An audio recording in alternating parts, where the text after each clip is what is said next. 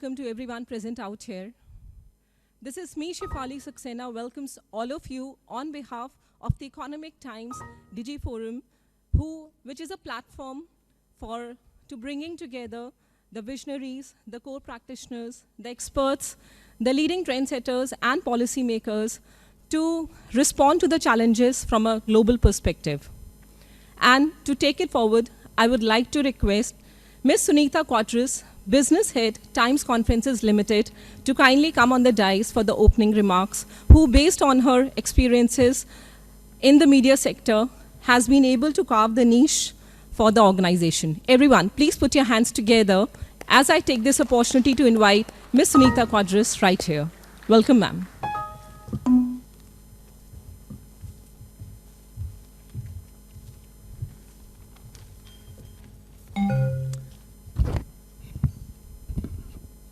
Good morning, everybody. Hi. I welcome you all to the Economic Times Digi Forum. It's actually a pleasure for me to be here in the midst of experts who through the years have helped India score big on the digital front through their valued contribution. In fact, 20 years ago, when we used to look at the word socializing, it usually meant a cup of tea with friends, an outing over a weekend. But today, with the advent of internet, this term has opened up completely different avenues. So earlier, the world was round and vast, but now we say that the world is flat. Global distances have shrunken considerably. Organizations at one point were constantly striving with innovation based on geographies. But today we find that organizations are now looking at catering to a completely different consumer. That's the global consumer. And this global consumer wants to have access to sellers at any given point of time, anywhere across the world. So while this statement creates huge potential for organizations, it also poses tremendous challenges. And I think most of us here would agree that the two critical challenges are understanding this consumer, understanding the behavior of this consumer, and then realigning your infrastructure or your assets to meet the needs of this consumer. We find that most of us gathered here agree that digital world is a great world. It's the world for the future. But when you look at the funds that are allocated towards this media, it's quite limited. And this is only because, not because there's a lack of willingness for us to do so, but only because there is a clear, we are all still kind of figuring how do we tackle this new age consumer? What is the best strategy that would meet the needs of this new age consumer? As a group, all of you are aware that we have our assets into this segment. The growth of this segment is very critical to our hearts. I mean, it's very close to our hearts. And we believe that the growth of this segment will only happen, it will only grow further, if there is a regular interface amongst experts who have been kind of successful in decoding this segment. So this endeavor, this Digi Forum here today, we bring together key experts who've been successful in understanding the mindsets of the new age consumer. We have some interesting lineup of speakers here today. We have some interesting topics being discussed here today. I do hope that all of you present here find this day interesting, insightful, and all of you take back something that is of value. And before I step down here, I would like to thank specially our advisory board members, our speakers of the day today, our partners who have made this Digi platform a success. Thank you. Thank you, Ms. Quadras. And next, I would like to request a personality to come on the dais who will talk about trends in digital marketing and investors' perspective. But before I invite him, I would like to recite his profile. He has joined Warburg Pincus in 2003 and has been working with the firm's Indian affiliate since 2004. He's involved in the Indian Affiliates Investment Advisory activities in India and evaluates opportunities in technology and media sectors. Please put your hands together as I take this opportunity to invite Mr. Nitin Nair, Managing Director, Warburg Pincus, to kindly come here on the dais for the address note. Good morning, sir, and a warm welcome.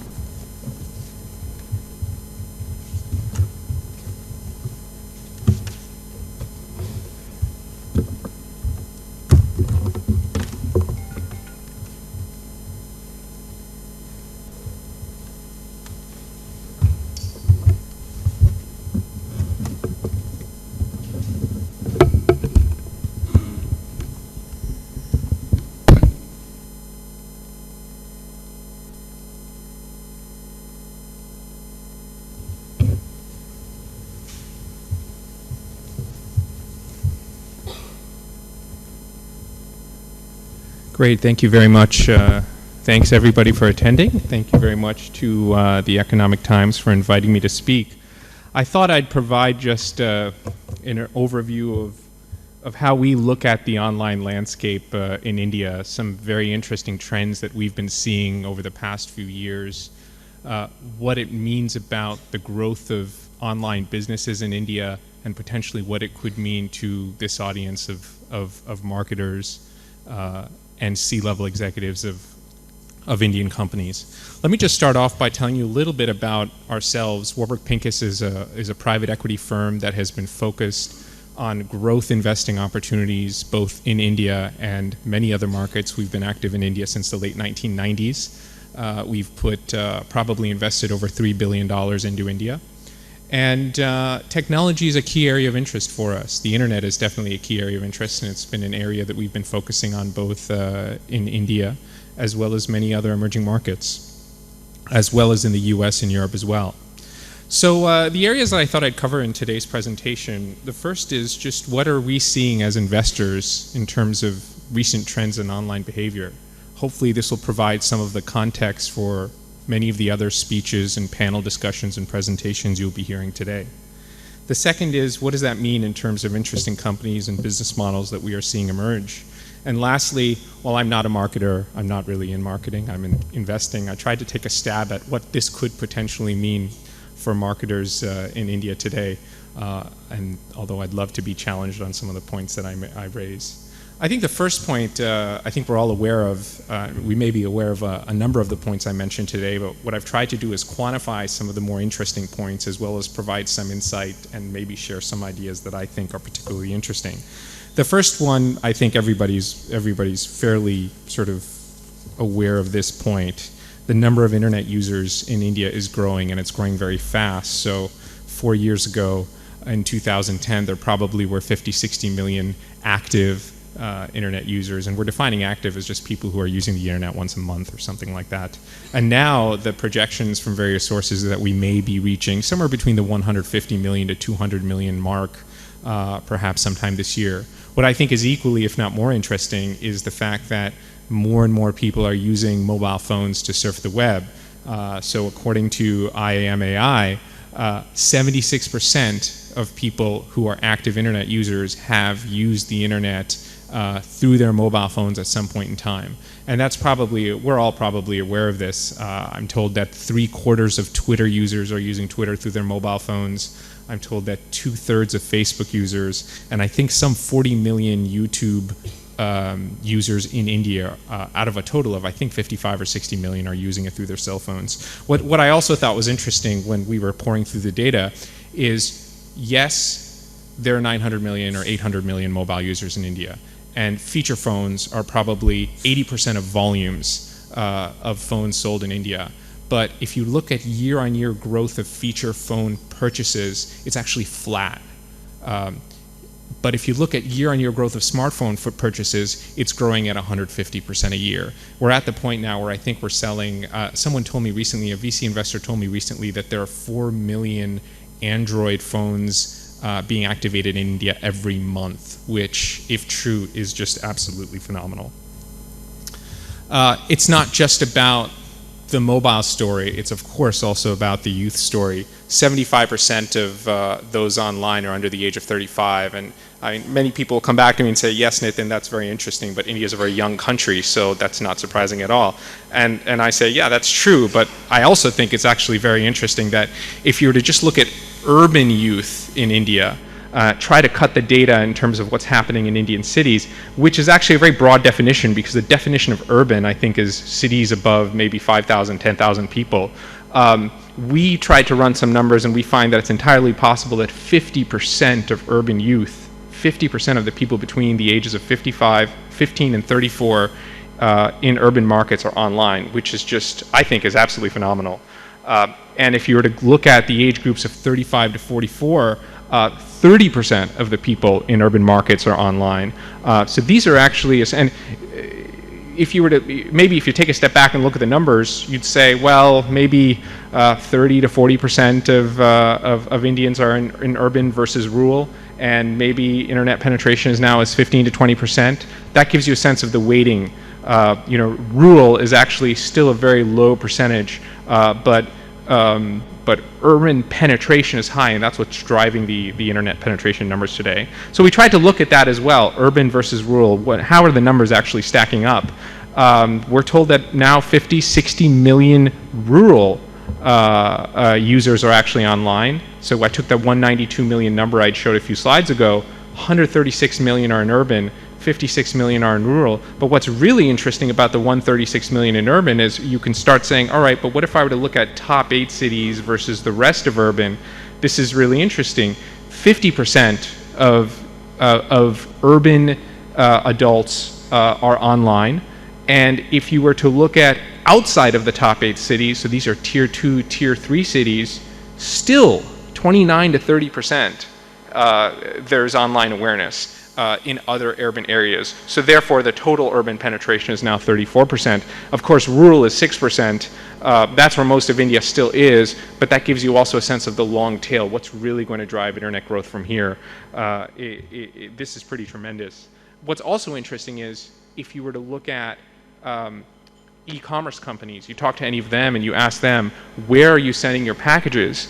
You'll find out that they will say that half of their packages are getting sent out of the top metros, and they're focusing on the tier 2 and tier 3 cities. So 50% of e-commerce sales are actually outside of the top 8 metros. And this is information we glean from interviewing and speaking to a number of e-commerce companies. What they would also tell you is that they're already delivering or have capabilities to deliver to 12,000 of 25,000 PIN codes in India. So internet is not just a top 8 city phenomenon. It is a massively urban phenomenon, and we're seeing the beginning stirrings of internet being a rural phenomenon as well. There's been a lot of talk on local languages, and what is the prospect of internet penetration in local languages. Are we seeing any trends just yet? And we're seeing some interesting things. So for example, we're told that now 35% of internet users are actually consuming vernacular or local language content. I'm just defining this as non-English content. If you were to actually break down, well, what does non-English really mean? We find out that 60% of it is Hindi, 25% of it is, I think, Tamil and Telugu, South Indian languages generally, and another 15% would be languages like Marathi and Gujarati, etc.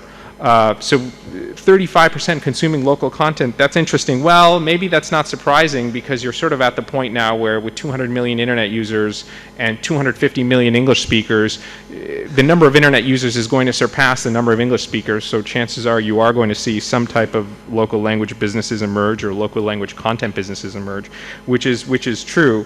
But I think what's also relevant to marketers is what are those people actually doing online. So on the right-hand side, what we've tried to do is just look at what are the very common use cases. And maybe it's not surprising, email, news, search, chat, those are some very common areas. But if you're a marketer, what you would ask yourself is, if I want to reach these audiences, with which organizations would I need to partner with to maximize the likelihood of reaching users with these characteristics? Chances are you'd work with a number of companies who focus on those specific use cases. And the beauty of internet is its ability to target. So you can continue to work with the email and the news providers, but you can also, if you look on the right-hand side, you're seeing specific use cases emerge: online jobs, matrimonial services, online banking, allowing you to target specific populations, not just through some of the larger internet companies, but some of the smaller players as well, or some of the niche players as well. A theme that we've also found very interesting over the last few years is this, and everybody's been talking about it, social, people engaging in conversations online. If you're a brand or a marketer, how should you be thinking about it? Well, we came across a very interesting study from the Boston Consulting Group, where they simply talked about what is internet awareness amongst consumers of major products. Look at air travel, look at PCs, look at cars, two-wheelers, mobile devices, etc. Question number one, are your buyers aware of the internet, and do they have internet access? So that's what we tried to sort of capture in the first column. Question number two is, do they use the internet to influence their purchasing behavior? Which I think is actually a very powerful concept. If your consumers are using the internet to research your product, what does that mean in terms of how you should be thinking about reaching out to them? So maybe air travel is no surprise because of what we've seen with low-cost airlines and the Make My Trips of the world. But even something like autos, 22% of people are now using the internet to think about their next auto purchase. And even financial products, still a low number, 10%, but this number will only grow. What we think is equally interesting is not only are people utilizing the internet to influence their purchasing decisions, but of course they're talking about what they have purchased or experiences they have had on the web as well through user reviews. So we've tried to actually go on the websites of some companies like Zomato, Just Style, Holiday IQ, and TripAdvisor and Redbus to really understand this concept of reviews and ratings. How prevalent is it? And we're actually quite surprised at the large numbers we're seeing. Now, some people would say, well, Nitin, I mean, have you read these reviews? I mean, they're awful. Half the time you can't even tell what they're trying to say, and they may even be motivated by somebody's competitor. And I would say, yes, that's interesting. It's very true. But what we found interesting as well is sometimes the quantity of reviews, and this is our thesis, I don't have any data to back this up, but I'm sure it exists. Sometimes the quantity of reviews actually matters as much as the quality of those reviews. So the very fact that a vendor on Snapdeal is getting a certain number of reviews and a certain number of absolute quantum of ratings relative to others, you tend to see people simply flock to those more popular vendors regardless of whether the reviews are good or bad, simply because they have this perception that there are a lot of transactions being undertaken by those vendors, which we also think is a very interesting point. And lastly, of course, we're seeing huge businesses being built online as a result of all of this online behavior over the last 5 years. I'm sure you're familiar with all of these areas: online advertising, online classifieds, e-commerce. But what is impressing us now is the scale of these businesses relative to traditional media. So if you look at online advertising, it's almost a $500 million industry.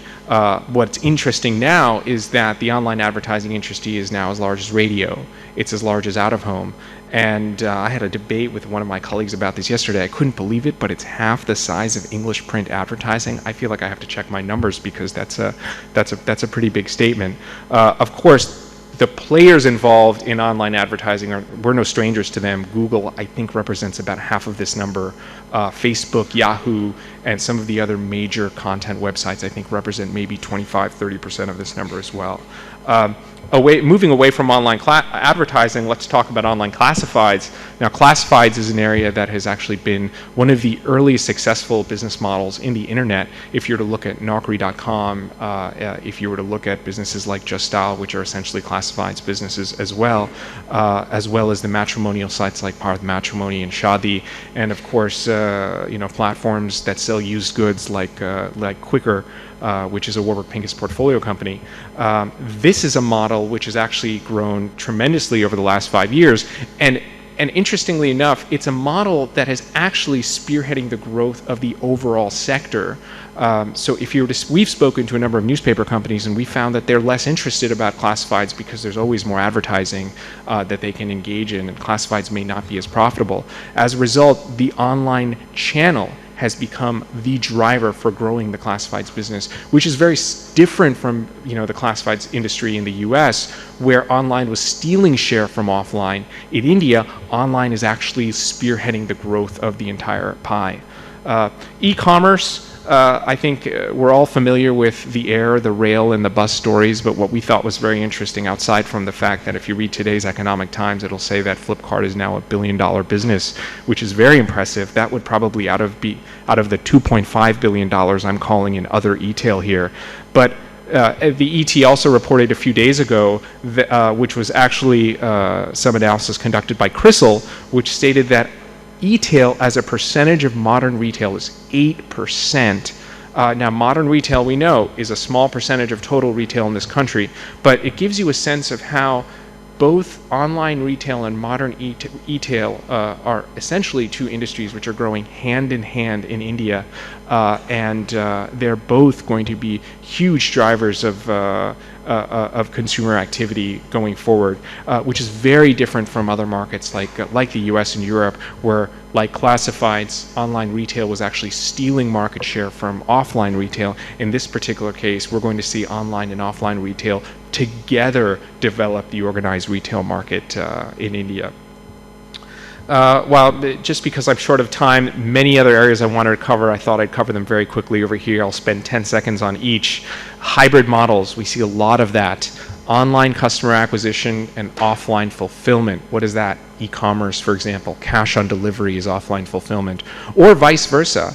If you go to a Bharat Matrimony lounge, that's offline acquisition. But eventually the profiles that you find will eventually be delivered to you online. So those hybrid models, I think, are very unique to India, given that there's a lot of hand-holding required. What I like to call e-enabling David versus Goliath. What do I mean? We see online being essentially a level playing field, allowing small vendors to compete against larger vendors. And any of the marketplace businesses that you see will allow smaller vendors to do that. I mean, even if you were to look at the growth of low-cost airlines in India, essentially they were able to do that because the internet was essentially the great equalizer in terms of distribution.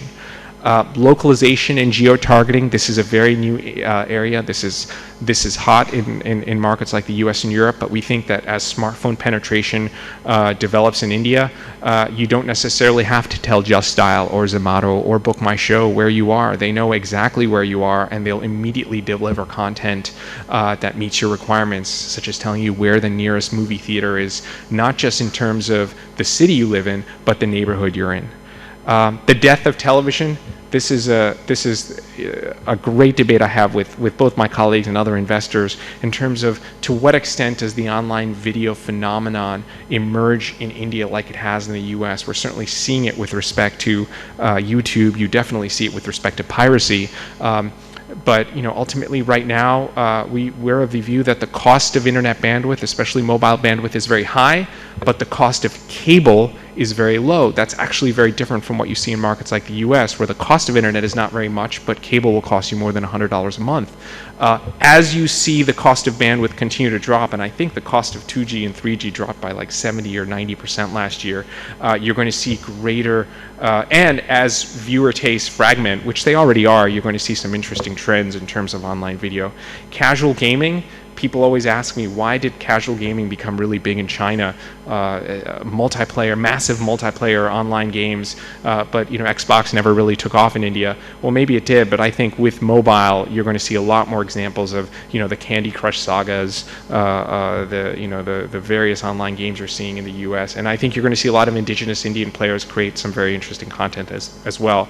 And lastly, payments. People keep talking about how there's this regulatory issue around making payments easier in India, but and that's why you haven't seen online payments. But I'll point out that there are entire business models in India already. Book My Show is a great example of this, and even online travel, where a vast majority of payments are done electronically, as opposed to through cash on delivery. So you're seeing it in some pockets. Electronic payments are and online billing is another great example of how electronic payments have really scaled, usually through some very simple mechanisms like NEFT, net banking, etc.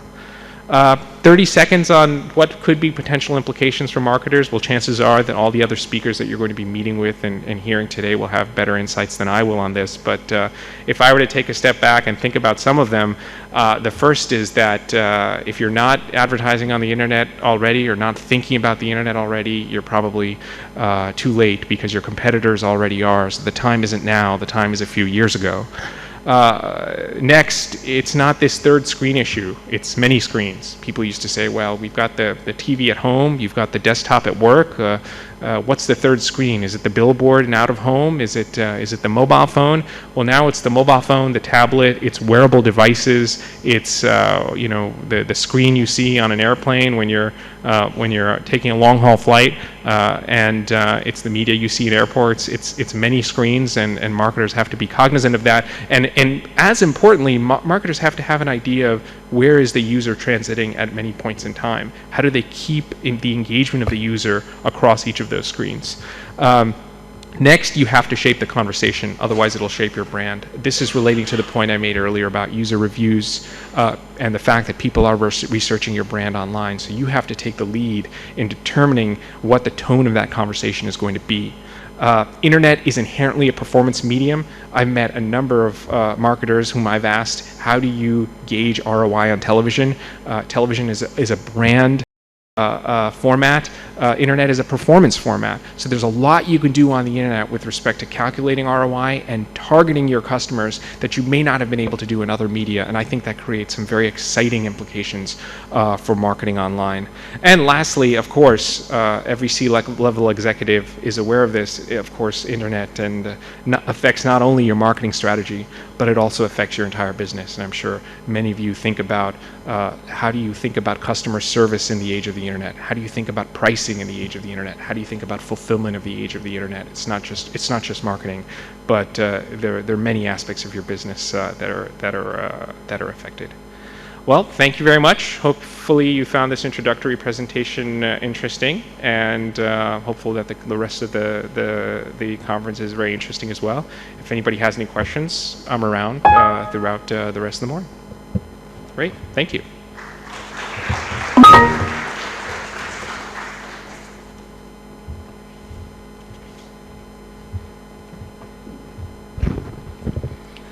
Thank you, Mr. Nitin Nair. Ladies and gentlemen, now it's a time to move forward for our first session, that is Digital Plan 2020, which focuses on 3 R's, that is reinvent, reposition, and re-strategize for the business leaders in their business strategy to have digital in their scheme of things. The panel would discuss the way forward for digital marketing in next 5 years, while also deliberating on the achievements and learning from best practices. Here I would also like to update that this time we have kept the buzzer so that each session gets ample amount of time for discussion. So the first time the buzzer will ring after 45 minutes, and the second time the buzzer will ring when the last 5 minutes will be left, so that moderator can wrap up the session. And to take this session ahead, the very first panelist I would like to request to take the center stage is Mr. Mahesh Murthy, the founder, Binstorm. May I request a round of applause? Welcome, sir. Please do.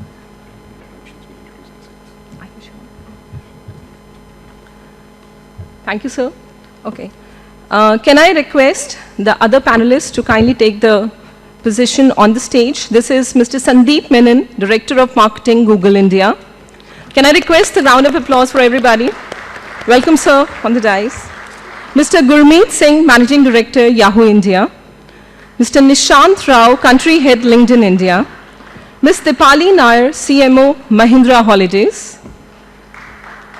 Mr. Vikas Bali, Managing Director, Accenture.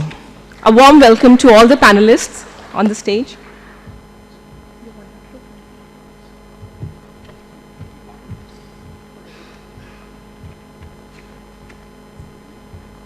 Can we request for the microphones?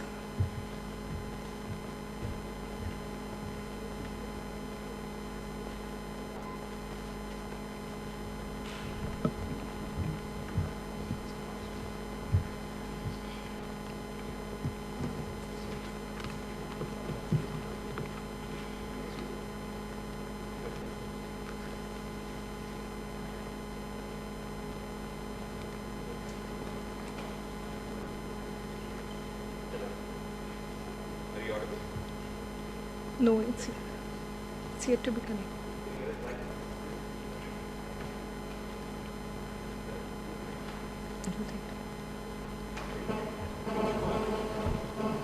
Also, can I request everybody to kindly put their mobile phones on silent mode.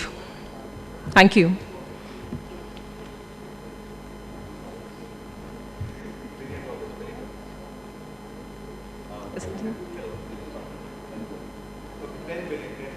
I'm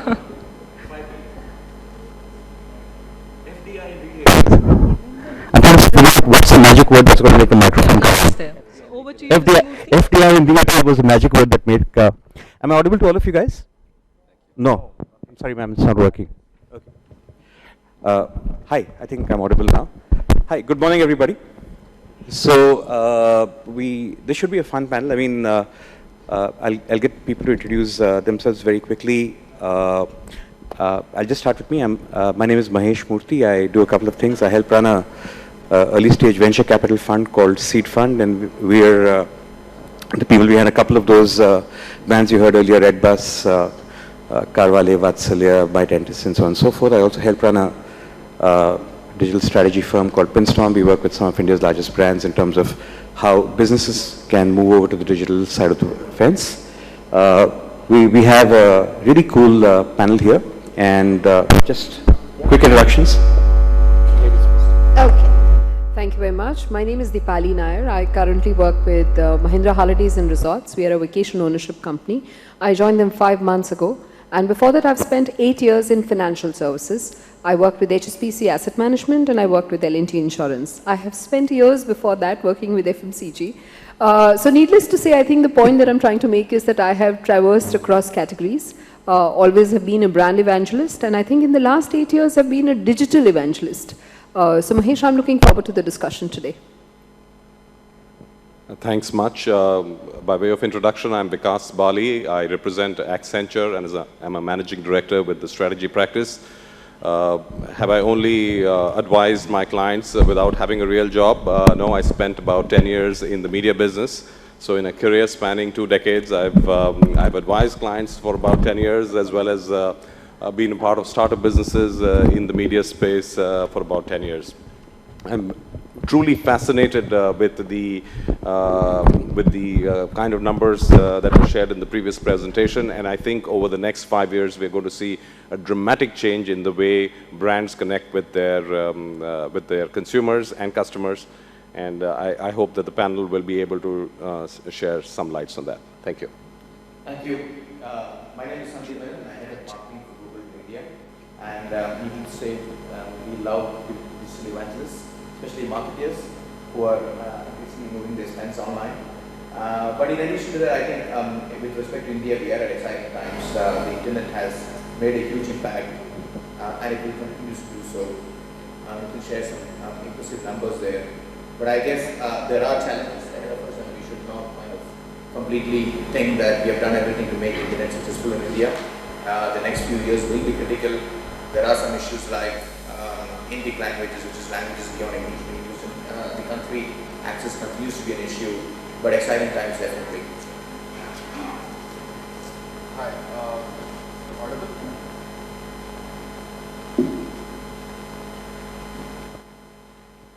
Okay, I'm Gurmeet.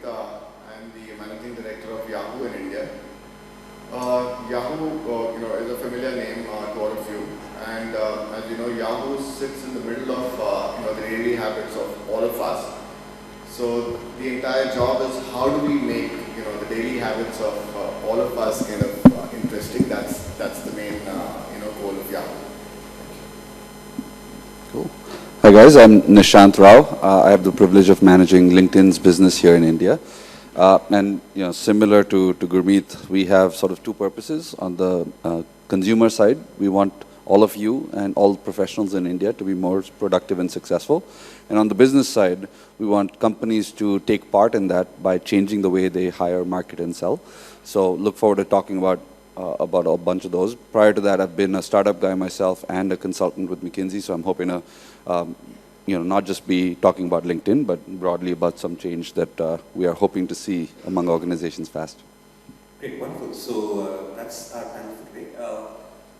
One of the things that we should really say up front is we don't intend this to be a discussion on SEO and SEM and SNM and all of those DLAs, 3-letter abbreviations. I mean, those are all tactics. What we try to do in this talk is really cover from our own personal points of view, where businesses should change their strategy. It's not so much about tactics, right? I'll maybe start with a few thoughts. And again, these are things where these are based on gut feel and so on and so forth. And I'm going to then ask my panel to expand for a little while on these. I do want to first add my own personal postscript to Nitin's presentation earlier. I do believe a lot of data out there was probably more than a year old. For example, today most computers don't see the internet as a performance media, but certainly see it as a banking media. That's what Facebook exists for, that's what Twitter exists for, performance media. More to the point, and I'm also a little skeptical about those Indian language numbers. I really don't think people use the email in Hindi or whatever, because I think it's a sub-single-digit number, right, from what data we have. Besides that, the data accuracy is more than 200 million people, and we can get into a lot of that, but I think a lot of those probably IMI data, which was published last year, based on data, for the year before. So we're now far ahead. The size of non-travel media is also far in excess of $3.5–4 billion. So if Flipkart is hitting a run rate of 100 crores a month, it's about 20%, or it's not, 40% of the business. So anyway, we talk about a few percent. So here's the type of thinking that when we invest into a company, we look at, right? The first thing is really interesting. I grew up in the world in the 80s and the 90s, where if you looked at market shares in sectors, and you can look at the traditional sectors like pharma, like automotive and services and so forth, you'll find that the largest company in the sector has 20–25% market share. The next one has 15–18–20% market share. The third one has 12–15% market share. The fourth one has 10–12% market share. Market shares tend to decline gradually in traditional businesses. But if you look at all the businesses that have started in the last 5–7 years of achieved dominance, when you take, instead of cars, you take electric cars, Tesla has 80% market share. Instead of encyclopedias, you take search, Google has 90% market share. You take e-com, Amazon globally is 8 times bigger than anybody else. You take, social networking, Facebook has 80% market share. It's essentially becoming a business where we're going from 2015 to 2010 to a business which is 85%, 8.5%, and 0.85%. So in a sense, from our point of view as investors, it's a winner take all game. There is almost no point in being number 2. Forget about being number 3 or number 5. You can be a successful number 10. You could be a successful number 10 car company. It's very difficult to be a successful number 3 business in any sector. So that's the first thing where it's not imperative to be the absolute dominant leader. And that's what we figured when we did Carvalho or Red Bus. And we see that even on ground place that my interest that suddenly it's no longer okay for a CEO to stand number 3 and 5. So I think the jockeying is that the virtuous cycle really impacts the one. That's the first thing that we find. Of course, this is up for discussion, and it's an interesting point. It's changed for management. Textbooks, I don't think they're most likely to talk about this sort of thing. The second interesting thing is how do you reach these governments? We just heard WhatsApp being sold for $80 billion. WhatsApp proudly would say that people don't have a marketing person, marketing budget. Right? Increasingly, you see that all these brands which are these number ones, these businesses, whether it's Google, Facebook, Twitter, Tesla, etc., even traditional brands like Red Bull, Ferrari, and so on and so forth, or even Zara, 20 billion in fashion. The interesting thing about all these brands is that their analog ad spend is zero.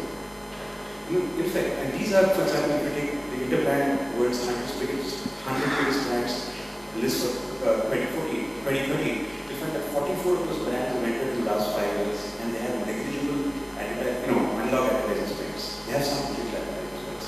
That's really interesting. Almost seems like the less you spend on analog, the bigger the likely to be, as opposed to old modular thinking, which is the more you spend, the bigger the likely to be. Right? The third thing that's interesting is this entire thing about the difference between India and China. I mean, Baidu is the Google of China, Renren is the Facebook of China, Weibo is the Twitter of China, Alibaba is the eBay of China.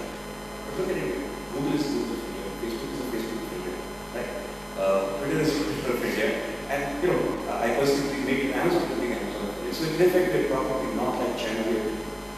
So you can't really build a copy-paste business, which is most Indian businesses we built over the last 50 years. But you can find something that's unique out here. Because otherwise some global guys will, eat your breakfast. They have 4 global companies out here. These are just 3 or 4 interesting thought starters from my point of view. I hope it wakes up everybody and, you're going to have 20 minutes for questions and answers at the end. Please keep your questions ready and put your hands up and ask for the 40-minute mark. we're going to have this awesome panel take it over. But till then, can you just basically start, so we're going to have a round of what each of us believes are the two or three things that businesses really need to relook at when it comes to strategy in this digital era, because the game has changed. You know? Thanks, Mahesh. Two things that I want to talk about today, and they're not related to marketing. I think the last point on Nitin's last slide, which was that internet is probably going to change business strategy and impacts a lot more than what happens just to the consumers and the marketing. I think organizations today, and not just the e-commerce companies, I'm talking about traditional brick and mortar businesses, they need to look at organizational redesign to incorporate internet into their businesses. All processes need to be relooked at. You need to relook at the way you serve your customer. You look at traditional processes which are customer service. You look at prospecting. You look at the sales processes. They need to be digitized. You need to look at the impact of internet. Not just internet actually, but digitization probably is the right word to use over there. And if that has to happen, then I think the organizations need to be structured differently. And maybe there is time for the brick and mortar businesses to start looking at, let's say, highly digitized businesses, the e-commerce businesses, to see, for example, how is the CXO structure going to pan out? And CXO structure is just an example I'm giving to say that organizations need to change the way KRAs are developed, the way responsibilities are, and the way to look at the processes. In my previous organization, and this is a personal example, I looked at both marketing and customer service, and also was looking at the e-commerce business. And the kind of synergies you had, because you had the three functions combined, really made for almost like a chief customer experience officer. Is there a case for that? Again, this is just an example to say, I think the CEOs, I think the CHROs, I think the boards need to start looking at, are the organizations ready to take on this new world from the point of view of the way they are structured, from the point of view the way the organization structure is. I think the second point that I want to make, and that is really for the boards. We've spoken enough and seen today enough about the fact that digital advertising is growing, marketing spends are growing. And I think there are no two ways about it. Businesses that are totally on the internet will be forced and are forced to spend completely on the internet. Brick and mortar companies also, both for the purpose of branding, like Mahesh mentioned, and for the purpose of the ROI, for the acquisition, are spending on the internet. But the issue really is that we are putting this face in front of the consumer, and the consumer is interacting, but the consumer's world has changed. The consumer is looking at internet as various other things than just, getting information about the brand. They're getting very customized information from the e-commerce companies, and brick and mortar companies are behind. For that, for brick and mortar companies to catch up and be at the same playing field where the consumer is, they need to invest heavily into digital and internet, just the way the e-commerce companies have done. And that, my friends, is an act of faith, I think, and I think the boards need to make that decision, because that ROI is not going to come in the same financial year. And that is a huge investment that the companies need to make in the analytics piece, in the internal data marts that they have, in terms of ensuring that, a customized, dynamic, real-time information and experience is offered to the customer, because that's where the world is moving in 24 months' time, I think. So, 24 months or so, in fact, one of the interesting questions I'm going to take this next to our friend from Accenture is, Accenture itself, for example, kind of rose from the ashes, and Anderson, which quickly kind of collapsed one day over, all the stuff that happened with Enron. So, it was the fragility of companies and the fragility of business. Who would imagine 5 years ago that Nokia was really invincible? Who would have imagined 3 years ago that Microsoft would be the enterprise as it is now? More and more today, if they ignore the decision or take something slow, delay something for the future, their entire business and existence is at stake. My question to you is, from a consulting point of view, what's your advice that you give CEOs of board? Because I'm really taking off from that Dipali talked about, that it's not really about allocation of $1 more to marketing, but from a business point of view, how are you able to impress, what boards and CEOs need to do to wake up and smell this coffee? Thanks for that. I'll talk about essentially three things. The first one being what should organizations do in terms of developing their structure. Second, how do they need to connect with their consumers and customers better, leveraging the medium. And third, I think she briefly touched on it, is optimizing. How do you optimize once you have defined all this? And this is in various stages of evolutions across organizations. And as we see, everybody is really waking up and now trying to play a catch-up game. Let me first start off with by saying, how do you develop your strategy? And I think, like the classical consulting question, it's a very easy question to ask, what is your strategy? But most companies and most CEOs will stutter and falter in terms of clearly articulating that. And I think for the new digital medium that is available today, that is an answer that needs to be very well thought through. Along with your strategy, your structures need to be very well defined. So let me take an example of a company which has multiple brands. And what is the classical method of structuring your organizations? There are brand managers. The brand managers have their agencies, and it's an ecosystem which is very well functional. Cut that to the digital medium.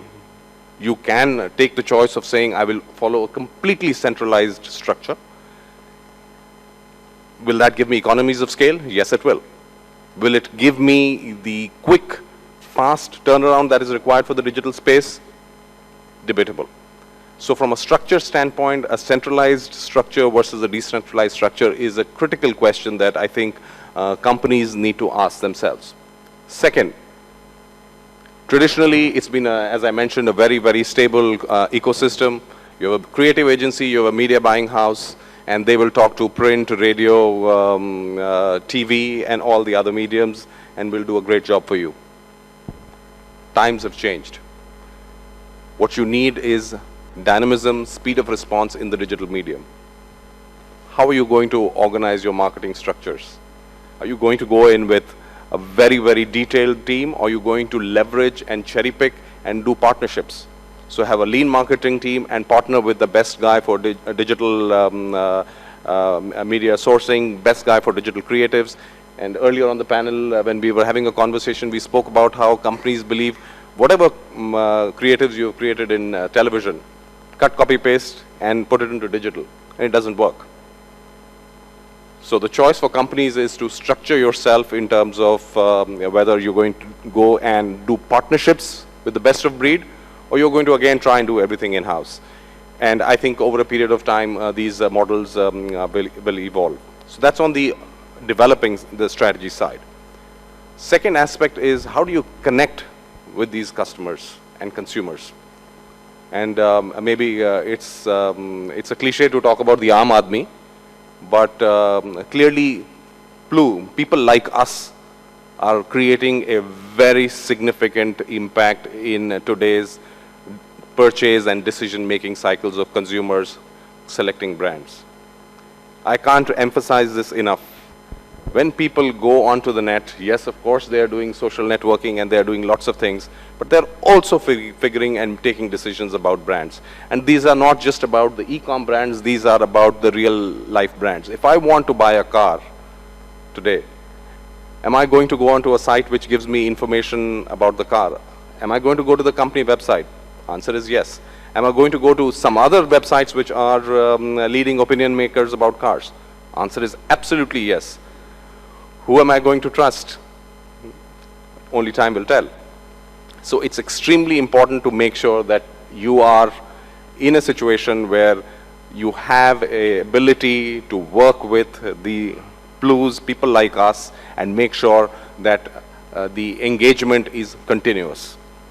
A lot of times our clients and CEOs ask, this is a complaint box, right? So how do I make sure I close my eyes and have an ostrich-like behavior? It doesn't work. You cannot not respond to negative opinions. You cannot but be proactive in dealing with your customers. And the engagement will again happen at 3 levels. One is customer acquisition, and second, more importantly, is the customer experience through the brand. That's extremely critical for a lot of items, particularly high purchase items. Are you providing the consumer with the right fora for him to express his opinions? We've done a survey recently, and one of the findings is that most of the consumers are extremely dissatisfied with the websites of companies, particularly in terms of feedback. So I just request all the marketeers here to make a mental note of this point. Consumers are not satisfied with the way the feedback mechanism is being taken today. So that's on the experience side. And third is innovation. How do you create your ideas for your new products and services? And the internet and the digital medium are becoming an extremely important source for that. The last point is about, of course, optimizing. Having decided to do A, B, now what do I do? Where do I spend the monies? Do I spend the monies on Facebook or Google or Yahoo? I guess the panel here is more adept at answering that. So with that, I'll leave the floor and thanks so much. I mean, not so much yet about where money is that we spend. We'll talk about it in a little while. But one of the interesting things I want to take up from there is this fact that there is a real-time consumer out there. So a couple of years ago, we started listening for India's largest telecom company, India's largest bank. 80% of 85% of the chat was between 9 and 5 on weekdays. Today, 90% of the chat is outside of 9 to 5 outside of weekdays. So suddenly, we've had marketing people who now can figure out how to respond to Saturday and Sunday.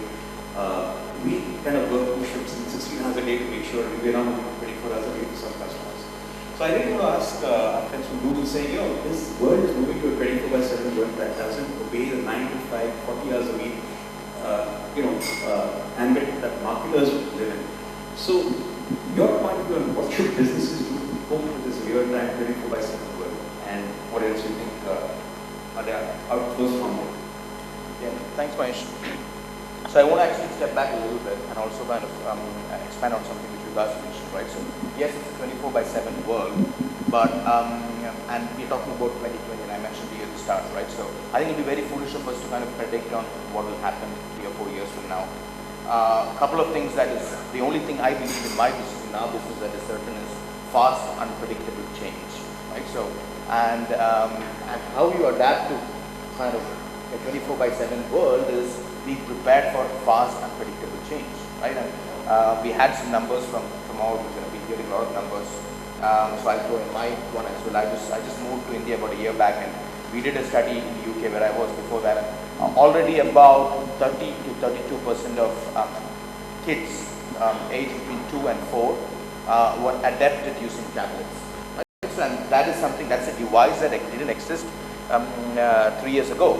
My daughter, who's 2-year-old, is also very adept at using the tablet, so adept that she even learns how to skip ads on YouTube, which I don't like, by the way, because I think some of her ads on YouTube are really great.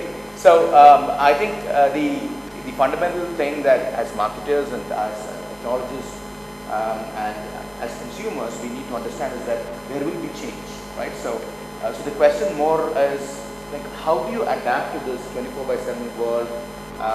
This ever-changing field. You mentioned about businesses like some businesses, I don't want to name them, who were successful 3 or 4 years ago are not successful now. Never imagined.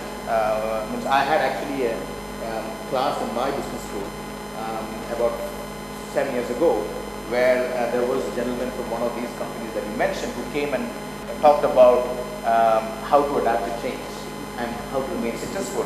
So, and it's difficult to predict. So he's trying very hard not to name Microsoft and Nokia, but I'll do it anyway. But go on. No, it could be any company. It could be, for all we know, it could be us, right? So, and I think the fundamental principle that I want to bring in is, like, how do we succeed in this world is something which we try to live by is you need to learn to fail beautifully, right? So what I mean by that is that the only reason you can ensure that you have new successful lines of businesses is if you try out new things and you fail.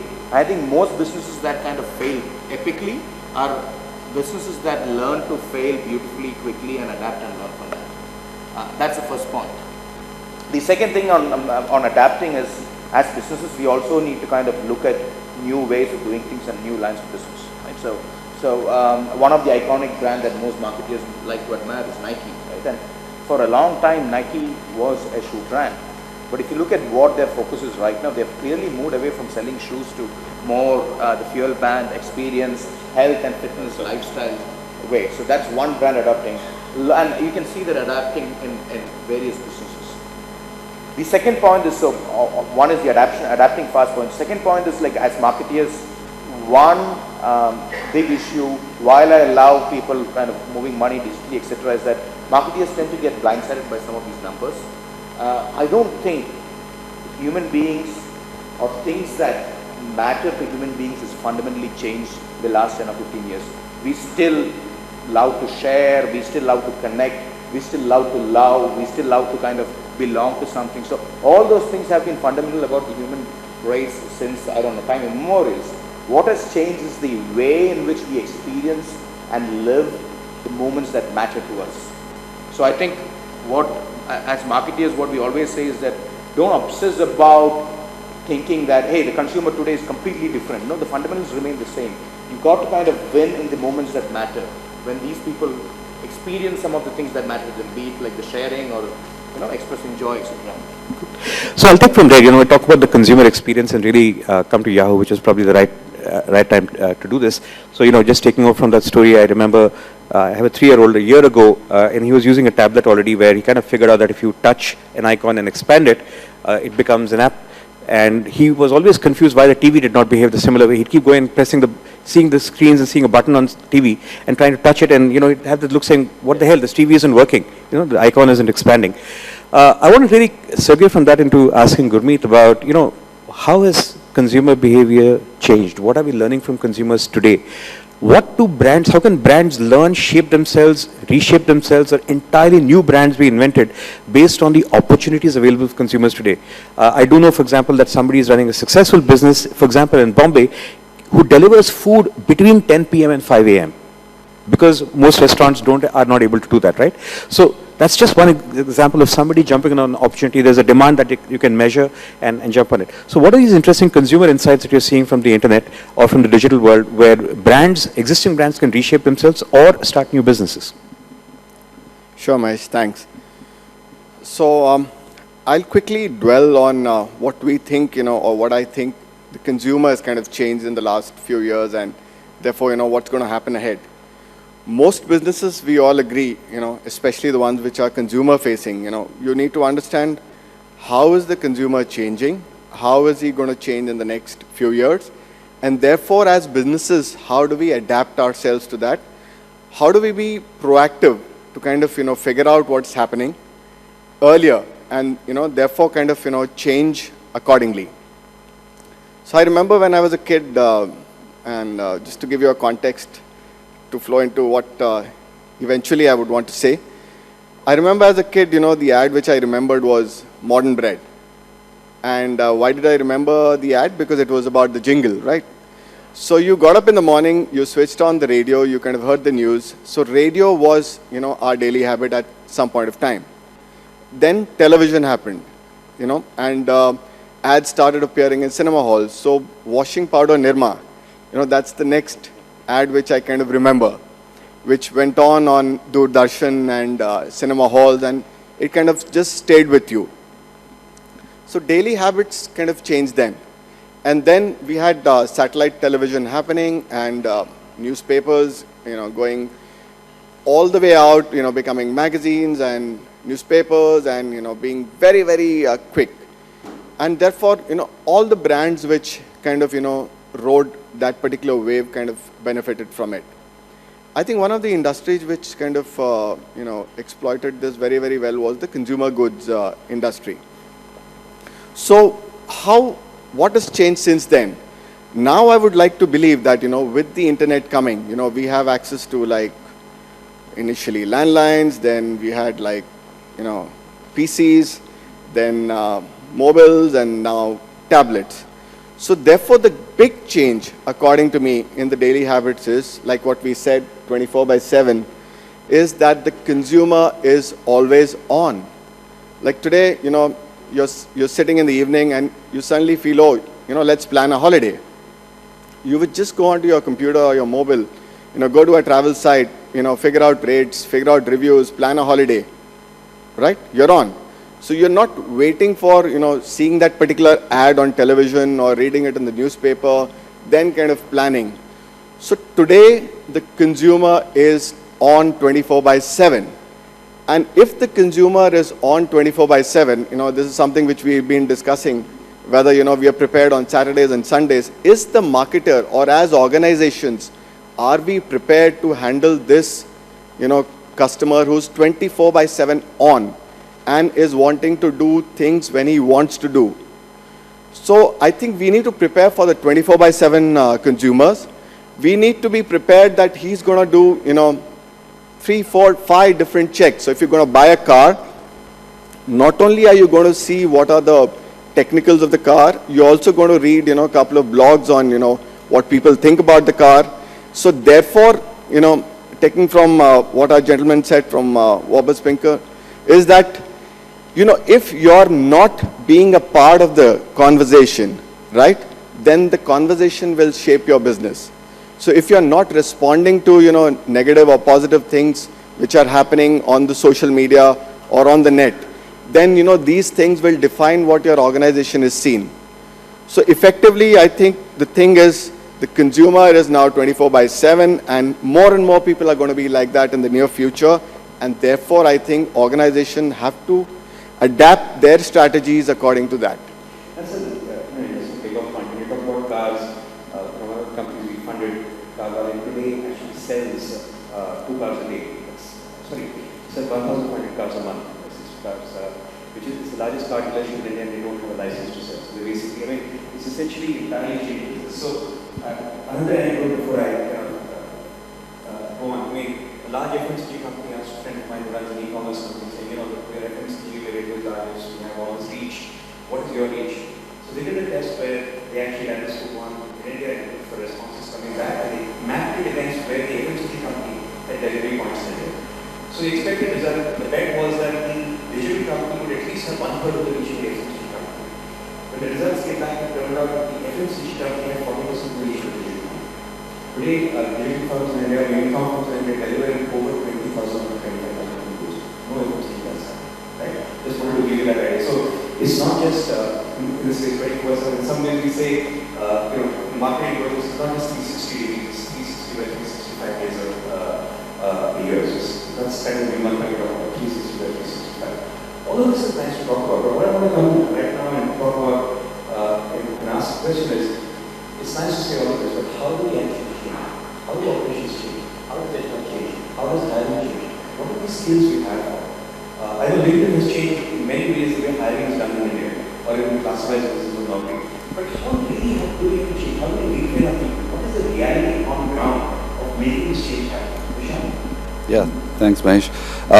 You know, I agree with a lot of what the panel said, and then one thing I was reflecting on as it was saying, it could come across to you guys that the change is someone else's problem, right? Oh, so there's an org structure that needs to be figured out. Oh, there's, you know, someone else that has to do that. And I think the biggest thing from my perspective that all of us as CEOs, CXOs need to wake up to is we are the guys that need to drive it, right? We are the change agents. And so while obviously all the points that have been made are correct, we need better org structures, we need, you know, to incentivize our people different. I think it starts with just role modeling as CEOs or CXOs on how we do stuff. So using the 3 R's that you guys had laid out, right? I think, you know, it's very important to start with just shaping, well, maybe we'll start with the point you asked around talent. The talent on our teams needs to be very different, right? These guys obviously need to be more analytical in a big data world to leverage the data that exists already around us. There was an article recently in the New York Times around, you know, Google's hiring strategy, and we're talking to Laszlo, and, you know, one of the things, one of the ahas that came out of that article for the readers, because I saw that being shared a bunch, was, you know, degrees, MBAs, actually less degrees, but scores didn't matter as much to folks, and I can attest to that, you know, even from a LinkedIn perspective. What mattered more were the soft skills in an individual, things like adaptability, things like collaboration, the initiative. Those soft skills become very, very important. And I think for India, that's a big wake-up call because our entire education system is designed more around these scores, around that part, and we're not necessarily spending as much on the soft skills. So that's one big sort of shift that needs to happen. But, you know, bringing it back to sort of us as leaders, that's why LinkedIn is actually being very effective in shaping the game on the hiring front, right? Earlier, it was a quantity game. You needed 1,000 resumes to find a particular position. Are relevant in your particular domain, in your particular kind of project. It's a quality game. I'd rather have recruiters spend time on 50 or 100 resumes that match for that skill position rather than 10,000, you know, applications that may be coming in. And that's one of the things that's shifting a lot. But that's in terms of talent acquisition. There's a lot in terms of talent management as well that needs to be done. So it comes down to things like, you know, in the culture that I build, or, you know, I'm sure a lot of us build here in our organizations, they do things like what Gurmeet was talking about. Or actually maybe Sandeep was mentioning this. Like we celebrate the use cases or the people that we highlight, the people we reward even are people who have taken risks, intelligent risks, and failed. The folks who I create visibility for are the guys that are creating initiative. These are small things, but you'd be surprised at how quickly people actually recognize that, especially if there's consistency in the way the leadership team behaves around that, to drive that behavior quicker and that incentive change quicker, even more so than a full incentive revamp and so on and so forth. So I think that aspect of cultural change needs to be driven, a lot by us. And then the last point I think is around us as leaders adapting a data-driven mindset. There's a lot of data out there, but we are still relying increasingly on our gut.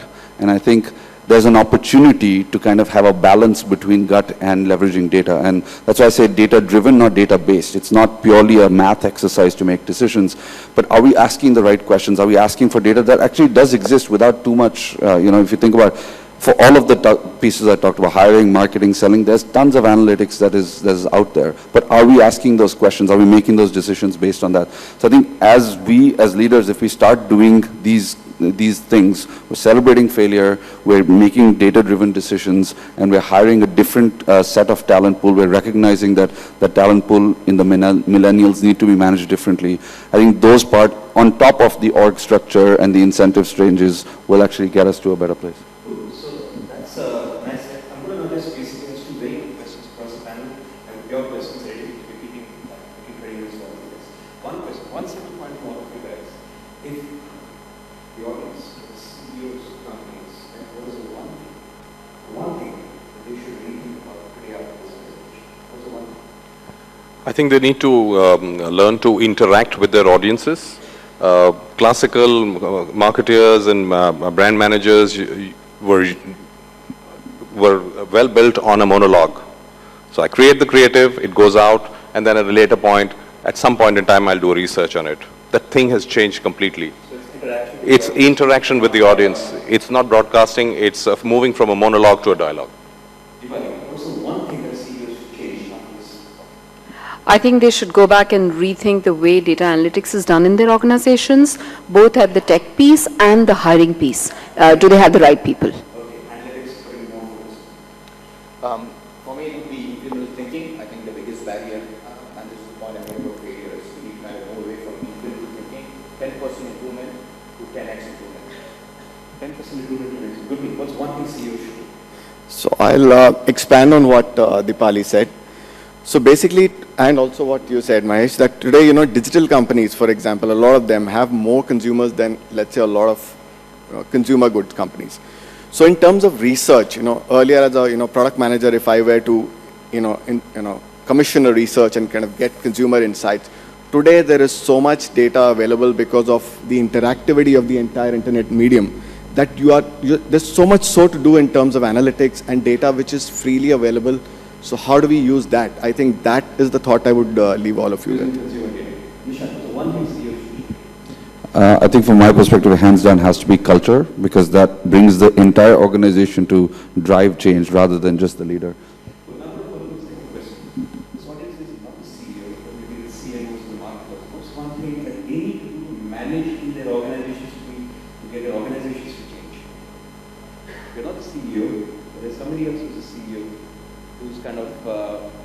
Old like me, died, whatever. So what is it you need to do with your boss? How do you manage your bosses in these times? What do you do to get your organization, your effort to change this day and time? So I want to share an example which I did 4 years ago when I joined L&T Insurance, and Venki's here, he was my partner CXO in sales over there. I put all the CXOs into a digital social media workshop for 3 days, including my boss.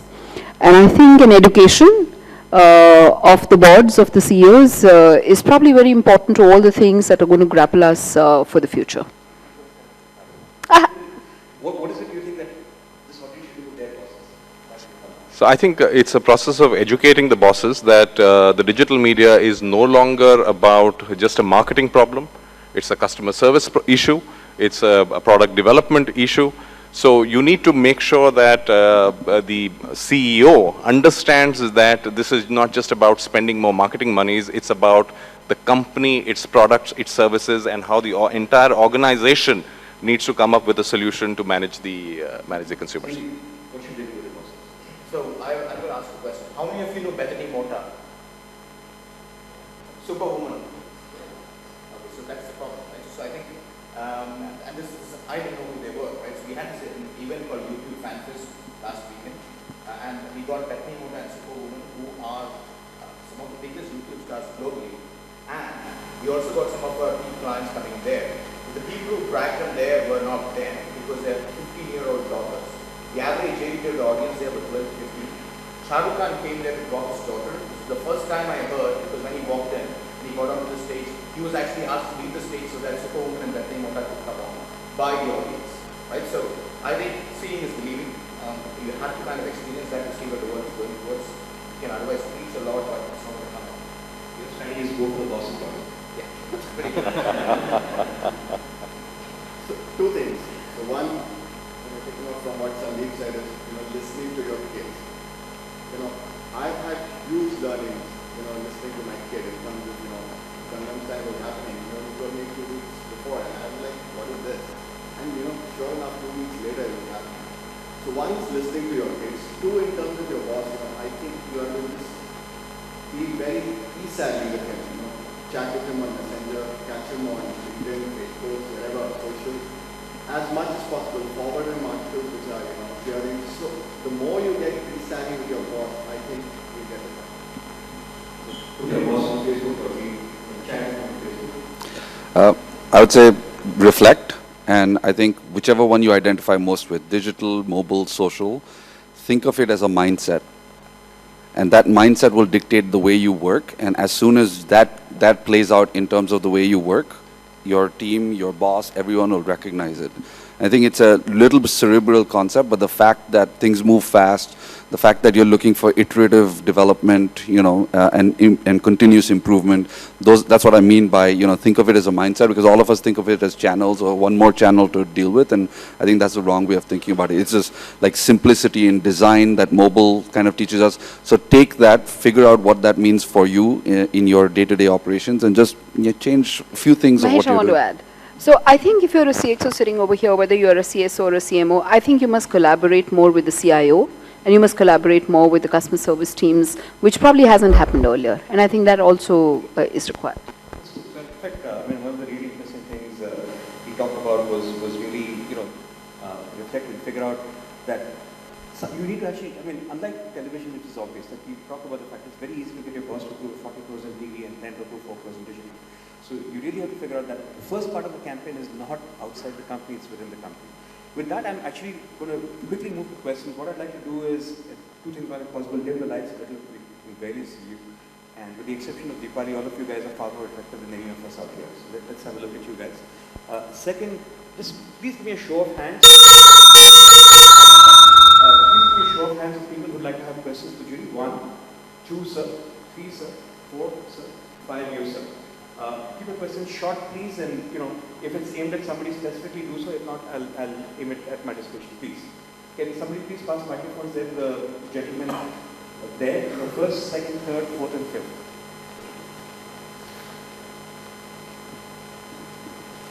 Hi, good morning everyone, and first of all, thanks for the insightful session. My name is Tuljan, I'm from ICICI Bank. So my question is, a lot of question is about the SME customers. Now, if you look at an SME customer, he almost lives a dual life. Dual life because his online behavior would be like an individual, so he does, social networking and so on. But he also has a life as a businessman. Okay. So if any one of you could help me out with any data available or any information available, in terms of the online behavior of these customers, not as an individual, but as a businessman, and where is that moving? So, how specifically do SME people? So, we work a lot with SMEs. In India, you have about 49 million SMEs. and less than 1% of them have any online presence, right? So last time we checked, there were only about 500,000 of them. That's after an effort we did to get more of them online.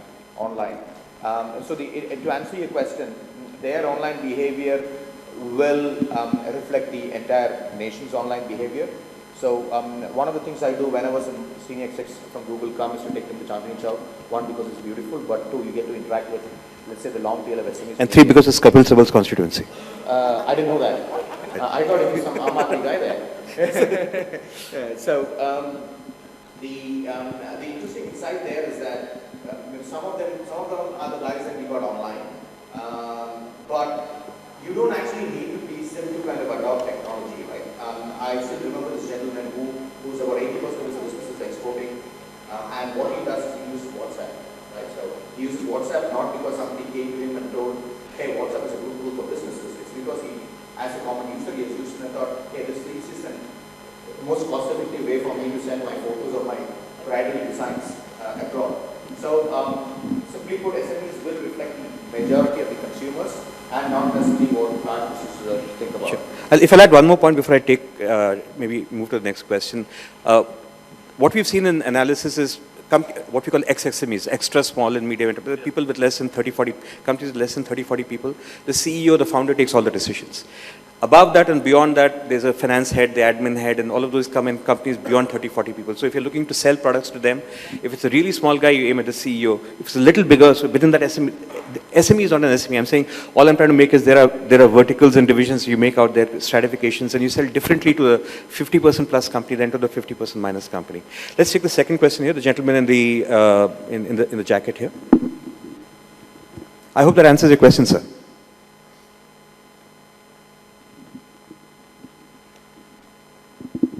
Hi, good morning. My name is Amit. I am from Soulflower.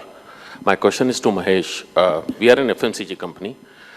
You just talked about analog, being slow or might be dead in few years. You are sitting on a platform which is run by Times of India, which is heavily in analog advertising.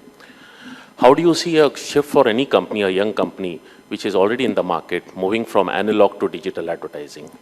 Okay, I don't want to. Okay, I think the thing out here is, I'll give you an anecdotal example. A large leading newspaper, not the Times of India, came to us and said, look, help us promote the newspaper because we want to reach the youth. Urban youth. We simply came back and figured out saying urban youth simply don't read the paper. So, I mean, spending any money on advertising to them is wrong. What we need to do is reinvent the product. Increasingly, marketing is not what you say, marketing is what you do. So marketing is part of the product design process. So what we said was, if you really want to reach the 18 to 35-year-old guy who's young, with a piece of paper, you have to reinvent what it is. Because you know what? They don't want the news in the paper. News came to them on Twitter and SMS yesterday. So you can't be a newspaper anymore. You can be a paper which does some other stuff, right? What I'm essentially trying to say through that anecdote is to say that the answer is not incremental. It is to figure out, okay, maybe there's a new need that has to be met that hasn't been met yet. Carvalho is a 35, 40 crores in revenue out of nothing, which is the largest car publishing company. Redbus hit with zero marketing spend. It hit 800 crores in top line revenue in 6 years' time, right? There are businesses coming up from anywhere. Now, if you're a large business, you can figure out that you can start one of these or fund one of these. In fact, Times of India is doing that through, I think, Vinit Jain's son-in-law, who runs India Times or whatever else it is, right? But you have to figure out your own approach, whether you're going to do this in-house, give it to your son-in-law, daughter-in-law, or XYZ or whatever else it is, or change your entire organization from the inside by changing the product itself. I think, anything else you'd like to add? So my point of view on that is, there are two things to engagement. One is how do you make an impact? So today, let's say if you have an ad in a particular whatever paper, you're kind of making an impact. And two, how do you engage after that? So, you need to, distinguish as to what your need is, how big an impact you need to make, how much interactivity do you want. So depending on that, you kind of choose the medium which you want. And I think this will change. This has changed in the past, in the last couple of years, and it will continue to change. And it will be a balance of sorts like, for example, there is a balance between screens, between the mobile screen, the tablet, and the, computer screen. Like that, the balance of this also would probably change. Just one hint for you that may be helpful. This economy is about sharing. You're on Facebook, you're on Twitter. How often have you shared an ad? Almost never. How often have you shared what a friend has said? Almost all the time. So the question for a marketer is, how do you create content that gets shared by friends, but it's not an ad because... That's true. There are a lot of people who share ads. Some of the That's ads last year have been shared millions and millions of times. That's okay. That's my friend from It's a YouTube. Google ad, yeah. Yeah. So, and so that is, it's about doing things which engage customers. Right? But that's again an interesting point. For example, Charlie Bit My Finger has been shared 600 million times, but it costs zero to produce. It's not an ad, it's a video. It's consumer content. It's still content. My point is still, it is consumer-worthy content, right? All I'm saying is that consumer-worthy content is no longer necessarily an ad. An ad is aimed to interrupt and then engage. Here you're talking about engaging right from the beginning, getting people to share it. When you think about a piece of communication as it has to be shared, you will think about it differently from it has to be viewed. So that's my only hint out there. Would you agree with that? Yeah, means Volvo splits 100 million, Dow real sketches close to 70 million so far. So people have to... Charlie Bit My Finger 600 million. Yeah, it takes time. Yes, right, sir. So. I always must remember that all of these guys run ad, have business. You do as well. No, actually I don't. The next question, the third question, the gentleman out there.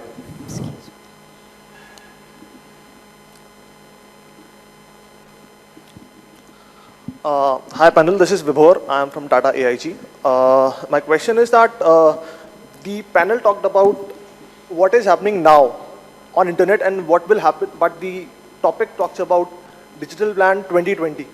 So then how do we see that the things which have changed in last 5-7 years, how will it impact in future? So what will the plan for 2020 is the question. Okay, so we thought we were very clever as a panel entirely avoiding the topic, right? But you found us out. Okay. So I'm going to ask if somebody wants to take a shot at 2020. Frankly, I wasn't able to. I mean, for me, the best long-term plan is a series of short-term plans. But do anyone want to take a shot at 2020? 6 years from now? Because things will change drastically, which have changed in last 5 to 6 years. So I think that's the point I made at the beginning. I think it would be very foolish of me to kind of say that this is what's going to happen, right? So I joined Google 7 years ago, right? So Android was not launched, Chrome was not a browser, we didn't have Facebook, which is barely in the works then, right? So like a lot of the innovations that you see happening, it's very, very difficult to see. The only thing that is certain is change. So I'm really sorry, I don't have answer to that question. Yeah, I mean, it's absolutely very hard and it will be foolish to try and predict, but I think what we're seeing now is indicative of probably what will happen or accelerate more so with, 3G connectivity, smartphone penetrations. It won't be like drastically different. There could be a couple of discontinuities, you can never tell. But consumers, where they look for information is changing, right? So there's Forrester study that shows that pretty much, the different channels that people got information on is now almost completely shifted to online. And I think they talked about social networks being the one channel that goes across the entire buying process and hits about 50% of usage on that front. So you'll see that consumers will be looking for information in a different place. I think what you'll find on the brand side or the company side is that whether we like it or not as marketers, brands will have to take a step back. And it won't be about the brand, it'll be about engaging that customer with relevant content for them in that moment.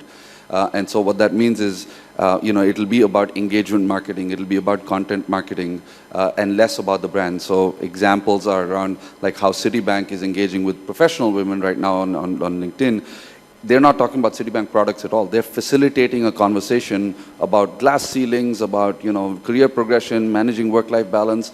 But through that, they're getting things like unaided brand awareness lifts of 30-40%. And so that is how things will evolve. It will become a lot more content and relevant game. It's again similar to what I was talking about hiring. It'll become a quality. I just think that you can't look with the lens of the past into the future.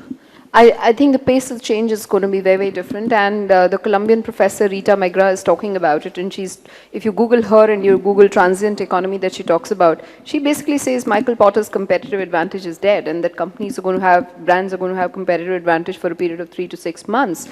So, this whole lens of the past is probably the one thing that we need to rethink. I don't think the world's future is going to be... A year and a half ago, we wouldn't say Aam Aadmi Party, that a new party could take over India, of a country of 1 billion people, right? Today it can. All I think we can say is roughly that the pace of change will increase. Can we take 2 more questions out here? We have like literally 5 minutes left, so we have gentlemen 4 and 5. And what I'll do at the end is I'm going to ask the panel to see if they can volunteer their email addresses, so you can continue this discussion on email after that. Right? So can we have a very quick question? We have 5 minutes left. Thanks, panel, for that. My only question is, we didn't discuss about image recognition, or views about image recognition in the image recognition. Image recognition. Yeah, in the digital forum, and answering the question of the gentleman, we have technologies like which amalgamates print and digital together. Like you click an image and it gets to your content on digital, whatever you want. It can be in augmented reality as well. What's your question, sir? Image recognition. Not talking about. I don't know if that's image recognition is really. I think within the ambit of what. Maybe we can take this offline, and sure. I'm going to just take the next question, sir. The gentleman number 5 there. Hi, my name is Sanjay Paul. I represent a technology outsourcing company, Birlasoft. Mahesh, picking up from your point, what is in it for the CEO, the CXOs actually? There are 2 things actually which keep on, discussing. One is the impact of the brand in the marketplace. The other is the impact of the business in the marketplace, whether it is analog or whether it is digital. We have been grappling with this, the ROI kind of a scenario from time immemorial. So the question was, is there any best practice, or is there anything new which is coming in the digital arena which changes a marketeers or a CXO's, balance scorecard or dashboard apart from the top line or bottom line? So is there yet another line out there? Is there a second bottom line? For example, one of the things which I'm trying internally is, to talk is, hey, with the digital medium, the dollar can go the extra mile. For example. So are there any other such best practices, or anybody in the panel has an experience? So I can share one anecdote. So one of the products that one of my companies does, I'll give examples of 2 companies. One, it basically gives you a live dashboard of conversations about you, the sentiment about conversations about you versus conversations about your rival brands, the geographical spread, and so on and so forth. So on a live basis, you can see a moving map with literally, interlaced or overlaid on the Google map on what people in different parts of the world are talking about you with what positivity, what negativity, so on and so forth. So that's now becoming part of CEO dashboards, right? The second thing is a very specific example. One of my investee companies has something interesting where they use social media and analytics to figure out, to predict future movement in stock prices. So they basically look at what are analysts saying about stock prices. They look at that and come and give you a map. So it's like a Bloomberg screen where rather than fundamental information which is based on PE or PS or whatever, candlestick ratios, it's coming in and telling you what are analysts thinking and what's the sentiment about stocks. They're just 2 examples about how the entire business is changing out here. Would somebody else? Yeah, sure. One of the metrics that I think is getting added to all dashboards is the Net Promoter Score. So in this day and age, when consumers, what they are talking about you, are they aggressively advocating your brand? And I think going forward, this is going to be a metric which all CMOs, CEOs need to be focused on. Because if your net promoter scores are going low, that clearly indicates that you're having issues with your brand. So I think NPS is really the answer. That is NPS is an answer to a survey question. So I think the next step is really saying is you don't even ask the survey question. You simply look at it and sit back and measure the temperature in real time. So with that, I'm going to see if we can bring this to an end. What I'm going to request is if you're comfortable giving out your email addresses, please share that with the audience. Would you? Yeah, it's vikas.bali@accenture.com. Vikas.bali@accenture.com. Okay, Dipali Nair, that's Nair spelled with a double A, @gmail.com, and also on Twitter. The handle is Dipali Nair. It's smenon@google.com.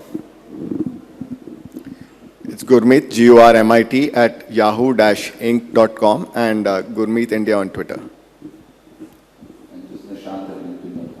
And I'm Mahesh @pinstorm.com or @maheshmurthy on Twitter.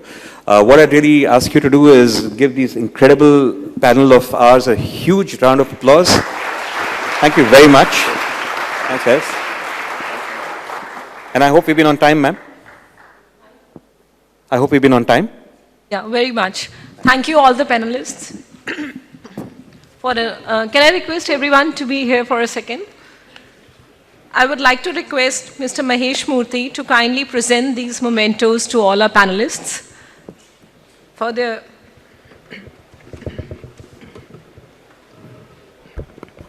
their valuable time and incredible contribution. Can we again put our hands together?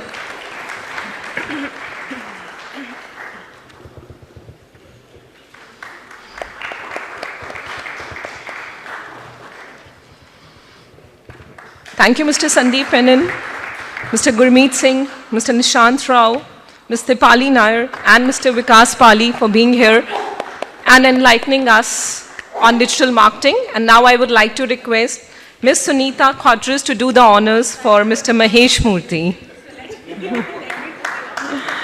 Thank you. And also I would like to request Mr. Nitin Nair to kindly step on the dais and request Ms. Sunita Khodris to do the honors for Mr. Nair also.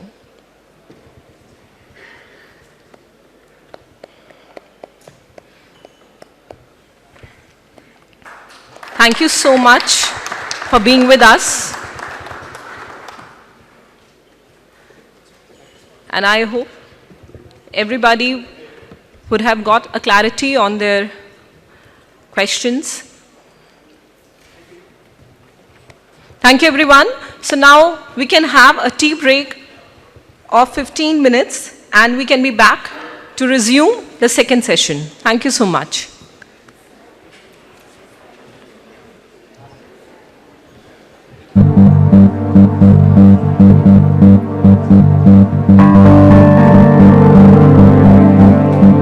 Mahamaya, the goddess of perplexion, the mother of all names and forms. She deludes the world with her illusion and conjures up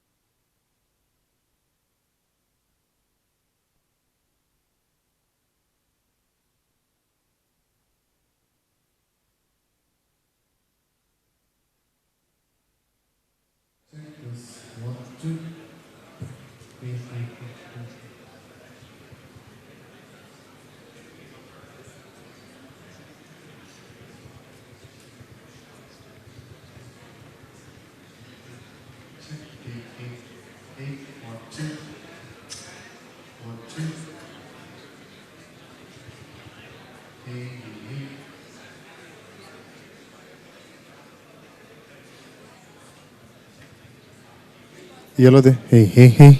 Hey, check this. 1, 2.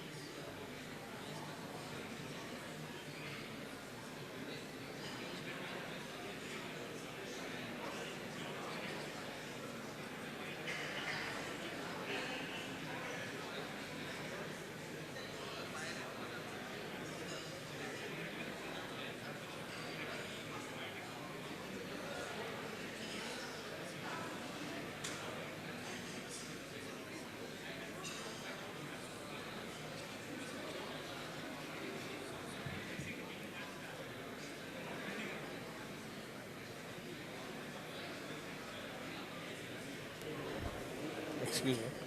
Sorry. Hello, hello, hello, hello, hello, hello, hello. Check, check, check, check, check.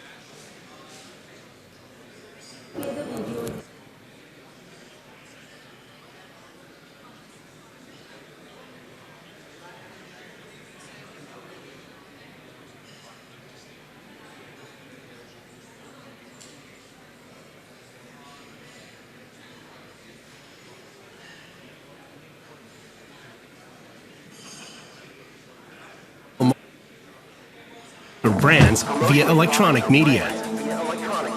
By using digital marketing channels and methods, you can analyze your marketing campaigns to understand what is working and what isn't, typically in real time. While the internet is the channel most closely associated with digital marketing, other channels are important. Digital media is everywhere. Consumers can access information wherever, whenever, and however they want it, and they are no longer influenced by just what you say about your brand. In fact, consumers are more likely to be influenced by what others say about your brand. The reality is that people prefer brands that they can trust, companies that know them, communications that are personalized and relevant, and offers that are tailored to their anticipated needs and preferences. Digital marketing can help you deliver all that, but there are three main challenges to overcome. The proliferation of digital channels.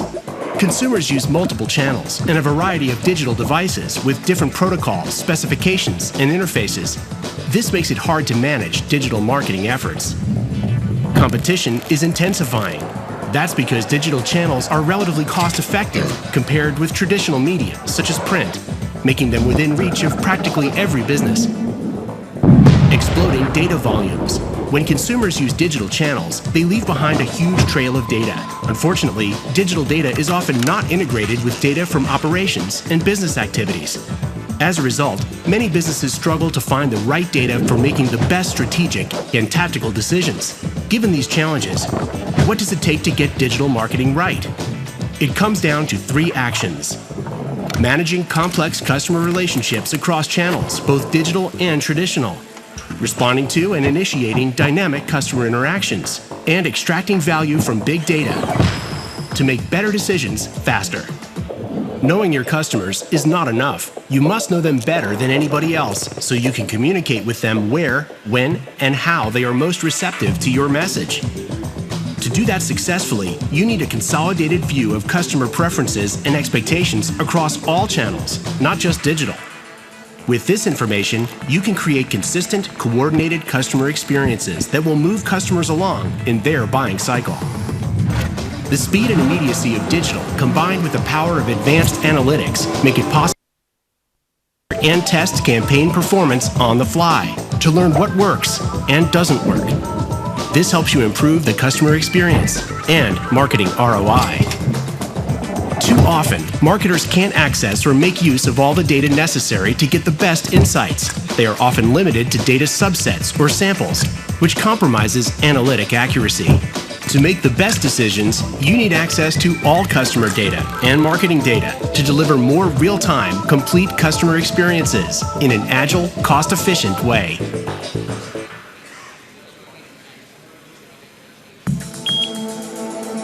Digital marketing is the promotion of products or brands via electronic media. By using digital marketing channels and methods, you can analyze your marketing campaigns to understand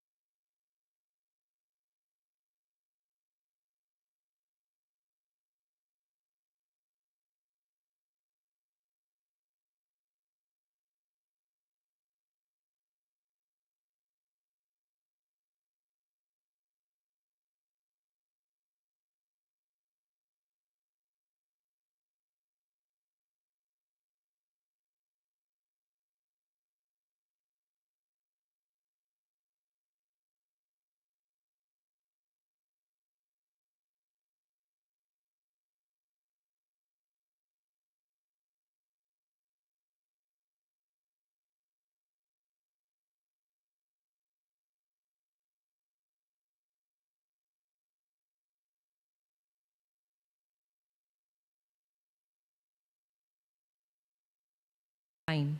The consumer today is much more aware and have an access to all the information just in 24 hours. Targeted approach and dedicated process need to be implemented in order to reach out to their prospects. And to give the presentation on the case study, I would like to request Mr. Vijay Boa, CEO and MD Payback India, to kindly come up on the dais and address the gathering. Can we have a round of applause for Mr. Vijay Boa? Thank you so much. A warm welcome.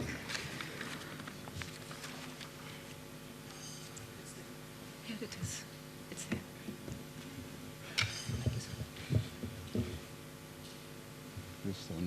Good morning.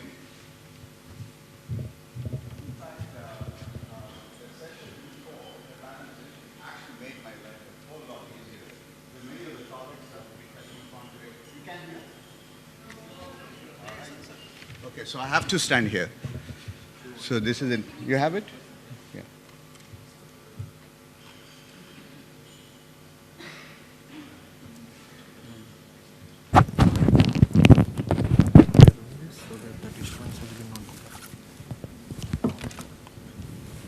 Thank you. Yeah, that's right. Can you hear me? Better? So I was just saying the panel session earlier actually made my life a whole lot easier. Many of the topics that I would be touching upon today were really highlighted, were actually already highlighted in the previous panel session. So with that as a backdrop, how many of you heard of Payback? Oh, this is not bad. It's not bad at all. How many of you are Payback members? Pretty good, thank you. I'm more than happy to answer any of your questions after the session, and I'm sure you do have some feedback.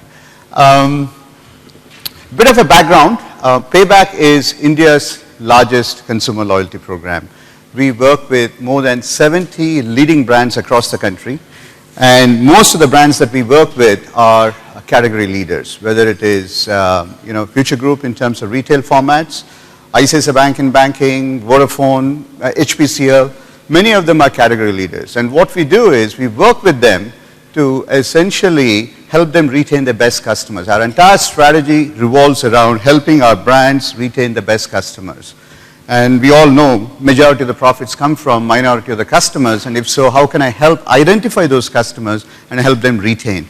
Now, in this context, we have been working with many of these brands for the last 7 years. And over the last 7 years, we have grown tremendously, but from a consumer perspective, we issue almost about 1 billion points get issued every month, and more than half of those points actually get redeemed. And the transaction throughput that gets incentivized on a yearly basis runs into tens of thousands of crores. And in the process of going through this journey over the last 7 years, we have seen the customer evolution. The customer who was there 7 years ago, pretty much not necessarily online savvy, to fundamentally centered around neighborhood shopping, to very little of organized retail, to who the customer is today, highly organized retail, highly online savvy, and we've seen that evolution. And through this evolution, we have also seen how some of the marketing approaches of some of our brand partners have evolved. So what I would like to share with you today, very quickly, given that I'm given only 15 minutes, how the journey has been like, what it really means in terms of marketing, and how, in the context of some of these emerging changes, we are helping some of our brands, rather how we can help some of our brands retain the best customers. So that's the broad backdrop. So with that said, first thing first, from a customer retention point of view, identification of the customer and defining who the customer is. And this has become very complex and difficult in the last 2 to 3 years. Defining consumer in terms of what his attributes are, how he's going to behave given many of the changes that are happening around us. This has in fact become the most difficult of all. And I have to admit, and we will see what we do to address some of this. What's really driving this change? And some of these were already talked about. First thing first, from a consumer point of view, the shrinking adoption cycles. What used to take, not that far ago, 15, 20 years back, it was taking almost 10 to 15 years from any kind of a consumer product to reach mass adoption. That became 3 years in the context of Facebook. That became less than a few months in the context of WhatsApp. In fact, I'm told Snapchat is less than a few days. Now, with that kind of an adoption cycle, and also with the proliferation of more and more brands, some of them are private label brands, with online as a medium now, many of the online stores, e-commerce stores are introducing their own private label brands. So the choice is plentiful. The choice wasn't there 7 years ago when we started. Third, promiscuity. In fact, Gurmeet was saying, Yahoo country manager, it's really all about listening to the customers. And in my own case, I have 2 teenage boys, and one of them, in fact, in the last 1 year, has changed his mobile phone 4 times. Apple to Samsung, Samsung to Apple, Apple to Next. All that happened, Nexus, all that happened in less than 12 months. What used to take 4 to 5 years before, it is very, very short now. And on top of it, in his case, in this particular example, he made a decision literally a month and a half ago to hawk his phone, iPhone, on eBay with the same money. The money was getting, deposited within 4 or 5 days, and he was going to buy the Nexus phone that was getting launched. And many of these are very impulsive decisions. So with that kind of a consumer behavior in that so-called age group of 19 to 35, where most of them are indeed connected, I think we talked about that in the earlier session, multi-present, we talked about it, and rapid innovation. You have all these new platforms now, whether it's Apple, whether it is the Google platform, and these platforms make it easier not only to innovate, but also help distribute faster. So you have a consumer who's bombarded from both sides, one from the behavior itself and how their behavior is changing, and also enablers on the supply side. And what's happening, and how do I define this consumer? It is not a straightforward segmented approach anymore.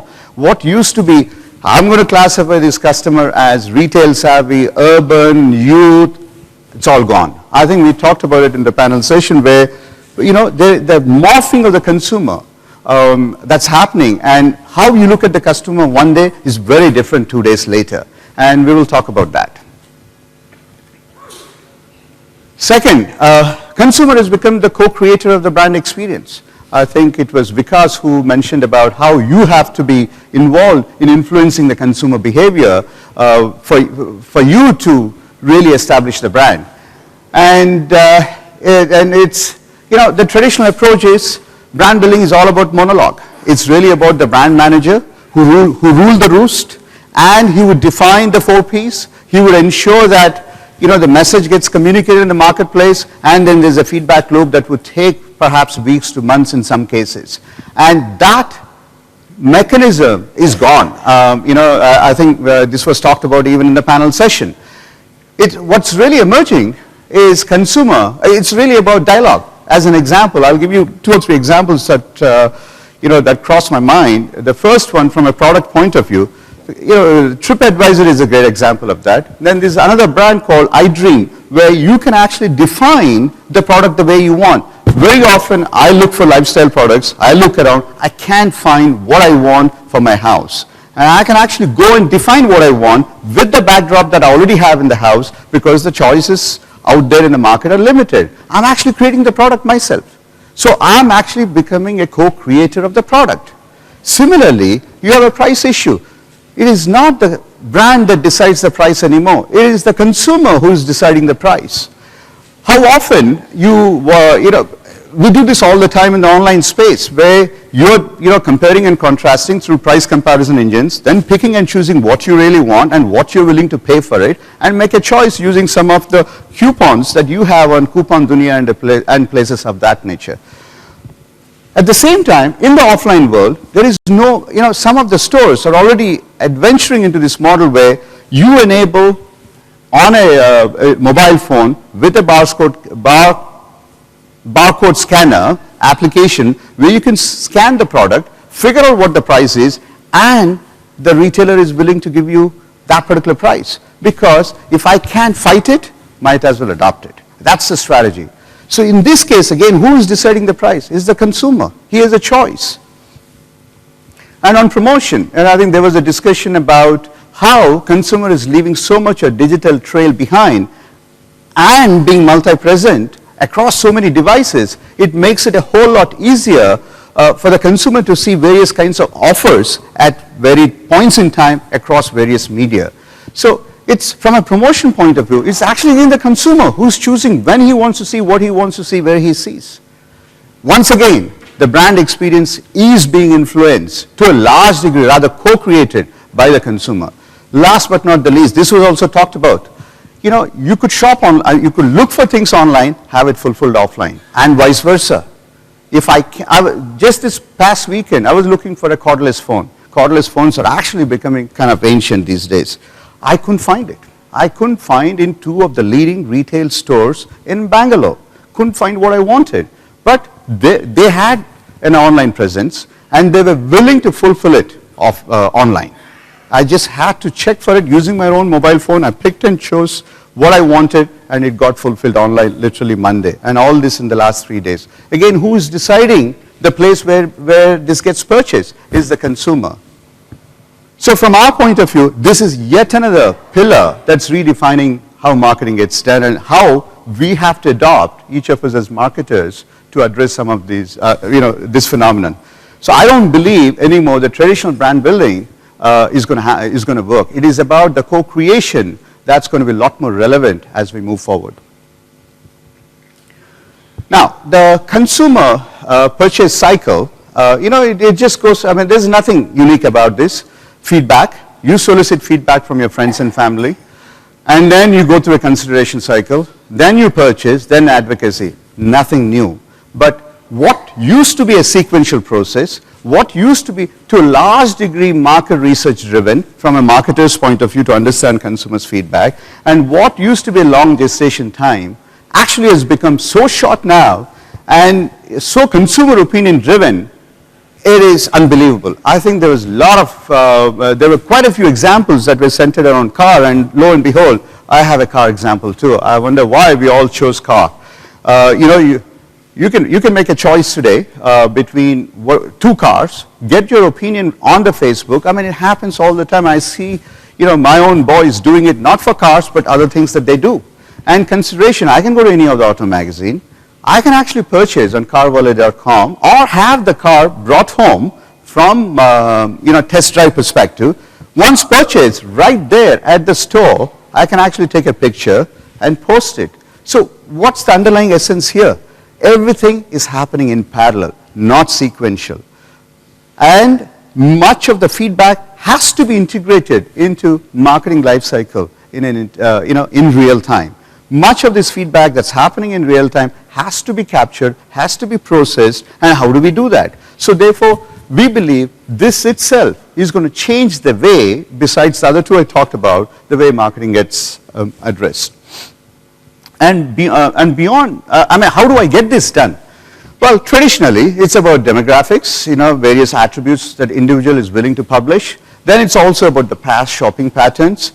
That's not sufficient anymore. You also have digital trails in the ecosystem that you as a brand, you touch base with, and also outside of your own ecosystem in the internet space. And customer is engaged somewhere online at any point in time, and how do I capture that? That's extremely crucial. And geo-targeting was talked about, and everything has to happen in real time. And we strongly believe every moment is prime time. There is nothing called prime time TV anymore, and every moment is prime time. So how do we address? From our vantage point, what has become very clear over the last 1.5 to 2 years is consumers, it all starts with the consumer definition, and defining the consumer has become the biggest challenge. The reason being the traditional approaches of segmentation in terms of bucketing people into various segments are not holding good anymore.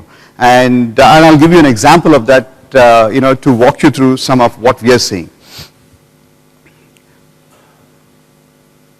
So here is a classic example, with one of our retail formats.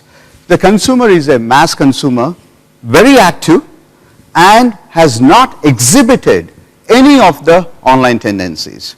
Lo and behold, one fine day, from the analysis that we do constantly, suddenly has become an internet novice. And how do we know? Vodafone is one of our customers. Through that, we figured out that he's actually also adopting some of the basic data products. And slowly we started, in this particular example that I picked, as a case study, he started becoming mobile junkie, right? And we also started seeing some of the emerging e-commerce transactions he was beginning to do. And none of that existed just 2 months prior, right?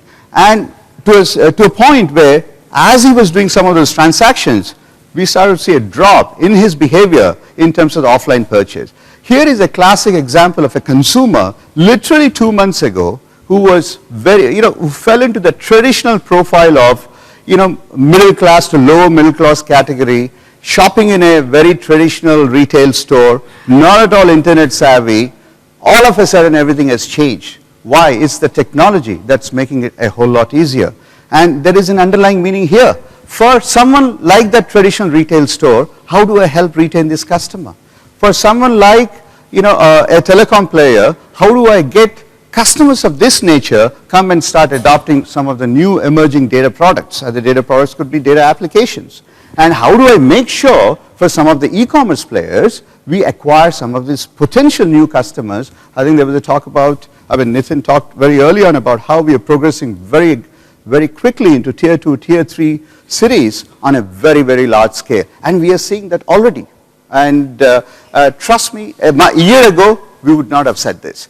This behavior is emerging very rapidly in the way we look at this. And rapidly, changing view of the customer. So therefore, with this kind of phenomenon that's happening, in our own backyard, we are actually gearing up to address this from a very different perspective. We are shelving the whole concept of the segmentation, the way it gets done. We have built what we call as the Consumer Data Bureau. Now, each consumer is looked at from 150 to 200 attributes. From those attributes, each of these consumers are, what we have built is a purchasing index. Just like how credit bureaus do from a credit risk score point of view, what we have built is a purchasing propensity index. Now, this purchasing propensity index gets updated very quickly. It gets updated almost every 2-3 days because of the changes that are happening around. And this is powered by the SaaS analytics platform. And obviously, we use much of the transaction data that we have access to. What we also do is we look at all the customer service data. We also look at the online shopping data, of course, the retail shopping data, various personal attributes, the digital trail the customer leaves behind in the touch points that we have access to in the social media and in our portal and various other methods that we have access to. And beyond that, we also do a lot of retargeting in the broader internet ecosystem. And that data is also beginning to be captured. So what it helps us do is understand the consumer in terms of the broader usage behavior across the overall internet base or rather connected ecosystem. And that's extremely important for us. Without that, we will not be able to define a profile of a consumer from multiple dimensions. In fact, today in this Consumer Data Bureau that we just launched, I can actually tell propensity of that customer to purchase a mobile phone in the next 30 days, propensity of the customer to purchase apparel in the next 30 days or a week. And this data, this system is completely adaptive learning system. As more and more data comes in, it learns from itself and the data gets updated. And we believe this is the way to go because I have to have a multi-dimensional view of the customer. Without that, we don't know how to go about addressing this so-called new age consumer. Yeah. So that's all I wanted to share in terms of the broader perspective, but I'm more than happy to answer any questions you may have. Please.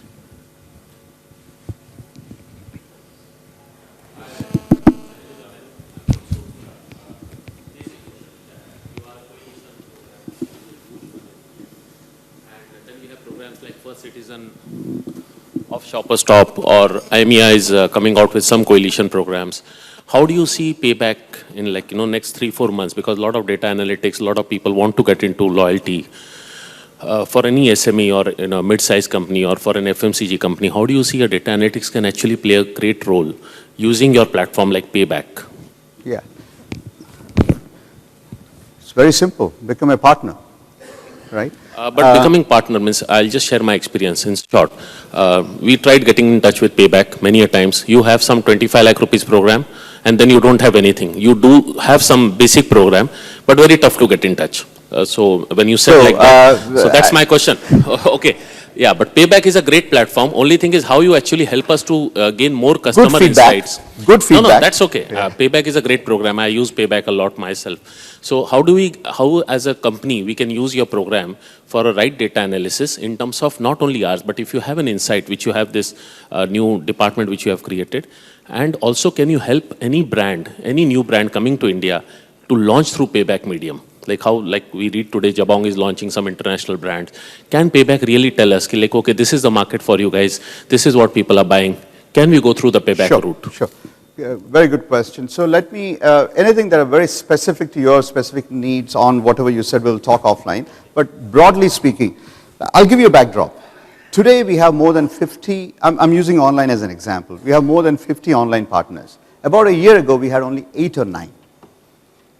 The number of transactions we process through online, we grew more than 10 times in the last 12 months for these so-called online shops. They didn't even exist.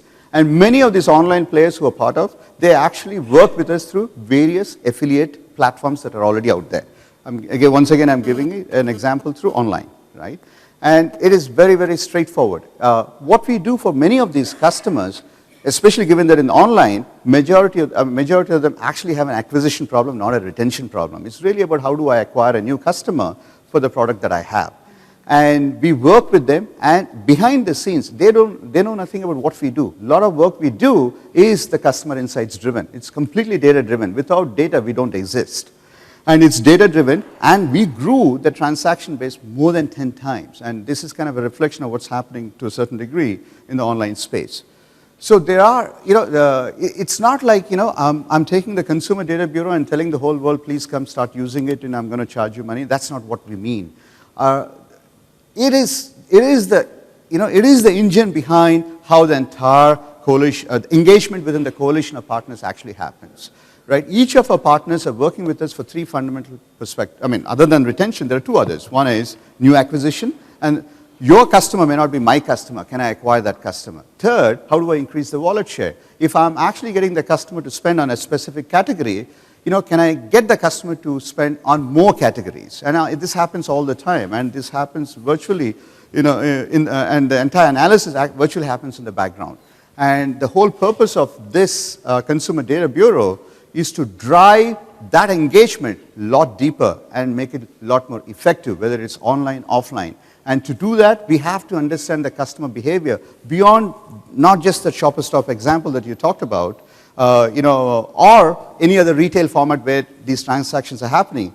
And also not just the transactions from a shopping point of view, but it has to go beyond that. And beyond that is what we are talking about. I think someone said, if you want to get to a long-term plan, you've got to have many small plans. And along the same lines, if I have to engage the customer, it doesn't have to be about an offer at that particular store all the time.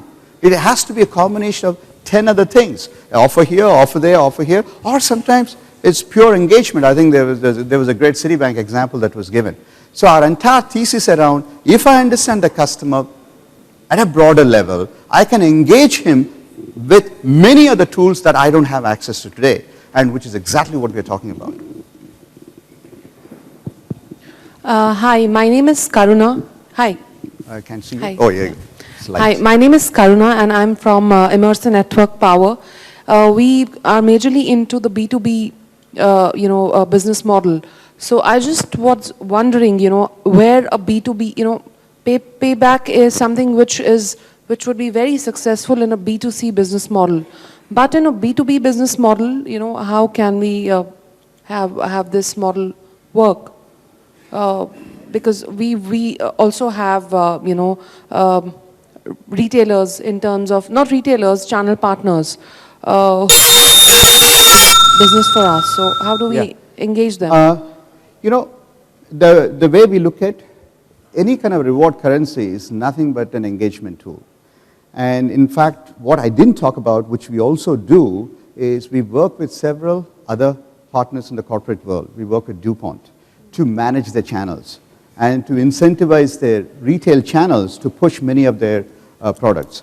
We work with many of the IT companies from an employee engagement point of view, whether it is, when I say IT companies, mostly, in Bangalore. Fidelity is another example of, of one of the players that we work with, or Cognizant. They come from employee engagement. The moment you have a reward currency where the reward currency acts like an incentive tool, it really doesn't matter. And when some of these players work with us, they look at the whole context of incentivizing each of their stakeholders within their own world, plus whatever the other incentivization that happens elsewhere in the overall network. So absolutely, I don't talk about it much because what's more known is the consumer side of the equation. So last questions, perhaps, and I'm more than happy to answer outside of this session. Yeah. My name is Rajneesh Chaturvedi, here. Oh, here. Sorry, he stood up, so I was thinking, how come he's not saying anything but the voice is coming? Yeah. I can't see it, so sorry. No problem. Yeah. So I'm Rajneesh Chaturvedi, and I'm from Heinz India Private Limited. Okay, considering the fact that we are an FMCG company, and our products are available approximately in about 35 to 40 million households of the total about 250 odd million households. What do you think the FMCG companies, of the scale like us and maybe bigger, they should do? And I think probably that was missing also in the first segment. That what is it that FMCG's companies, the sabun or the tails as they are called, that they should do? I'm no FMCG expert, but from whatever limited understanding that I have based on my own experience over the last 10 years, customer connect, end customer connect is the most critical component. Obviously, as you work through retailers, this, the traditional approaches make it difficult for you to have that customer connect. And I can bet, and we can talk offline, there are several other ways that you can, leverage the platforms that are out there, including Payback, right, to make that customer connect happen through online. But you're talking about such a huge volume. No, it's about, it's about for what purpose. Sometimes it's about product testing very early on. Sometimes about it's collecting feedback. So it all depends on what aspect of that life cycle that you want to play a role in and what you can leverage some of these emerging platforms that you can take advantage of to gauge that feedback. That's how I look at it. Being able to leverage every aspect of what's out there to re-engineer perhaps the traditional marketing life cycle is not going to be possible. I mean, especially the scale at which that you talk about, given that you cater to so many of the heterogeneous markets that are out there.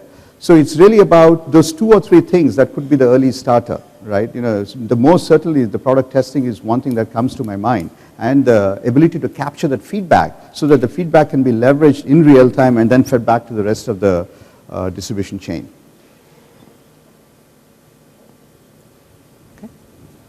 So thank you very much, and I'm more than happy to answer offline.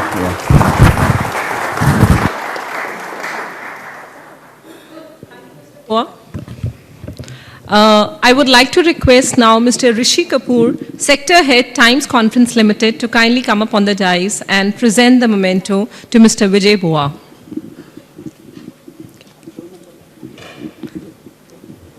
Would you like to say?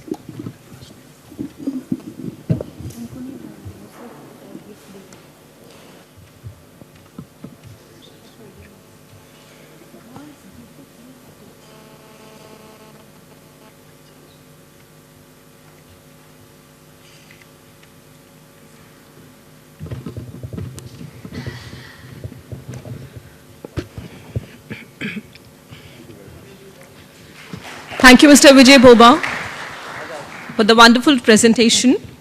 So now I would like to request Mr. Rovina Gale, General Manager, Products, Operating Group, Accenture Strategy, to kindly come up on the dais and give away the presentation. We have Miss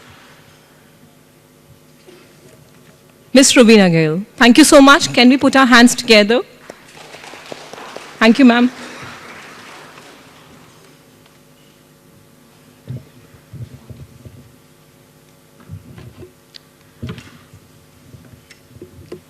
Good afternoon, everyone. I think, would you like to have microphone? Can we have the microphone? Or can I use this? Yeah, sure. So while we're just setting it up, am I audible without the mic? Go back there. You on the label? You clicker.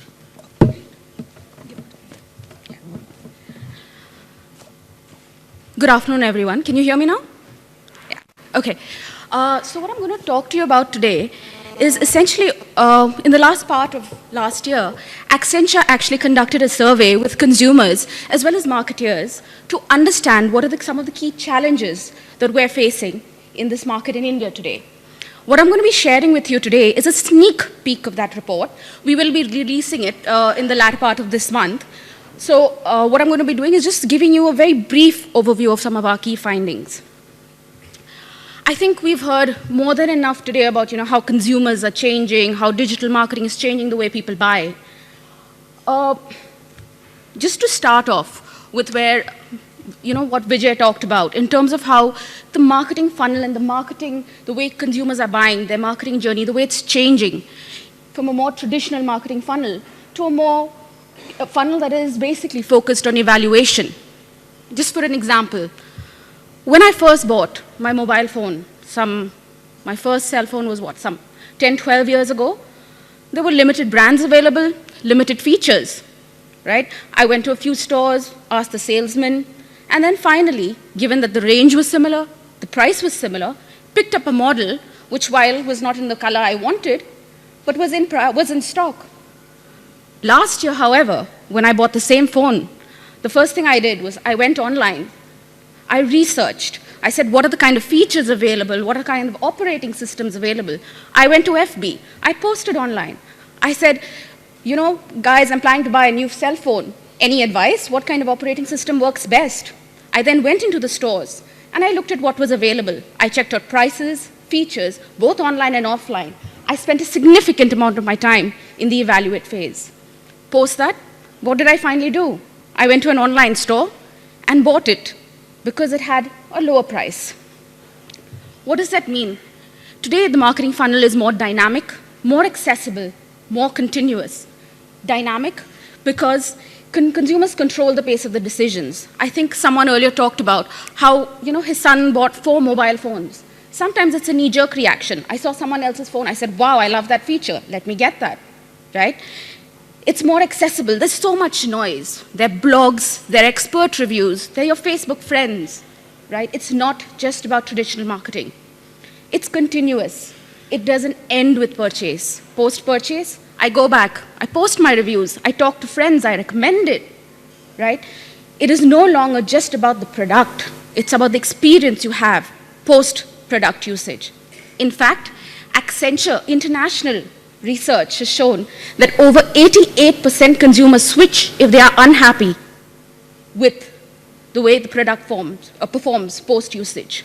That is a significant number, given that the consumer and people like us are now becoming significant advocates and increasingly important in the marketing channel. Given that people like us are becoming more and more important, one of the key questions we asked in our survey is, what do you do when you're online? And I know some stats were shared earlier this morning as well on this. These are just the results of our survey. Increasingly, people are saying that while they spend 45% of their time looking for information and knowledge, they also spend 38% of their time socializing and networking. The fact remains that even when they're looking for knowledge, they also go to Facebook and other social media sites. While Google is most used to obtain information at about 60%, almost 22% also go to Facebook to look for information. They do visit company pages. In fact, 62% of them visit company pages. What we also identified that almost 92% of consumers trust recommendations from people that they know. What does this mean for us? Given that on an average, Facebook contacts are 190, 200? Imagine that network of people that's out there. It's the 190 contacts of your 190 contacts. Their preferences, views, likes, dislikes. That's what we're talking about. That's the power of people like us. Social media is increasingly becoming an important tool. In fact, we don't have to look very much further. than the last Delhi Assembly elections. Not only were they promoted, did they promote themselves, the party that, came from almost nowhere to getting about 28 seats. Not only they use social media to promote themselves, they also use social media to crowdsource funds. But is it only about using digital media? That's not true. It's also about using digital media combined with traditional marketing. Now, companies need to start using this more and more. We don't see many instances of it in India right now, but for example, the 2-minute instant noodle that we all love did try experimenting with it a couple of years ago, where they asked consumers, people like us, to share their stories about Maggie. They then use those to convert them into campaigns. Now, whilst companies need to start exploring this more and more, how do I use digital media, the information, the access it provides me? How do I use that and combine it with my more traditional forms of media? The other piece that almost everyone has spoken about today is mobile and mobile applications. Now, we may argue about the numbers, how many users are there, but it's still the second largest base in the world, right? In fact, our survey indicates that 30% of consumers use their smartphones on the go. In fact, I'm sure, as I was sitting there, I saw everyone, checking Facebook, mails, online. Someone made a comment, they were Googling it, right? That's how much we use our cell phones, right? Smartphones have become the preferred medium, with almost 50% of internet traffic originating from mobile devices. However, it's not only about smartphones. Even low-end phones today are coming up with apps. As this increases, we only see this trend increasing going forward. Our survey actually showed that 1 in 5 consumers downloads apps. The power of apps is tremendous. In fact, I'm sure a lot of people right now, if I asked you to look at your cell phone, would have an app for, say, a Nike, a Reebok, or an Adidas, or a fitness trainer, right? Companies are leveraging these apps to connect with the consumer and understand consumer behavior, also get brand advocacy, right? They enable you to share your status on your status on your workouts with friends and family on Facebook and Twitter. They're also building a huge database of information on which they can leverage analytics to further drive brand usage. Apps offer value-added functionalities, and consumers are getting hooked to the convenience of this. It's not just about, it's also about online retailers using this. For example, I think someone today spoke about barcode scanning, which allows me to look for a product and see if it's available online or offline. One of the new apps that's become popular in the US is something called Shopular, which actually uses location-based specific internet mobile information to tell you what are the deals that are happening in shops and malls around you. The world is changing because of mobile apps. A significant part of most companies' digital strategies are company websites. So we said, let's ask the consumers what they thought of company websites. Now, again, some international research has shown that visitors to packaged good websites spend 37% more than non-visitors in retail stores. We wanted to understand how efficient and what was the efficacy of company websites. Why were people visiting them? Largely to get information about the product, to compare products, to look for schemes and discounts. A little later in this presentation, what I'm going to tell you is, are they actually finding that information on company websites? In terms of satisfaction, while they said, the information is pretty useful, navigation not so good, look and feel could improve, the biggest areas of concern were the avenues of posting queries and avenues of providing feedback. They found it not very interactive. Is that surprising? Not really. I think most of us would expect that to be.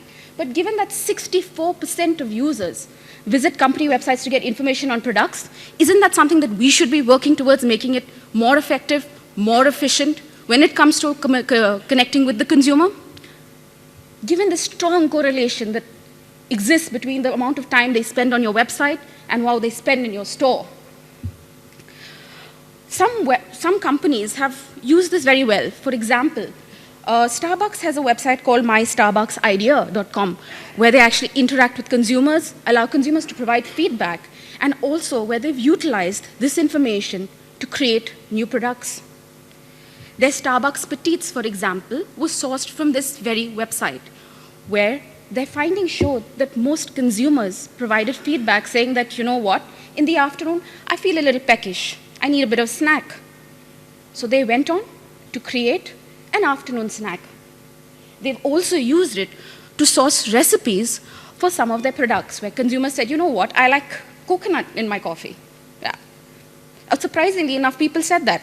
So they went on to create that product. And that's the power of using your company websites to be more interactive. Again, within India, we've seen a couple of websites where, it's not about just trying to, list out. It's not a bulletin board where you want to just list out what your products are saying, but also bring the brand promise to life. Talk about things that are associated with your brand and your product. I talked about people not really, very satisfied with the company websites in terms of the range of products and discount and prices. What we found, however, was that when it went to e-retailing websites, they were extremely satisfied with it. In fact, most of them preferred to purchase off e-retailing websites versus off company websites. 72% said that they preferred e-retailers. We asked them why. Obvious answers, we've heard a lot of it. Some of it is that 50% of consumers who use e-retailing websites are in non-metros. They don't have access to brands, products. We have these amazing cash-on-delivery schemes, amazing return policies. But also, it's about the discounts that are offered, the range of the products. Scarily enough, 45% of people said that the offers and discounts were most important, and less than a third said that brands were. What does that mean? Does it mean that it's more going to be driven by discounts versus brands? Will people not purchase from online stores, or will they move towards online stores? Not necessarily. For starters, some companies are now partnering with e-retailers to offer their designs online, their products online. Other companies have taken a different route. Runners Need, a UK-based specialized running products retailer, has actually gone to the extent of creating a pricing concept and a pricing tool for the consumers, or promotion, if I may call it so, where they actually allow consumers to let them know if they have found the same product at a lower price, and they actually refund the product. They refund the price, I'm sorry. They refund the price of the differential price of the product. So it's not only about saying I'm going to offer discounts, but how can I change my pricing policies, right, to make the consumer come to me? In conclusion, some of the findings were that, one, given the immense amount of noise in the system, it's becoming increasingly difficult for companies to manage digital image, brand, and positioning across these variety of search engines, social media, and blogs that are out there. Companies now need to look at their company websites not as information boards, not as bulletin boards, but more as means of bringing the brand promise to life through a differential digital experience, and not just information bullet points. We also need to increase our social listening capability to extract actionable results, leverage this huge amount of data. I think someone talked about analytics. How do we use it? There's this wealth of information lying out there. We need to start leveraging this information to not only listen to our consumer, but listen, collaborate, and co-design. We need to leverage apps to reach with the increasingly mobile audience. We need to start leveraging apps more. We also need to work with e-retailers to drive online sales. In addition, it's not just, I think someone spoke about the 4 Ps of marketing, right? It's no longer just about the product. It's about the experience post-buying the product. It's not just about one-to-many targeted promotions. It's about listening, collaborating, and co-creating products with your consumer. It's not just about price. It's about price discovery. And lastly, consumers are no longer just looking for this one product at one place. They are available. I think someone used the word prime time, anytime and any place. Thank you. And if you have any questions, I'll be around. So please feel free to reach out to me.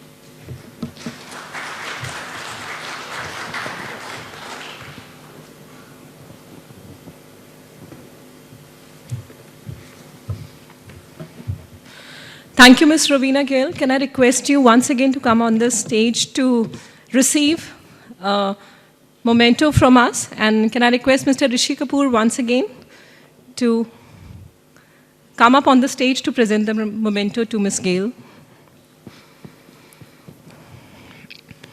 Can we put our hands together?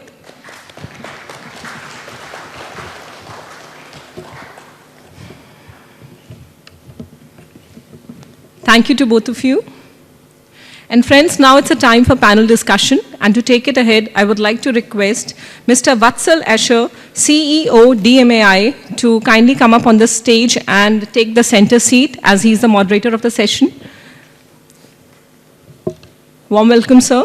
And the other panelists also, Mr. Jay Patel, CEO IMI Mobile, Mr. Kashyap V, CMO and Head New Business Pepperfry, Mr. Pavan B. Sharda, Head Marketing and Product Development, Tata Value Homes, Mr. Ashit Panjwani, Executive Director, Sales, Marketing and Alliances, SAS, Mr. Kedar Gawani, Director, Comscore. Can we put our hands together? Thank you all of you for gracing the dais. And now we'll look forward for an interactive panel discussion for this hour. Thank you.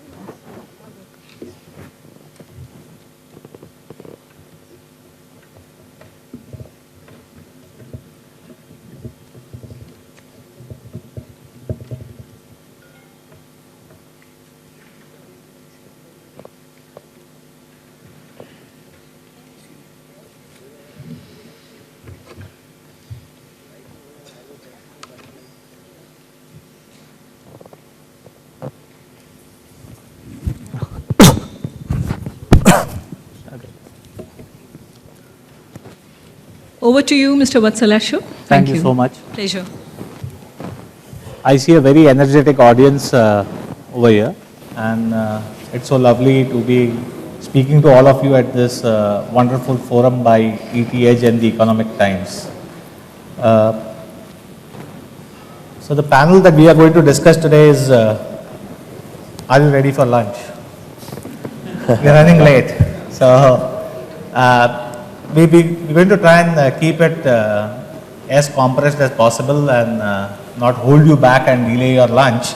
But it's very important because I can assure you the folks that we have on our panel are going to give you enough information and insights that's going to have you eating out of your hands and have more of your taste buds, thought buds take over your taste buds.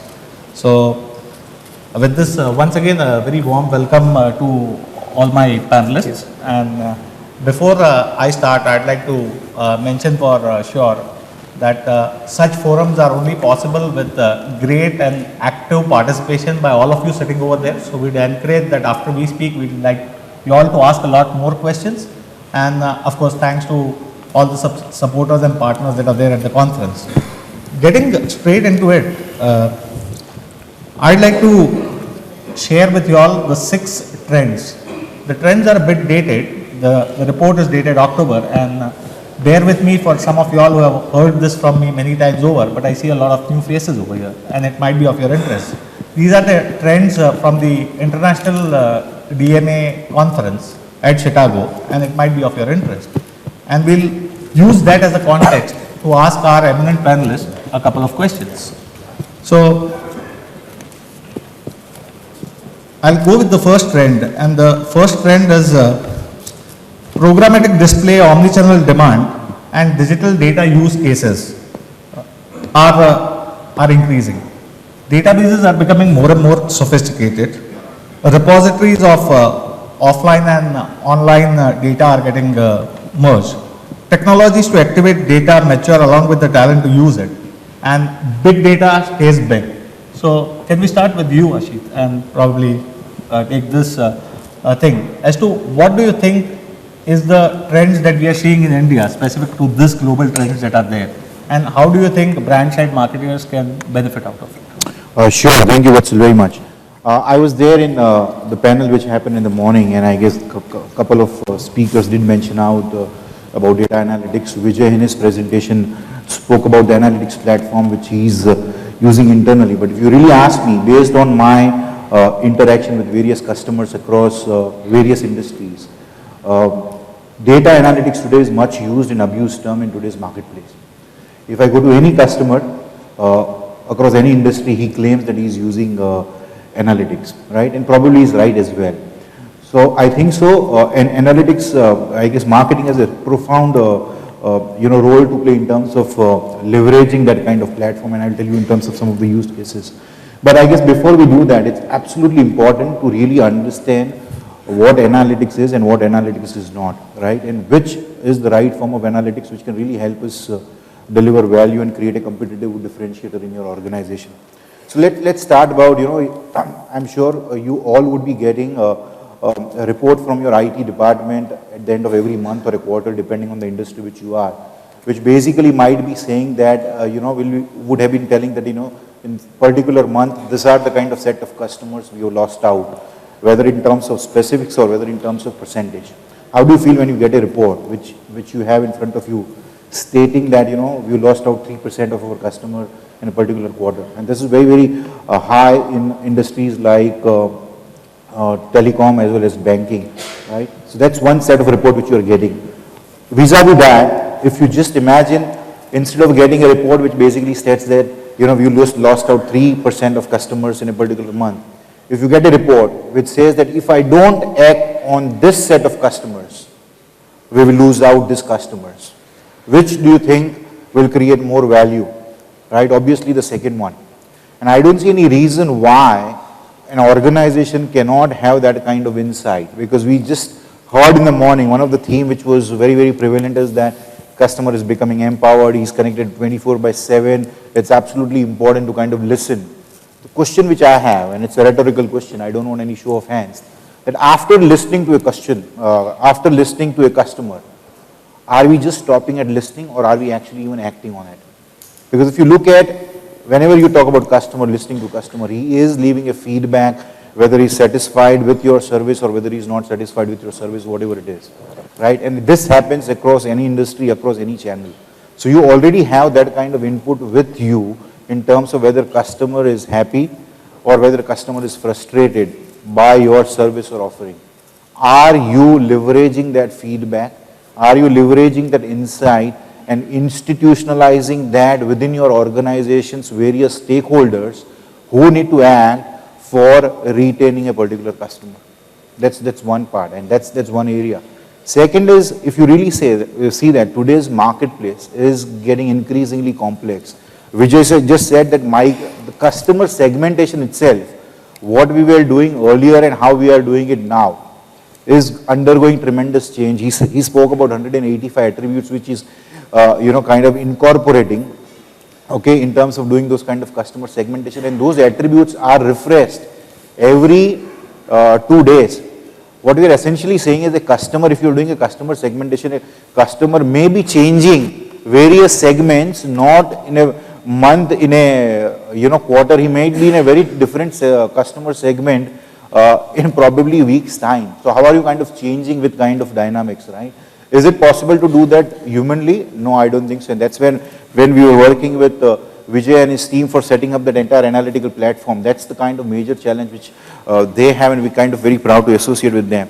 Second is, let's look at even an auto segment. Right now, even the customer segmentation which an auto segment does has undergone tremendous change. right? No longer there are some 4 or 5 segments to which the auto companies talk to. In one of the projects which we are engaged with, in a particular city, that organization has created 200 micro segments of their customer, and the communication and the customer engagement, okay, happens across those kind of segments. What we are saying is that traditionally, and we've heard that traditional, the rules of marketing kind of have changed. The phenomenal amount of growth of data, we are not only talking about the data which is growing internally within the organization. Enough has been spoken about social media. The major challenge with social media is you do not know who is talking about you. You do not know what is he talking about you. You do not know where is he talking about you. And fourth, you do not know the social currency or the status which he has, right? So when you try to listen to all those kind of stuff, there is tremendous amount of noise which gets collected. Do you have an ability to filter out the noise, unwanted noise, and act on an input or something, feedback which the customer is kind of left? How do you kind of do that? And if you really, the best part or the toughest part about marketing is that everybody in your organization has an opinion about how you should be doing your job, right? And everybody, and I am not an exception, so that's the reason I said, okay, let me take a sales role as well, so that at least I don't have that kind of question. But everybody has an opinion about what we should be doing. Markets are getting very, very complex. The result of taking a wrong decision, the stakes are very, very high, okay, and on top of it, you may or may not get that kind of executive support. So it's absolutely important for you to act as a, and one more thing I think, so somebody brought out in the morning, what is the discussion which you are having with your CIO? Are you telling him, are you demanding from him fact-based results? And as I said, the relevance of consuming an information in a particular time frame is so very high because things are changing very, very rapidly. So it's absolutely important. And Vijay and various other organizations have taken a lead in terms of setting up those kind of analytics platform within the organization. And it's not only the data will be growing. I guess we got some interesting statistics. Earlier I was given to understand that data doubles after 3 years. Now I'm reading that data doubles after every 11 months. And now there is one more stuff which says that data will be doubling after every 11 hours. Forget about what the data doubling rate is. Do you have an internal capacity of analyzing the data which you are collecting? If you are spending millions of dollars in just collecting or generating the information, and if you are not spending even a fraction of that in terms of analyzing, what is the point of collecting the data? So as I said, definitely there is a huge growth in data, but that also presents a great opportunity for us to kind of leverage the one which is relevant, create those kind of meaningful insights, and as I said, institutionalize. You are the leaders. It is absolutely, you have to take a leadership in creating a culture within an organization where the decisions will be taken based on facts and not on guts. You are not depriving people from taking a decision. You are just augmenting that gut stuff which is there by a factful data. And I guess that's a great opportunity from a marketeer's perspective. Yeah. I think point very well made. What I think is you really left the audience with a question that how many of you actually institutionalize the data that you get and act on the insights? So can we have a show of hands? It's a group of about 100 people, so we know how many people do it. I can see one hand, 2, 5, 10. Okay, so the opportunity is about 90% of us don't really institutionalize the process of looking at data and acting on insights. Probably a takeaway from your point could be introspect for yourself, look at how you, if you're spending millions of dollars, how you could leverage that data. There are many opportunities available to do that. Does anybody want to share a quick success case study of using data from the audience? And if I have the permission of the panelists, we'll make it a little more engaging with the audience. Somebody? Yeah, a quick short one of a success case study, how you use data and institutionalized it. This data study we did with Shoppers Stop per citizen customer, where we went through the data of around 35 lakh people, understanding the behavior of people according to star signs. And we came out with fantastic result. It was released recently by Vinay Bhatia from Shoppers Stop. And the kind of behavior analysis we got through, Like the best shoppers who shop at Shoppers Stop or which shop with Soulflower are Sagittarians. The next best is Libran and the worst is Arian, like me. Wow. So the idea was when we looked at this data, we were looking at a behavior pattern, and we actually realized that star signs have a behavioral pattern. We developed a complete range on basis of star signs, zodiac signs, and that's available with us and with other partners. And we actually saw success where people could actually come and buy a particular aroma for a particular star sign. So let's say your star sign is Libran, you have a particular aroma for yourself, which will keep you always peppy, which will, so there are lots of things which we understood. So data was collected. So I think rich data is very important to understand this, because we understood actually their birth dates, their buying patterns, what do they buy, what brands they buy. So lots of things actually helped us to develop a complete range. And second thing we did with Flipkart, where we were actually going through the data, where we understood there is a need for people to have something for their beard and mustache.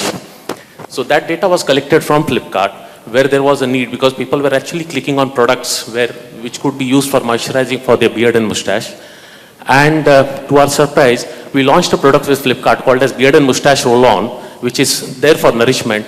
And the kind of business we have seen for that single product is amazing. So these are few things which we have actually used a lot of big data from our partners, and we have implemented it in our business. Thanks. Fantastic. I think it was a very relevant case study that you already had some insights working with partners and probably institutionalized some bit of it to develop products, from insights to product development, and being ready for what your customer might be seeking.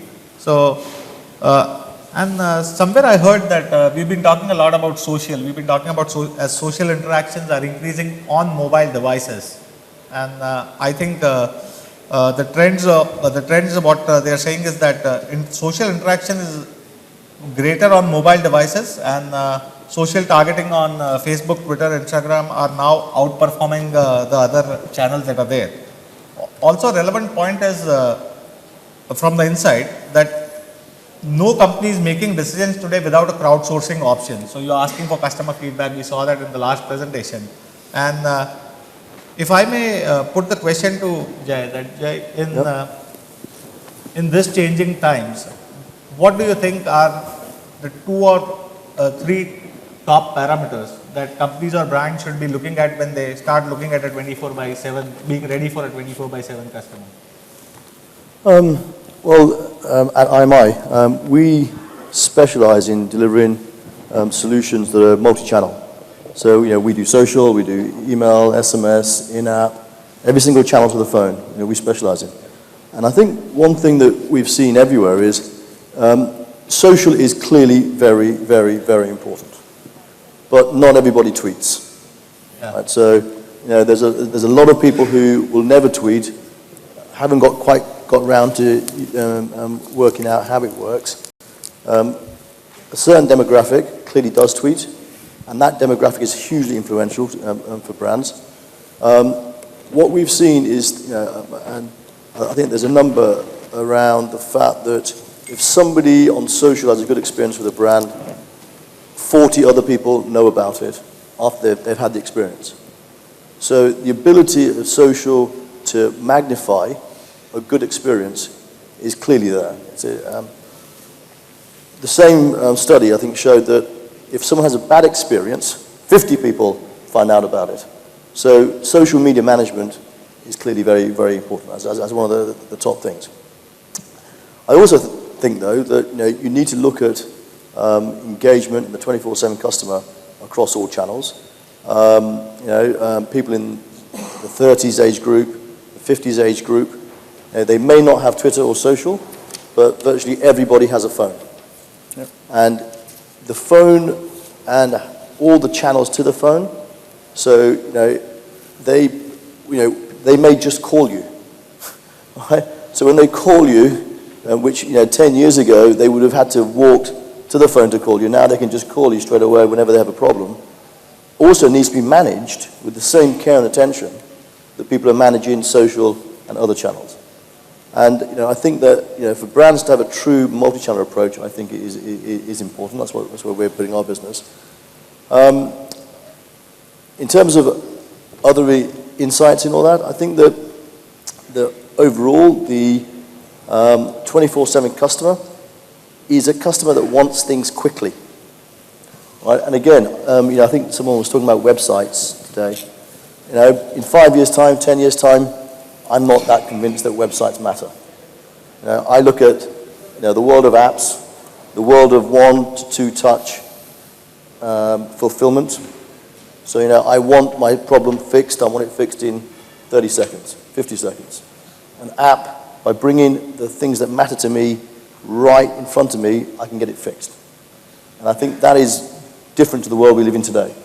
And I think that over the next 5 years, the 24/7 customer, it's about fixing his problems quickly across all channels, not waiting on the end of a voice line, not having to go through 5 or 6 different menus.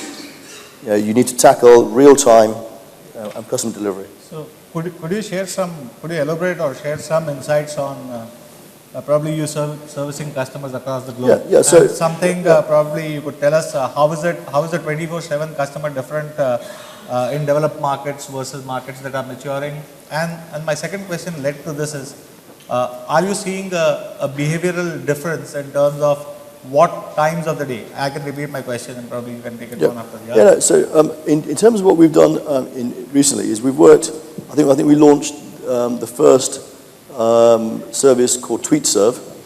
TweetServe is a service for Telefonica in Europe and in the UK.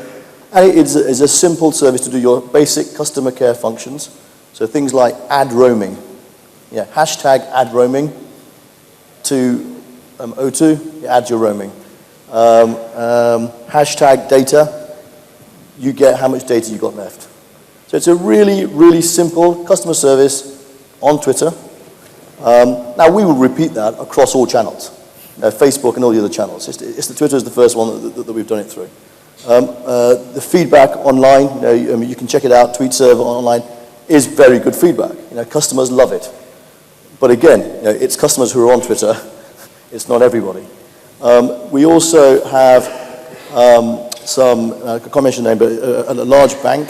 We're working on things like hashtag call me back. Right? So hashtag call me back then takes that message to a call center and they call back. Now, if you've got very high net worth individuals, they don't want to be waiting around when they need something doing. So, we're seeing the use of these channels increasing. In terms of differences during the day, and again, I think one of the things about the 24/7 customer is, customers don't just use one channel. In the morning, you wake up, you don't want to be disturbed by an SMS when you wake up, although in India, you can get disturbed quite a lot by SMSs in the morning. But an email first thing in the morning is probably top of your list. It's probably at 7:30, 7:45, you should probably send an email out at that point with a call to action. It's probably the right time to do it. You probably should not send an email out, a marketing email, between 9:30 and 12, because people theoretically are working. In terms of the use of the different channels at different times of the day, we work across the channels. We see and we measure response rates and conversion across channels. Clearly, early evening PC use goes up a bit, but then goes down. People go to tablets, and then late night people are dual screening. They have the TV, they have another screen that they're playing with. So in terms of your 24/7 customer, you do need to understand what he's doing at what time of the day across what channel. And we have we keep a database for some of our customers. We do channel preference management, right? Where for their customers we will profile which channel of choice works for that customer on an individual by individual basis. And in terms of how we see India being different, India obviously things like missed call to SMS, obviously the need for things to be immediate as well. I mean, there are clear differences. Use of USSD, the use of other channels. But I think the use of voice cannot be underestimated in India, and and even going forwards. It's a long time before the majority of the Indian population is online. So I think the mix of channels is important. That's wonderful. And I have a question back for the audience. A point that you made is when people are sending communication messages out, they need to be responsive and they need to have a call to action. So how many of you have response-based emails and responsive emailers? Or how many of you do responsive communication? Because the customer is seeing it on the mobile in the morning, probably email in the afternoon on his desktop and tablet in the evening or on different devices. So how many of you actually are doing response-driven responsive emailers? Okay. So that tells us there's a group of 5 people, and probably somebody, can you share a case study as to when did you migrate? Did you see any change in result when you started doing responsive emailers? Could somebody share a case study? Yeah, sure. Can we have the mic for the gentleman? Quick one, short, 1 minute. So it's in the interest of everybody.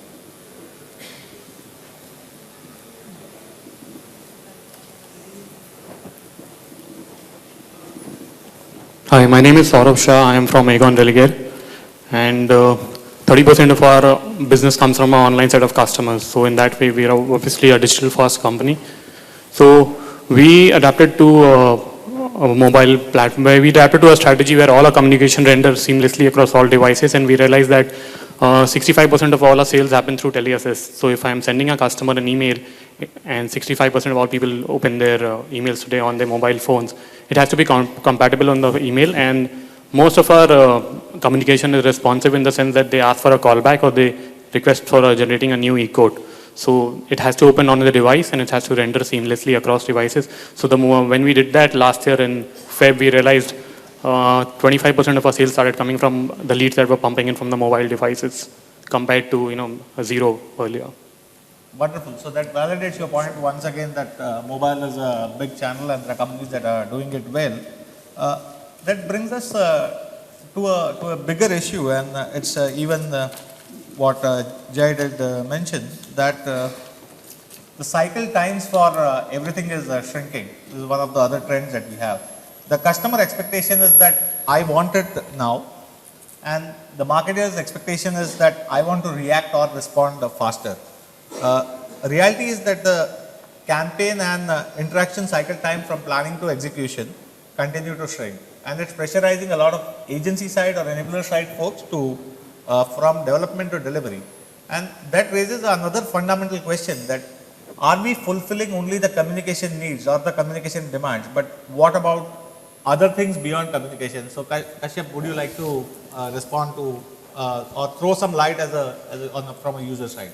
Sure. So Pepperfry.com is an online home products company.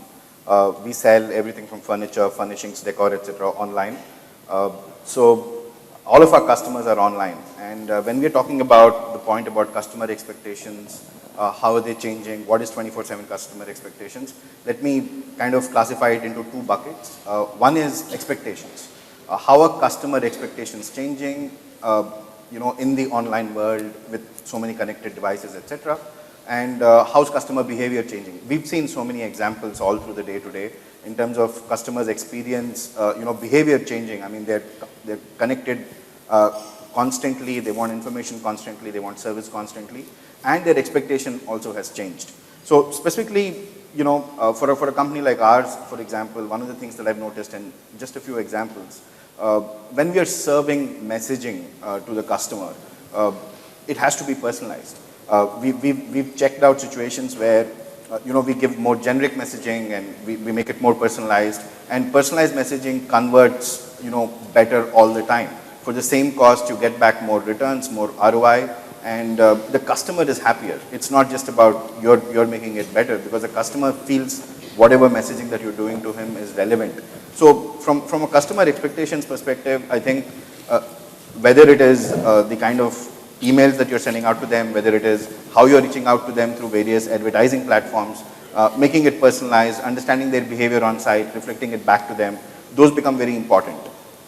So that's one thing. The other thing that I'd like to talk about is the behavior. Okay, from a behavior perspective, customers today, all of us, many of the online players have evolved to be able to, fine tune our processes right from when the customer enters our website to when he checks out, to, reduce the number of steps, to make it very, very easy to find information, etc.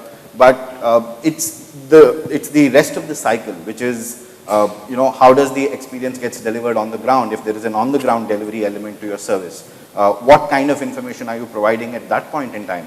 Is that same instant orientation personalized, just like you do personalized merchandising or personalized content? Are you able to kind of, in your customer service channels, use data, use personalization to kind of make their experience better?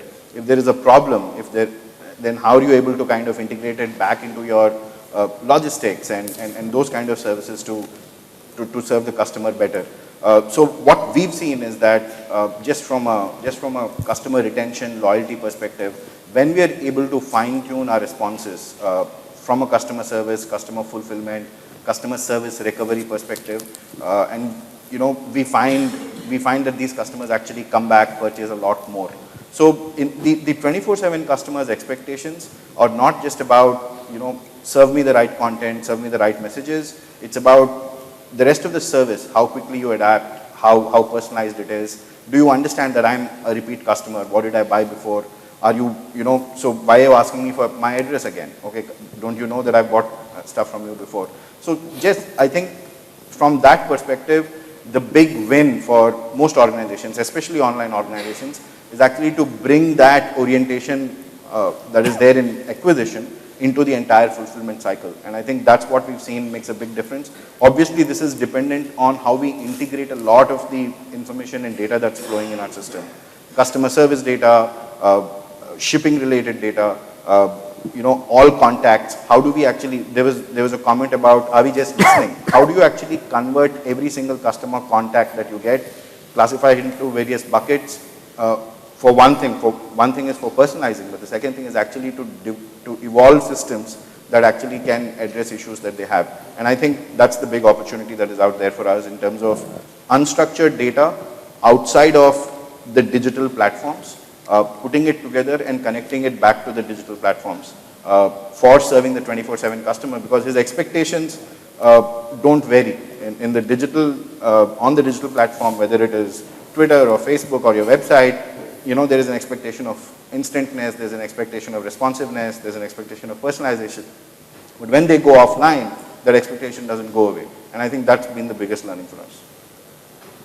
I think it's very interesting to look at, because if many of you are from the marketing side of the business, it's always a challenge to go back to operations teams and to the other parts of the organization to bring about a change to what the customer is really needing. In terms of communication, there are a lot of tools and technologies that are available, but there has to be organization will to see that happening. And taking it forward from here, really I think the market, the digital market, or the connected dots, if we have to follow the cycle from where we started from, Ashit, in terms of are we listening to data, are we institutionalizing it, are we using the right channels, and is there a complete end-to-end serviceability of the customer needs that is there in terms of 24/7, then in less than 4 days, I can give you the assurance that you can do business of 100 crores online.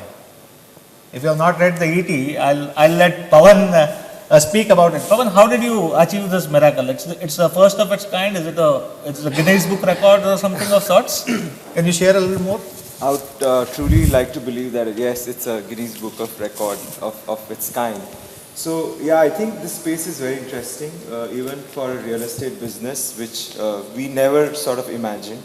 The only, I think, a couple of months back, maybe around 4 months back or 3 months back, the only thing which we knew is that we source almost 30-35% of our customer through online. So our belief was that maybe they just come to sort of check the project, the details about the project.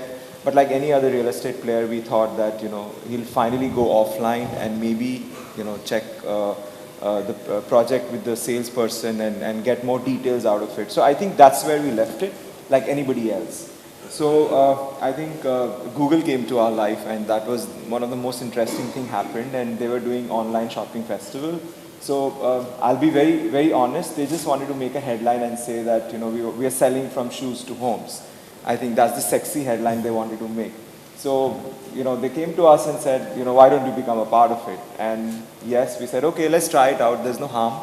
Because the only insight which we had was, if the customer is coming through online, so I think there is some merit in terms of trying it out. That's the only hope. That's the only hope which we had. We said, okay, let's try it out. Let's see what happens. And I think the first time when they did it in December, in 4 days, we landed up selling around 52 homes. And I think it was really like a shock to all of us. As I keep giving example, in the organization itself, you know, the people thought that, you know, yeah, they're just having fun, so let them have fun. So I think that was the belief within the organization. But when it started to happen, and when the whole 4 days, you know, shopping festival happened, and when the conversion happened, I think it gave us a lot more of insights. Insights like, there is a customer which is there at tier 2, which is far more savvy. I mean, this was completely a shock to us. Maybe I think other players like, you know, who are in the retail space of online, they would, you know, they would know much more than this. But for us, it was a shock. You know, imagine almost 40% of your sale coming in from tier 2. That was number one.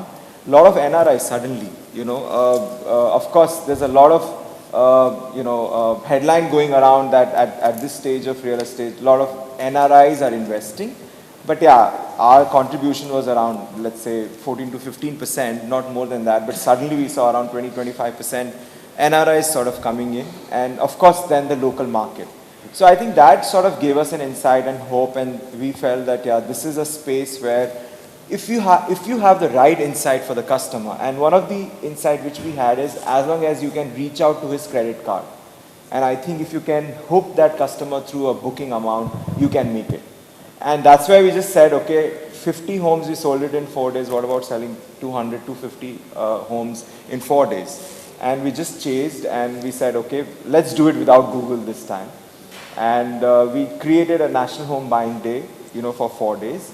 And we said, and of course, I think this is one space where everybody speaks about deals and offers and so on and so forth. We said, we don't want to do that. What we want to give to the customer is a pure experience and say that you will get the best value. And of course, being Tata, it helps you. I don't want to take that credit away. And we created these 4 days, and today we've sold around 250 homes in 4 days. So of course, that's helped the entire organization to come out of the lull, which I think the industry is going through right now. That's one. And suddenly it's given us a different base of customer. So as we jokingly say that, you know, the target audience for our project is no longer a city. I think it's a world today. I think, you know, that's how it's changed the entire shift, you know, for us as a marketeer and for the organization. I think very well said. So at some point in time, the sun never used to set in the English empire, and with digital data, each of your brands is as big as the English empire, because your customers are really 24/7 across geographies. And that brings us to another point, that at the heart of it, what everybody is saying is the starting point is data, and data-driven insights is what I am hearing the panelists saying. And data-driven insights, when executed well across the organization and coupled with innovation, can really lead to huge numbers that are there. The trickier part of the thing is that how do you start preparing for that data and for that insights, and how do you get ready with a lot of that? So Kedar, could you share some light or some customer use cases where you may have helped organizations to bring their entire information together? So as an audience research company, we help people collect a lot of information, data through analytics platform, reputation management and so on, and, you know, just improve the service qualities, or even for that matter, insights into marketing and so on. I think the starting point for a lot of people is the precursor to getting 24/7 customer service is just achieving consistency in the touch points that they have. So in today's day and age, you know, people so quickly grab the opportunity of opening more and more doors or touch points for customers to react. For example, Twitter, Facebook, and so on. And what that becomes is not just 24/7, but 6/24/7 customer service, because you're opening 6 doors to the customers. Now, without achieving consistency in one of the channels, I think it's impossible to manage all of them in a most regular manner. Also, the mindset that 24/7 means that, you know, our customer service department is open 24/7, the service delivery is doing 24/7 is enough, is not actually true. I mean, customer service is honestly not a department, it's a job for everyone in the organization. But more importantly, if you look at the, you know, the way people react, finding segments into how more and more users are reacting differently than how they reacted earlier. To give you an example, in the last couple of months, there has been a lot of unrest in the Andhra, Telangana region, and a lot of service delivery has been affected, let's say for logistics and so on. I think there are very few companies which have taken a trend and saying that, hey, I have 100 customers out there who are facing this problem, so I'm going to shoot out a mail saying that, you know, your service deliveries will be delayed by 2 days than usual. A simple thing, right? A lot of companies have done that, and those are beautiful examples of what 24/7 customer service means, which is not just delivering what you deliver on a day-to-day basis, but improving on, you know, doing something different. So, yeah. So it's a completely new meaning to 24/7 is not only just meeting expectations, but like exceeding expectations is what you are saying. Awesome. So I think the panelists have had one round. So is there a specific point that any one of you wants to make, or we could just get to asking questions? I would be happy to kind of understand from audience. Yeah, sure. We'll have your question first, but before I take on our audience question, I'm particularly interested in having any of the eminent panelists tell us. There is a FMCG gentleman from Heinz, and he's talking about some numbers like 250 million, and you got 140 million as your customer base. 45 million as the customer base. Now, for somebody like him, please give a solution, because he really is looking for a solution. Let's address somebody who's asking for a solution. Can somebody tell what could he be doing possibly? So I need to understand what is the problem which he's facing before I even tell him the solution. Problem or opportunity. And absolutely. Could you restate your question? I think your question was very valid when you asked it to Vijay. So probably you could restate your question. Hello. No, I wanted to ask that, you know, typically in FMCG companies, and they are perceived to be slightly orthodox and slow adapters to the digital world. Now, given the fact that we have presence in about 40 million households, and we reach out to those consumers, customers, and those things, how is it that we should use or we should embrace the technology in a better way? So, the answer that he asks is that, it will be turned around and you take the feedback. The feedback currently we are taking, if the product is not doing well, we change the product, we change the formulation, we change the communication, all of it is being done. Now, is there a way that if I am taking about 72 hours to do it, can I do it in 24 hours? Can I do it in 8 hours? That's something that probably will kind of, so if this is the question, can you just help with this? Yeah, sure. Anybody else want to attempt before I actually jump in? No, you can. Okay, sure. So I guess, and I think so Vijay actually spoke about, one is in terms of increasing the customer engagement, and I guess that's something which is given. A couple of areas where we've been working with FMCG organizations, and I can give some use cases. So one is obviously in terms of, there are various areas where you can really create a value from a marketing perspective, right? One is obviously in terms of customer acquisition, retention. Second is you can really help organization in terms of optimizing the cost, right? Of all the industry segments, I guess FMCG is one of the largest spenders when it comes to marketing, right? There are various activities, various promos and all those kind of stuff which really happens. The challenge which is with some of the FMCG customer with which we work right now is which is working, which is not working from a cost perspective.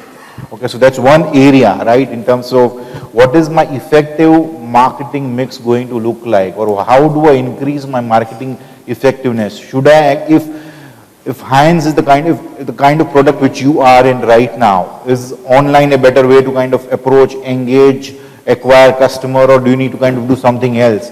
And he gave a classic example. I would not even in my dreams think of going on a site and buying home, to be very honest. But now I guess he's made me thinking that I should be, really changing. So that's one part. Second is, in terms of even, strengthening the quality, right? Quality is a major challenge. In fact, we work with one of the largest FMCG customer right now, both foods as well as tobacco, where we are actually helping them increase the kind of, or strengthen the quality which they have. And they have the research is absolutely massive. There are various parameters which actually goes in, okay, which really plays an important role in terms of deciding what is the kind of, how it will impact the quality. So it really depends upon, the segment which you are operating in. I don't think there should be, the only reason or only thing which basically can, I would say, inhibit your ability to be innovative is just your imagination. As in terms of technology, in terms of everything that's already existing. So if you really ask me, can a technology help you, okay, in terms of incorporating the feedback and strengthening your quality? Definitely. Can it help you reach out to the audience which you are kind of targeting through various channels, which Jay spoke about? Definitely. Can it work? Will it work? It may not. Or what is the effective way to kind of reach out? There are kind of things which are, the options are absolutely available. I think Before, just 1 minute, okay. Now, let's take one of our brands, Glucon-D. So it's half or about 70% of the product is sold in tier 2, tier 3 and tier 4 towns, okay.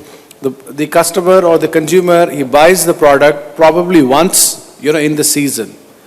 Now, I reach out to him, okay, and I use the traditional advertising, I build a brand. The brand is there for about close to 75 years, okay. I reach out to them. Probably the question is that, how do I use technology more, to interact with him, or to have multiple conversation, or at least start a conversation. I think the first thing in the earlier session, it was said that, the traditional advertising is, or marketing is obsolete now. You need to have conversations. So fine, fair enough, point taken. If we need to have conversations, then how do I have a conversation with somebody in Begusarai or somebody in, district Gorakhpur? Now, that's probably the challenge, and that's one of the things that, we need to debate upon. Sure, you were saying. I'm not sure I've got an answer to your challenge, but some comments. I think what we see, what I see mobile as enabling, so just mobile phones and mobile networks, is the traditional distribution of FMCG through retailers and wholesalers. It meant you didn't really know who your customers were. You had a good idea, but a direct relationship was missing. The mobile does enable you to have that direct relationship. And I think that is a fundamental shift in the space of 5 years. That direct relationship gives you an additional marketing channel, which I think you can use. But I don't think I share your view that the other marketing channels are dead. Because I look at something like TV advertising, print. Mobile can also help amplify those channels. So the call to action on a TV ad that is a call to action on a mobile works.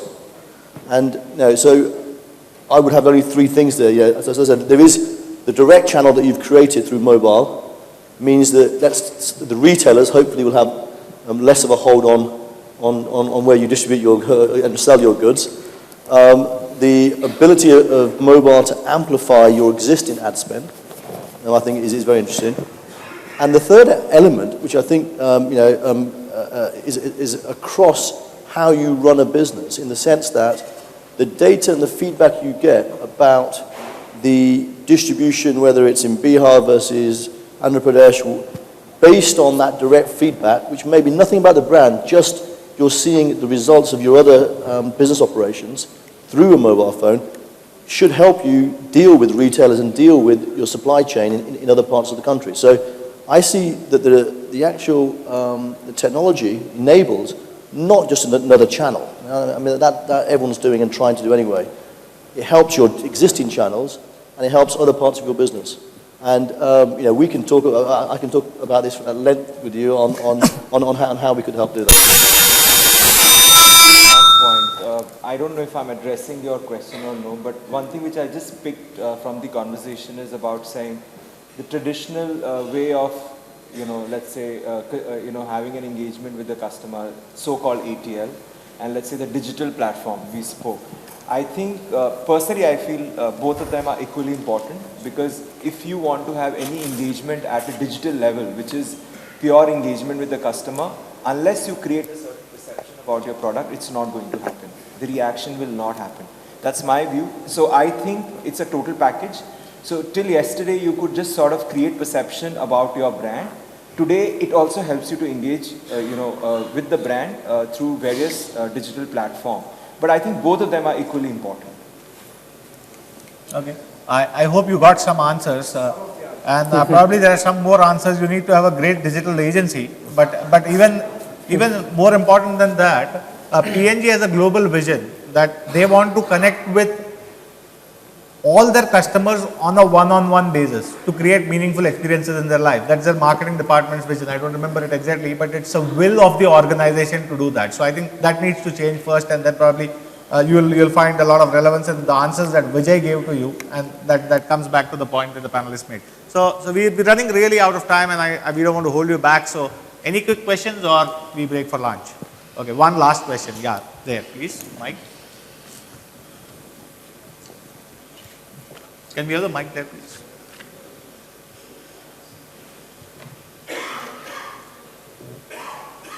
It's not really too much of a question. It's more of a thought that instead, can't we use the internet to kind of strengthen our offline business in the sense, like FMCG, I mean, I just want to take off from what he said. They have a deeper rural penetration right now than the digital. So when digital actually gets there, I think they're in a better position and they're going to be better prepared, because the customer, I've seen a Parle-G biscuit in the smallest village. So how could they use that advantage? So when digital comes in, they're already prepared. And the second thing is, how could you use digital 24/7 customer, but as a B2B? So say, like you have your distributors or things, distributors could even give their orders. Say, I am a little pan shop in a little village and I want to order.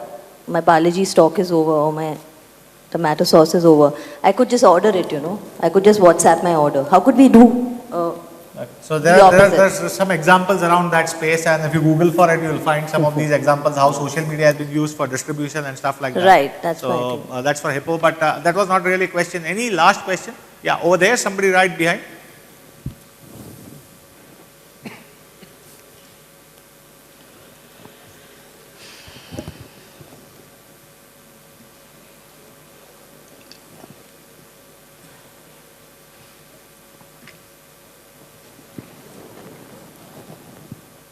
Hi, this is just a comment to pass to the gentleman sitting up ahead from Heinz. There is a company that's presenting at 5:20 called Brandtone, and the CEO would be presenting. It's a mobile marketing Okay, yeah, Mandeep company. will be there, so definitely I'd recommend hit, but sorry, I'll just, so 5:20, the Mandeep from Brandtone would be there, that might be a great session. So that would but be a good thanks, person to connect. Thanks so much. But I really was looking for questions. So there are none, and yeah, absolutely, but no, there is one there. What's looking on We have one. There are a lot of people, but we do wind up. Okay, can we take are the- running little we are late. running late. Can we take one last question? Because no pitches, questions, please. I ensured that the sponsors even don't pitch. The two top sponsors sitting over here, and tough job for me. Please, don't pitch. And no, I'm really glad that you all brought about some great thought leadership. Otherwise, that's always a stress to our sponsors on panel. Sorry, yeah. Hi, so I have a question. Yeah. And Introduce yourself, please, and the question. I'm Michelle Rodrigues, and I'm with the marketing team at Tata Valley Homes. And I work with Pawan, so Pawan, you cannot answer the question. Yes. This is specifically towards the e-commerce business. And a question that constantly plagues us and the team is, when I want to take my business online, and just looking back at the way online has really boomed and retail sector has really ridden that wave in a very beautiful way, can the online business survive without a discount value proposition? Because if we really look at retail and all the other businesses, it's all about discounting, and you're running a very low margin business in that sense. So if you're not an established brand or people are not very well known about you, how do you establish yourself without, discounting, cutting 30% off? What's the way forward? Got the question. So how do you serve a 24/7 customer online without discounting? That's the last question. So obviously it's to keep in sync with the changing customers' expectations also. And this is not a pitch. I'm just obviously we all buy from Pepperfry. Yeah, so. we are a home products company. What we sell primarily a lot of is furniture. And just think of it in terms of the unique attribute that an online player can have versus an offline player has. We have 12,000 designs of furniture on our site. You can get 600 to 800 types of beds. And, and all of this is available for sale to the end consumer without them being in existence. They're just a catalog. They're just on the internet. You look at it, any amount of detail in terms of photographs, videos, etc. can be provided. You take a decision that you like it, and you go ahead and buy it. The point that I'm trying to say is, online there are some basic advantages. For example, if you're a catalog design-driven organization, you can put up hundreds of designs that customers don't have access to today. So where we stand, for example, is the fact that if you want to serve all customers across the country, at the same time provide them hundreds and thousands of designs for the kind of vertical that you're operating in, the only way to go is online. Okay? And the other advantages of cost, value, etc., I don't want to get into because you touched upon it. But I'm saying every vertical has its own unique reason why it will win online. And for a home products company where it's all about the long tail and spread of products, it's not concentrated product performance, online is the only way to go. Correct, but that would be purely from a company perspective. For a customer, why should he come and buy something online? Is it purely convenience? What is the reason that he should come to you and not go to his local furniture store whom he trusts and buy it from there? I'm sure he would also have a catalog. So without getting into the question around trust, I'm saying it's access to design or access to the product. So your local customer or your local producer might not have access to that kind of a design or capability to use that kind of wood. And therefore, fundamentally, let's say you're talking about access to a specialized product offering.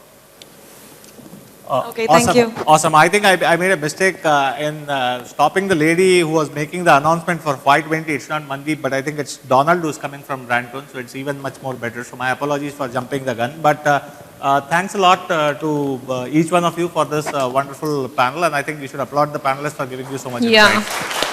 And dear panelists, I think our guests are actually ready for 24/7 customers after your inputs, and they are here around, so definitely you can have your all queries sorted once in the lunch break. Please, Vatsal, wait for a second. I would like you to, just give away the mementos to our respected other panelists who've been here.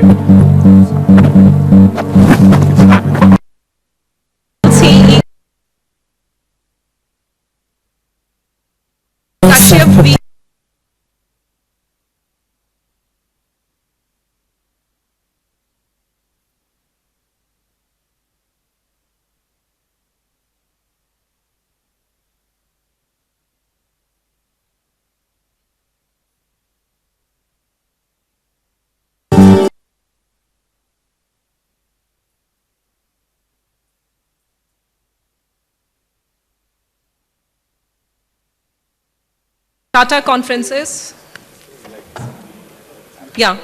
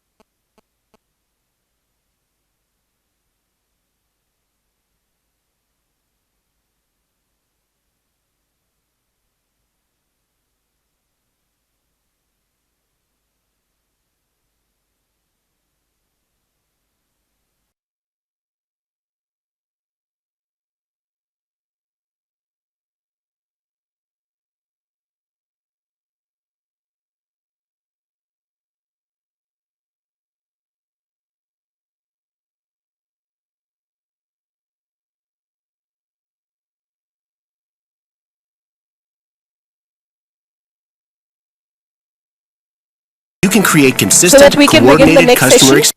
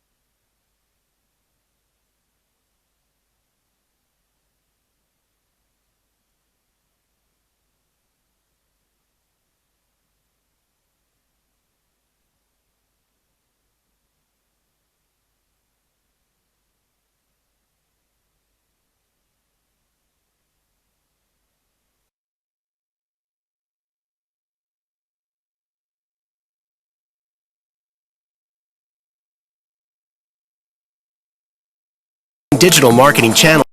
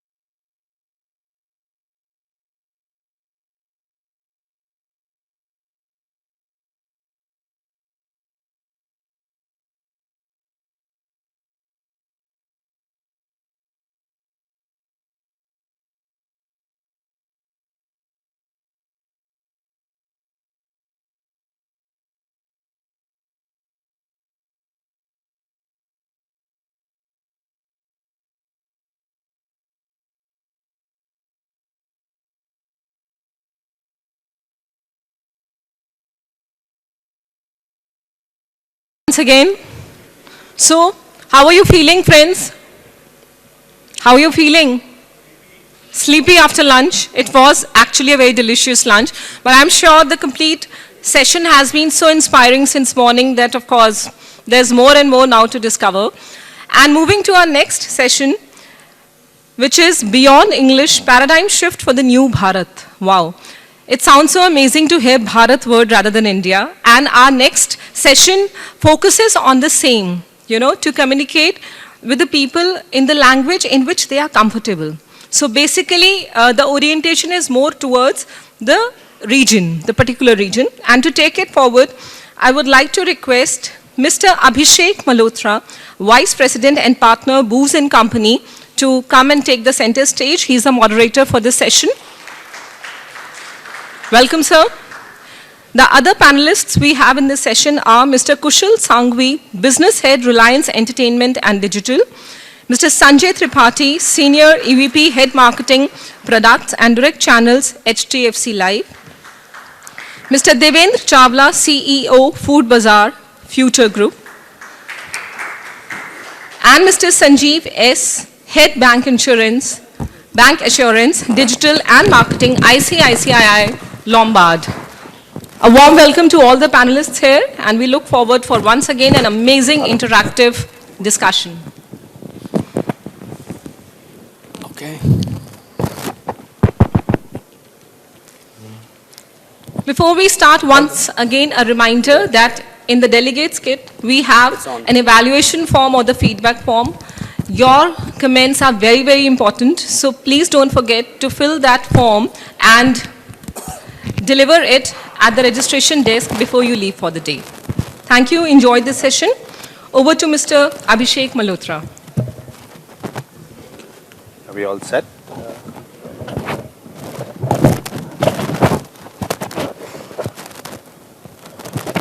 Can you hear me? I guess so. Good afternoon. Getting a slot right after lunch is always very tricky. Vatsal was very, very honest by saying that he is sleepy. We will try our best to wake you up. If not, right after the session, there's coffee outside. So we'll try. I know the session's running a little bit late. We'll try to finish in about an hour's time and try to get it back on some sort of a schedule. So before I kind of start and what we'll do is just to lay out, we have about an hour or so. I'll just ask the panelists, I'll just give some opening remarks, ask the panelists to introduce themselves and offer their opinion on the topic. Then there are a couple of themes that I'd like to explore with the panel. They actually bring, they are both marketers, providers, offline businesses, digital businesses. So it's a pretty good panel. So I'll ask them to kind of play around with a couple of themes that we want to explore a little bit. We will try to manage the time. I've been told there are some buzzers, meaning there's no clock here, but I've been told there's a buzzer which will sound and we'll have 15 minutes. So we'll try to see if we can take any audience questions in the last 10 to 15 minutes kind of thing. Okay? So that's kind of what the next, 55 minutes would look like. So I guess, all of us are living in this digital world. During lunch, on our phones, I saw lots of tablets on everybody's table. As I'm speaking, I'm sure many of you are checking, figuring out hopefully stuff related to the topic or other things about the event for today, but maybe also chatting, multitasking and interacting with lots of other things that you may want to do. A boss calling, a spouse asking for something, or trying to make a Friday evening plan. But the reality is, in our personal lives, in our business lives, digital is fully there. But I can take a pretty reasonable bet that today, as all of you guys are interacting and working on your devices, the language of choice, at least for this audience, is English.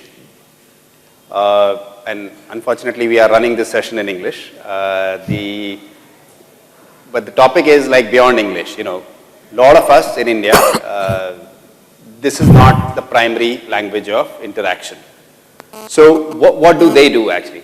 And maybe before I kind of go on and ask the panelists, just a quick kind of thing. Is there anybody in this room, if you could just raise your hands, if you use a non-English language on your phone or a tablet to read anything or to interact anything, to write anything? Is there anybody in this room who does? I see one hand, 2, 3. Okay, so 6 to 7 people who use non-English. The other way around to do it, I did this exactly like 1.5 hours earlier outside with people working outside. There it was about half the population working, the security guard who lets in, the driver, the screener there, the waiter serving us. About half of them said that they use, I just asked them what language do you use on your mobile kind of thing. So half of them use non-English kind of thing. So obviously what we will talk about is not your experiences here as individuals, but more what your organizations should be thinking about as you try to serve a Bharat outside. So with that, quick introduction about myself. I'm Abhishek. I am a partner with Booz & Company, a management consulting firm. And I do a lot of work with marketers in consumer and retail companies.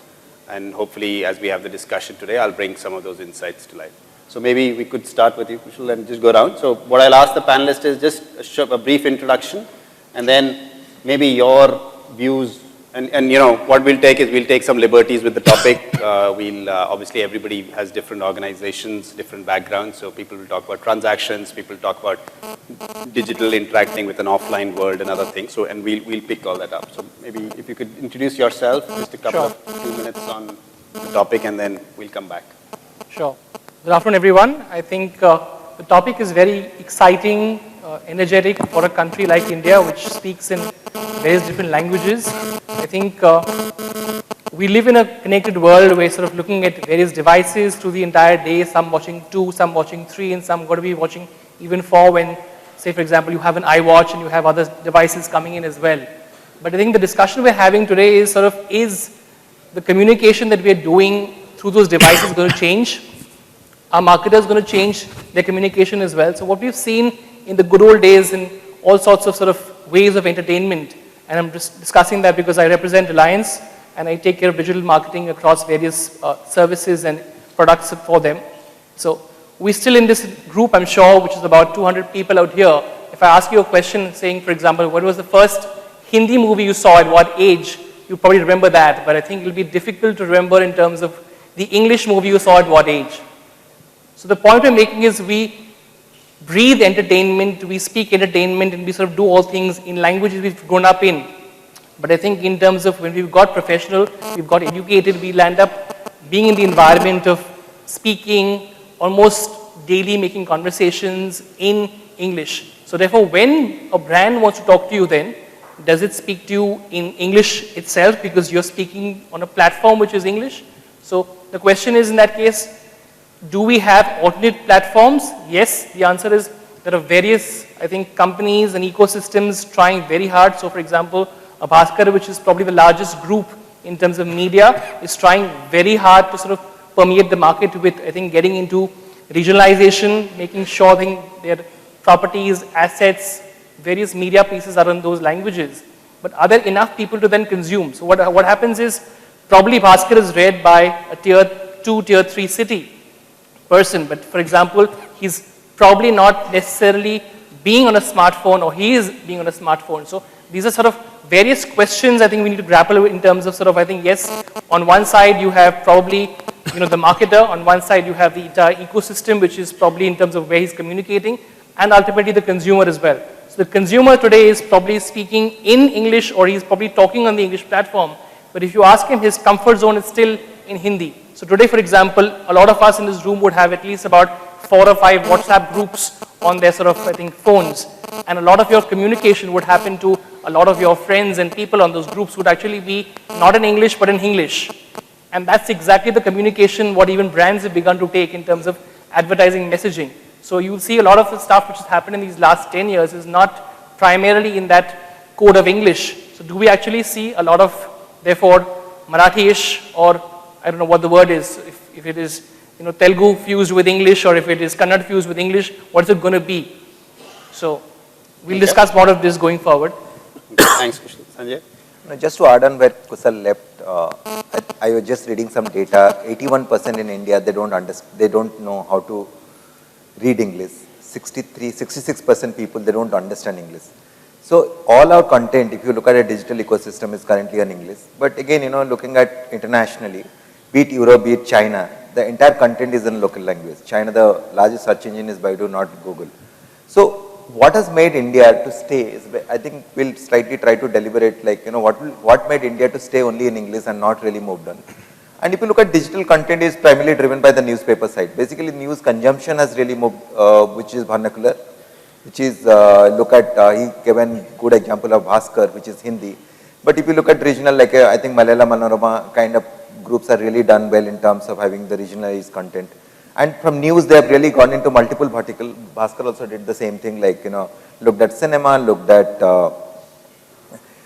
celebrities, looked at having, health. They've gone into all verticals. But if you look at, like, that verticalized content for regional is probably not so much available. There are multiple problems. I think Kusal touched upon a couple of that. I think there's a problem with the devices. Like, not many devices initially were equipped with multi-language, multi-languages. India is a country where got more than 400, 500 spoken languages are there. Like, written language will be at least, having a sizable base will be at least 20, if not less. So, like, be it devices, be it sites, be it even be it Unicode, and having a proper same script. I don't think that initially it was standardized. So a lot of sites are using the scripts in their own, which is like, it is up to on their own. It is not really available to public. So there are a lot of issues actually happen why India is really, the digital has not moved to Bharat. I work for insurance company HDFC Life. I take care of products, marketing, and direct channels. We look at, what has recently happened, I'll just give one digital example of our e-commerce business last 1 year. It's on Tom. Has really moving on a very, very fast pace. We are currently doing more than 100 crores. We are the first company to sell more than 1 lakh policies on the net, on online term. We saw a very interesting thing. It is happening very small town. We have got branches, let's say, close to 500 cities, but a lot of small towns where we never had in next 5-year plan to really reach there, they are buying from online. So what I need to really provide is a medical center so a person can come and buy online. So today with the English content, he is doing that. So it gives me an opportunity to think, if I got a vernacular content, he can come and read, because he's consuming content, and with the smartphone penetration, which is going at a much faster pace, and all the analysts what they're telling is like, with the next 250 million internet, or like, next 100 million handset, it will go into rural, 50%, more than 50% will go to rural. So obviously smartphone percentage availability in rural will going to increase.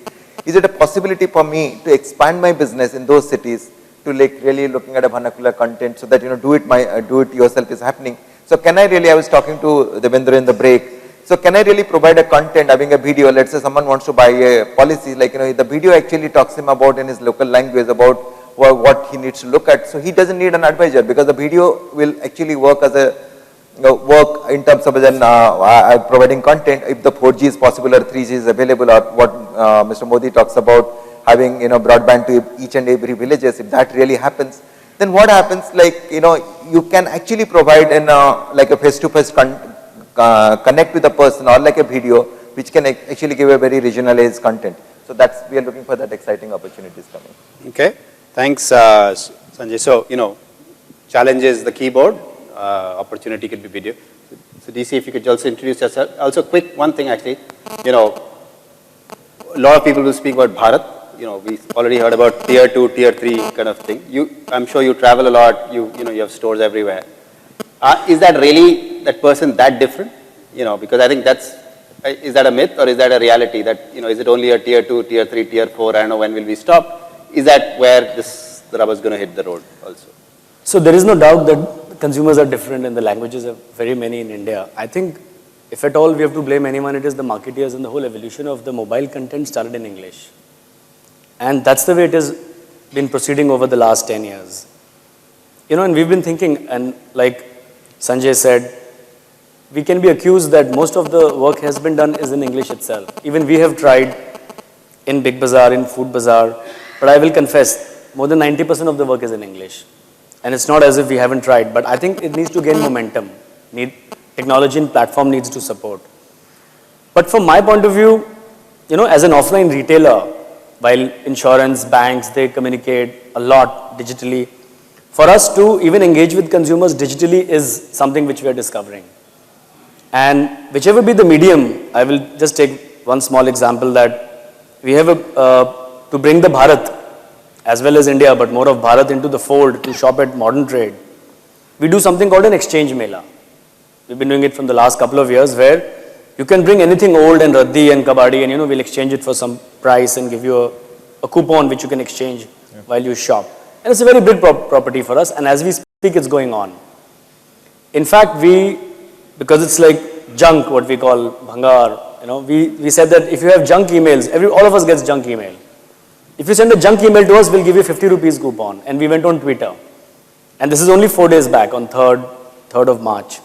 It trended in Mumbai, then it trended in India, it trended worldwide as the top 20 things in the world that day. We had 1.9 million tweets on it, and it is a BBC story right now. So we all have to discover that whether it's vernacular or which is the way one can use digital to reach the customer, whether Bharat or India. Okay. So, Sanjeev, like some interesting perspectives, from the panelists already. Your thoughts on the topic?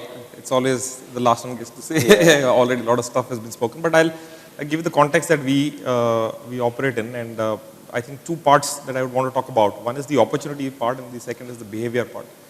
On the opportunity part, what the entire medium of digital gives us is access to customers beyond of what you regularly reach out to. And we've seen, for example, for us in various categories in general insurance, for example, I'll give you a couple of examples. Two-wheeler customers, they're not only there in the urban cities, but they're also there in many of the tier 2, tier 3 rural villages right up there. And it's a hugely challenging task to, reach out to offices to get, the insurance for the two-wheeler done. And we are seeing that two-wheeler customers are increasingly coming onto the net to buy the thing, because commercially to distribute two-wheeler insurance as a category is not very easy, in the traditional world. So it's creating an absolutely new opportunity, and that's what I think every enterprise aims for, is to be able to reach out to new customers and generate more business. On the other hand, what it's also doing is, creating a much higher depth within the customer that you are dealing with. So on the digital platforms, we are seeing persistency to be very, very high, which means customers retaining their policies every subsequent year. And not only that, also buying more policies. So somebody who's got a car insurance is buying a travel insurance, is also buying a health insurance, and therefore the density is increasing. So I think if you look at the opportunity standpoint of view, these are really the 2 metrics that you look at to say how is your business doing. And if you're able to create width and depth both, then the medium is very, very powerful. The challenge is that when you're reaching out to customers, the segmentation is so varied. So for a commercial vehicle, you also have a driver cum owner who cannot speak in any other language but the vernacular language. And you also have a fleet owner who, of course, can speak in English as well as a local language, but many a times prefers to speak in a local language, to a travel customer who's completely different, whose preferred language would be English. And therefore, if you are able to reach out to these customers and consumers in the language that they prefer, they work with, I think it's one adds to a great comfort. Coming to the second aspect apart from the opportunity, which is the behavior part, I personally saw it. My son was wanting a Rubik Cube, and that wasn't available. The brand that he wanted wasn't available in most of the sites which operated all over India, and he picked up one which was from a Hong Kong site.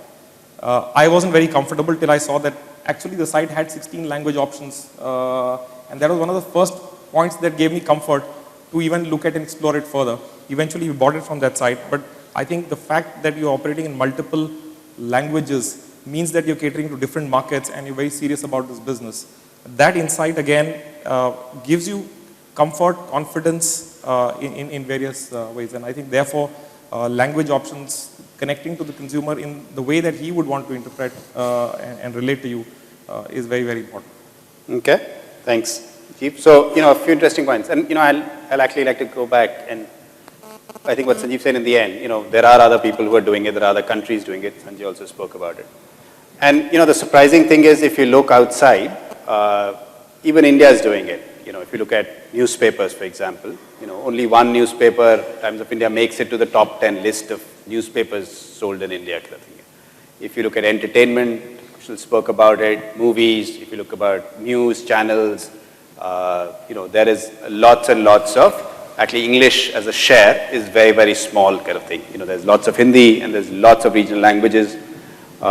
Every report, data you look at saying regional, each one of the large firms has invested in regional channels and they are growing.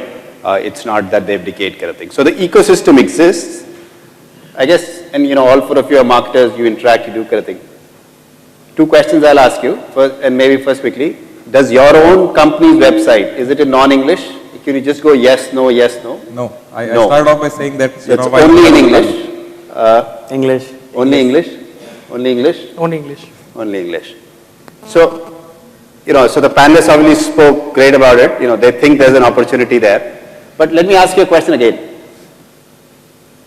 So maybe I'm not, and I'm sure there are people here who are smarter than that and know if it's a technology constraint. But is the constraint people like us? We are educated, we can speak English, we can interact, we are in the 19% who, are there and we can have a conference, otherwise we won't get covered by Economic Times and all that good stuff. But are we the constraint? Because if I look at other media, the consumer is not the constraint. It doesn't seem to be. It's actually a much larger opportunity. I think that's what happens when you hire MBAs. No, I'll tell you a very interesting perspective. We initially, when I joined, we used to make collaterals or content in all languages. See, the problem is managing the content. I think where we really struggle in a regional language is managing the content because, I'll particularly tell about our company is very regulated and, got around 30 to 35 products. And the product also go through different regulation changes. So you have to ensure the right kind of content is available in the market. So after 3-4 years, once we were doing an audit, we didn't have any hold on the content, what is there in the market. So that point of time, we really decided then, somewhere you are getting blamed because you are unable to really manage the content properly. So the marketing team, as what you have said is right, marketing team decided will not have regional content unless someone asks for it. So we provide content, but it is not in regular domain. So anyone who asks for it, we actually provide the content in a local language. The other thing what we did, I think what really worked, rather than making a brochure and all content vernacular, we actually made only the sales pitch kind of content vernacular because we thought and we saw from our what people are asking, they want that part because what the customer gets about a product features and details, they want that part to be vernacular. So we made that vernacular and post that, we have not really got much request from the field to get any other vernacular content. So I think I'll add to that. I think when we're talking about companies which are sort of looking hungrily at data, there was a discussion in the earlier panel as well that data is going to be the focal point of all marketers in time to come as well. So I think to capture data, then essentially any company would make that at least piece of communication open to people. So someone is filling up a form for any subscription, product, service or whatever that he wants to wish to consume. There will be options provided to the person to fill up in, in the language that he wishes to choose in. But again, the question is, do we have an analyst at the back end who understands, say, for example, different languages? Because what happens is, it's a problem of plenty in our country, right? So, for example, if we have data coming in from, say, 7 different languages, then no one can assimilate that data. And because basis that data, you're going to put up your entire hypothesis in terms of your consumer segments, your buckets of communication, then forward to them, and your marketing strategy. So, the problem is essentially in terms of, do we have someone who also knows? So, anyone by the raise of hands, if you can Google up quickly, how many languages we have in India? Loaded question. So maybe someone who knows the answer, ET can give an award immediately to. So 26, that's probably states. I think you may have 26 only in southern India. Scheduled languages. So I think by the time somebody tries to find it, sure, you should do that search in Hindi or, so someone can Google up. So the fact is, yes, so you will definitely need someone who collates data. So that person who is probably, I think in my definition, a chief data officer. So he needs to know different languages as well. So he can pull out, get into that entire thing of almost understanding it and then making communication. I think the marketers who probably done that the best have been people who spend the largest amount of money. So I agree with Sanjay. So if you have a large team who can do a lot of things. So for example, a Unilever has communication going on in almost every language. So when you go to northeastern states, you probably have communication of Lux and a Lifebuoy even in that language. But when you probably have, HDFC or probably have ICICI talking in that, state, they will certainly not use that language. But I guess, Kushal, maybe a point of disagreement that I thought, and maybe I may be wrong, I thought digital was supposed to make it cheaper, easier, quicker, all that good stuff. I agree. So I think some part of it is us, at least I would want to say it is us, and some part of it is the story of evolution as well. You were, trying to deal with the new way of doing business. It had its own challenges, as Sanjay said, products, you had transactions to deal with. You had to add more and more offerings to the customer and support. And in some space like that, you started to relate to the benefits of language and communication and comfort of customers only, in the last one and a half years. When consumers started to surface on your site and transacted with you and maybe either gave you feedback or they were not the conventional customers that you were looking for. For example, he said term customers from smaller villages, and we've seen that happen all the time. So most of our customers who come from smaller towns or even customers migrated to a bigger city but loves to transact in a vernacular language is when we realize the potential and the power of the fact that if you were to communicate to them in that language, it works wonders for you. The second and more important aspect is in the financial services business, financial literacy itself is a huge challenge. Today, to explain what a policy is all about or what product in the financial suite you're buying, what does it mean to you, is very, very difficult. And that in multiple languages, in videos, is a great help and great assistance. And that's something that we've been working on, and we see great response to stuff like that, where you are able to even explain an entire claim process in the language that the customer would relate to. And that really enhances not just your brand to the consumer, but actually is the real purpose of why he's eventually transacting with you. That if he did have a claim, that he knows how to go about it. Okay. And I guess, and maybe I remain the skeptic on the table.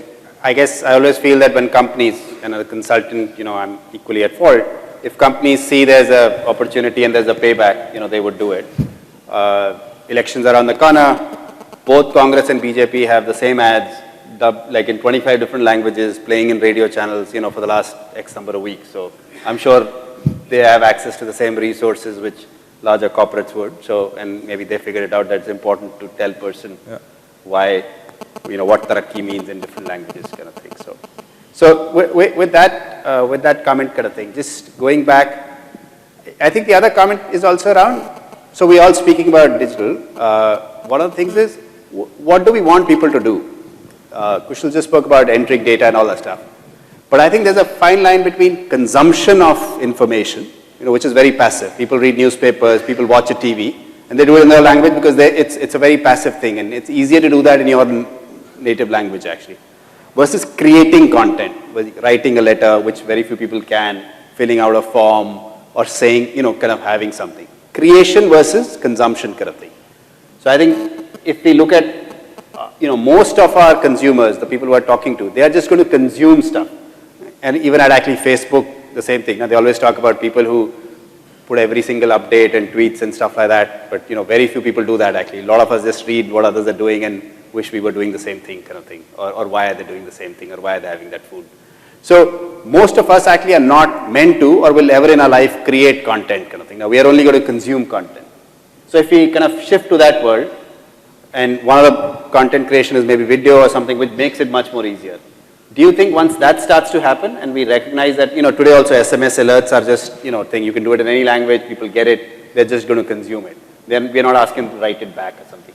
Do you think once that happens, any one of you think? So do you think that I think will one increase? example which comes to my mind, like what you said, is it's about engaging the consumer digitally and whichever language they choose. So something we did at the end of last year was a Great India Kitchen Festival where we put a microsite and we said that please give us your best recipes and we'll reward the recipes and give a lot of gifts. And we got thousands of people, women cooking in their own languages and giving the recipe while making it in terms of video itself. So people do find a way to engage with the retailer or with the company in their own ways. And I think it's a work in progress. It's not as if marketeers are not open to it. I think this whole thing is evolving. So in our own ways, we're discovering like, in the future, like Sanjay said, you know, today we get mass SMSs. One could send in vernacular language or in Hindi, let's say, videos of 20 seconds explaining. He could explain insurance. I could actually sell a product saying that come to Big Bazaar in the local language. But if you see, we have another platform like called Big Bazaar Direct, where people, our stores are in 95 cities, but modern retail has not reached the smaller villages or smaller towns. And people can go there with a tablet, which is our aim of the agents, and they actually, we can do it in many languages, and that's what's being worked upon. So I think it's evolving and it'll take shape. Okay. And Kushal, maybe from your point, do you think the ecosystem is ready? The technology, the creatives, the everything else, are they ready, or they could be a constraint kind of thing? So I think it's a sort of a chicken and egg sort of story for sure. So at one level, if we're still talking about the fact of us being able to speak in that language, are we sort of also saying that if every single thing is there exactly the way we want to, but the problem is again back to, I'm saying, the problem of plenty itself. You know, who is the second best language, who's the third best language, because there'll always be that dominance. Because today it's a fundamental question which marketers ask themselves in terms of sort of if we're releasing for a large format. The fact is, if you're doing stuff in Hindi, you block out the 4 states in the south. If you're doing stuff only in the south, you block off. So it's always going to be a situation in terms of sort of what language you want to sort of speak in. But certainly, if anyone Googles up in terms of the number of sort of videos on YouTube being sort of regularly being accessed by people, they're definitely, in fact, in local languages, Hindi and all of those for sure. So the largest sort of viewed content actually sitting out of India, and YouTube is perhaps the third largest screen after sort of some GECs in the country today itself, is clearly that we're seeing content in that fashion. So imagine you're seeing a YouTube page which is actually written in English, but you're viewing the content in a language which is, so that itself is then a big question which I ask, and you know, why are we therefore sort of seeing it in a YouTube which is written as English on the top, and we're seeing the content in a little box which plays out in a different language. So it's probably it's a question which a lot of people need to answer together. It's not just something which should be driven by just an answer simply. Okay. Jeep, your reactions to it? And so, I think the power of segmentation and reaching out that language options provide is really, really phenomenal. I gave you a few examples at the beginning, and we, for example, are starting to see that in our traditional, even on our digital budgets, where we typically go to financial sites, etc., you typically tend to be in English, right? But for various customer segments, which is around, let's say, two-wheelers or commercial vehicles, they are not the kind of consumers who are going to be there in the traditional medium that you spend most of your money in. And when we are looking at, you know, these regional sites and promoting it even in regional movie sites, right? In south of India, if you see, there are multiple regional movie websites, and a lot of our consumers, from research we've seen, actually are accessing these sites. So our ability to remarket in their language from the site that they are going to is getting us a much better connect with these set of customers. Because you believe it or not, these are customers who are not enough are there on the internet right now, but the size is increasing in an exponential way in terms of them starting to access. So they are the customers who, you know, we were traditionally in the big cities targeting about 4 years back. So they are coming on very fast, they are consuming content very fast, and they are much faster when it comes to transaction. If they find the relevant product, they get very comfortable and they then tend to purchase it as well, which is all the 3 things that you're really looking for. And to that extent, we find great merit in categories of products which traditionally we are not able to reach out to, even in a physical distribution network, that we are able to comfortably reach out because of content being on regional sites or content getting remarketed through regional sites and they getting that comfort. Okay. So, you know, I guess, Sanjay, maybe your reaction as you speak with your teams, you know, kind of thing. Do you think they are ready for this, or do you think they... No, I think the change will happen because of mobile, because mobile penetration is really increasing. Just simple thing like, starting from SMS, you know, if like now it has moved to, let's say, like a missed call alert, like, you know, if you can really link mobile, which state it is in, you know, missed call alert, you can actually provide a regional content, you know, call back on a regional content. So what was happening in our world is like, if you do a call center has got multiple language options. So same thing, if I really, mobile gives me an opportunity to really pick up, like, through the responsive web design and the CMS together, you can actually pull up content based on your location. You can actually pull up content where you are. So you can give a, as you rightly said, like, not a translation version of it, but, looking at a place where they are in, and like certain product, like, it may not happen for the entire site, as Devendra said, it may not happen one go. But let's say if I'm like my sales collateral currently are already there, which is vernacular, but I can provide that content very easily. I've got call center which is vernacular. I can actually provide someone callback on that very easily. So if I can link with mobile and the smartphones, along with the content, along with my call center, and create an ecosystem, so it will help the people to understand my product, and the penetration can become much faster than what the current level is. It is not that I don't have the pieces, I don't have the pieces jointed. It is not in one single platform to offer it to the customer. Okay. So, and DC, maybe I'll go back, so this is traditional marketing. So we're talking of a digital age where it's, and it is tough, X number of 25, 30 languages kind of thing. You've been a marketer. It's something that I thought everybody would deal with on a pretty regular basis. If you spoke about levers, Asian Paints in the room right next door, you have some friends there. But it's not something new to India, right? But see in the larger context, fact is 90% of budgets are being used vernacular, like they may not be on digital, which is small right now. It itself will grow in the future. But otherwise, if you see Future Group or like Big Bazaar, everything is regional and local. And like what Sanjay said, there are various means to go to the customer. If you give a missed call and when the customer calls back, and as long as you can speak to them in their language, I think the whole idea is to get to the customer. Of course, there's work to be done on digital platform, vernacular or regional wise. But I think it's still small, and what it brings, a discussion like this does bring it to the fore, that when you go back, like you go to Pointer more. Like I'll give you one example. Sometime back, we have a Facebook page in Big Bazaar with lakhs of people, and we did some communication in English. But we didn't get a very good response. So now we're figuring out like what better way it can be. Because the whole Bollywood, people even when they chat or type, they type Hindi words but in English. So it naturally comes to us as Indians, but then we didn't have a very engaging experience. I think it's something which we have to discover. I'll just add, and when we actually met Sarutha Kejo, we made an English line also, respect yourself. But interestingly, after the first ad, when we did research, Sarutha Kejo is the line, as a line. It actually touched everyone rather than respect yourself. So content, your language content really helps. We actually created a Sarutha Kejo line for all the languages. But again, when we did after 1 year, people understand Sarutha Kejo, then you don't have to tell that in languages. So like any place, first you have to make small segments, then you have to make larger segments. So English currently we are using as one larger segment. Maybe going forward there will be 3 larger segments which will work. Everything what you do, you'll do English, Hindi, and maybe some other local language for that state. So there will be multiple models will emerge going forward. I don't think you might have to really have 29 languages offered to the customer when you are actually coming. See, let's say based on what language you are comfortable, only 2 languages you are going to see, and more than that you don't require. Yeah, no, exactly. Let me add, like what Sanjay said, Sarut Hage Jio is Hindi words written in English. Similarly, we have a Big Bazaar, Naya India ka Naya Bazaar. It's all written in English, but it's Hindi. So I think there are various ways which you are doing it, but not being in that regional language itself, but using digital for sure. Okay. No, and I think the best example is Bollywood, a lot of the long titles and all, and even what the heroes and the actresses speak. There's lots more English in Bollywood movies nowadays than what we would.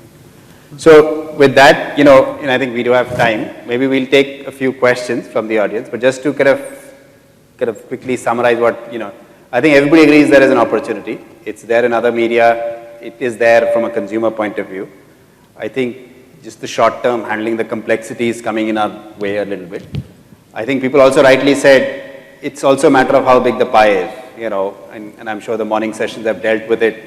Media spend is X, digital for all its talking and all that stuff is still a small part of that X. Within that, kind of if you start allocating a small pie much further, it becomes much difficult kind of thing. So, but as the pie grows, then it makes worthwhile to split the pie into 2, 3, 4, and maybe even 29 kind of thing.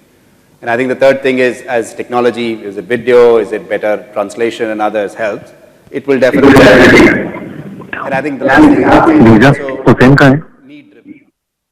See, what's the need.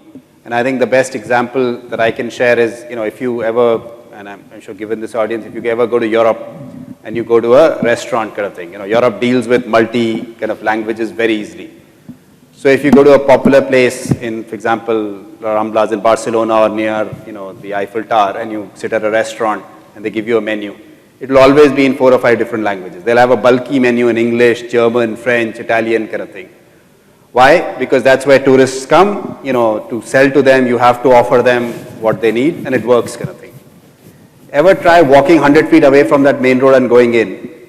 That local place will not have many times an English menu or another language menu. It only deals with their local kind of thing. So sometimes business needs competition because everybody else is doing it, forces companies to do that kind of thing. And I just hope that, in this case, especially as the pie gets bigger, and 4 of these people said they only have an English website, so one of them is going to go and change it, and then next time when we meet 1 year from now, the number might be a little bit different kind of thing. And I'm sure there are website builders sitting there who must be taking down notes and saying, I need to call them ASAP after this. So with that, I think we do have time. I don't know whether buzzers are all, but we can maybe take a few questions. If you could just raise your hand, you can ask the question to anybody of the panelists, and if you just introduce yourself. I see one hand at the back. I don't know if they have mics or something. I think so, yeah.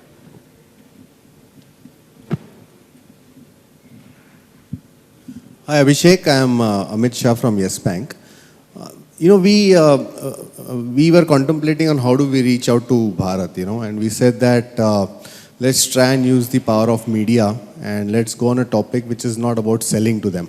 So we came up with this concept called Yes, I Am the Change, which was a short filmmaking competition where youth and everybody from different walks of life created very short films and sent it to us about random acts of kindness and things that they saw around them, local heroes, so on and so forth.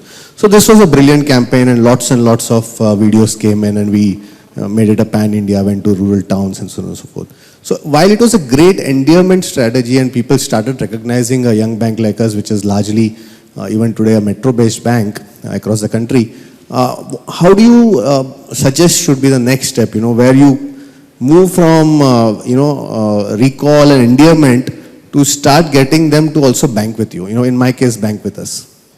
Okay. So it's a very clever question asked from a consultant, who would have otherwise charged money for this kind of thing. So what I'm going to do is, there are 2 other financial services competitors of yours, maybe in some shape or form. But so I guess the question is, good one way, but that's just great excitement. Sanjay or Sanjeev, either one of you, how can you do more actually? His boss is still not happy that it's produced the ROI that he wants. I think it's a fair point, and I think that's how most organizations have typically ended up starting. So in our context, we did something on road safety and how we created content in various forms on road safety, which also got a lot of response from various ways.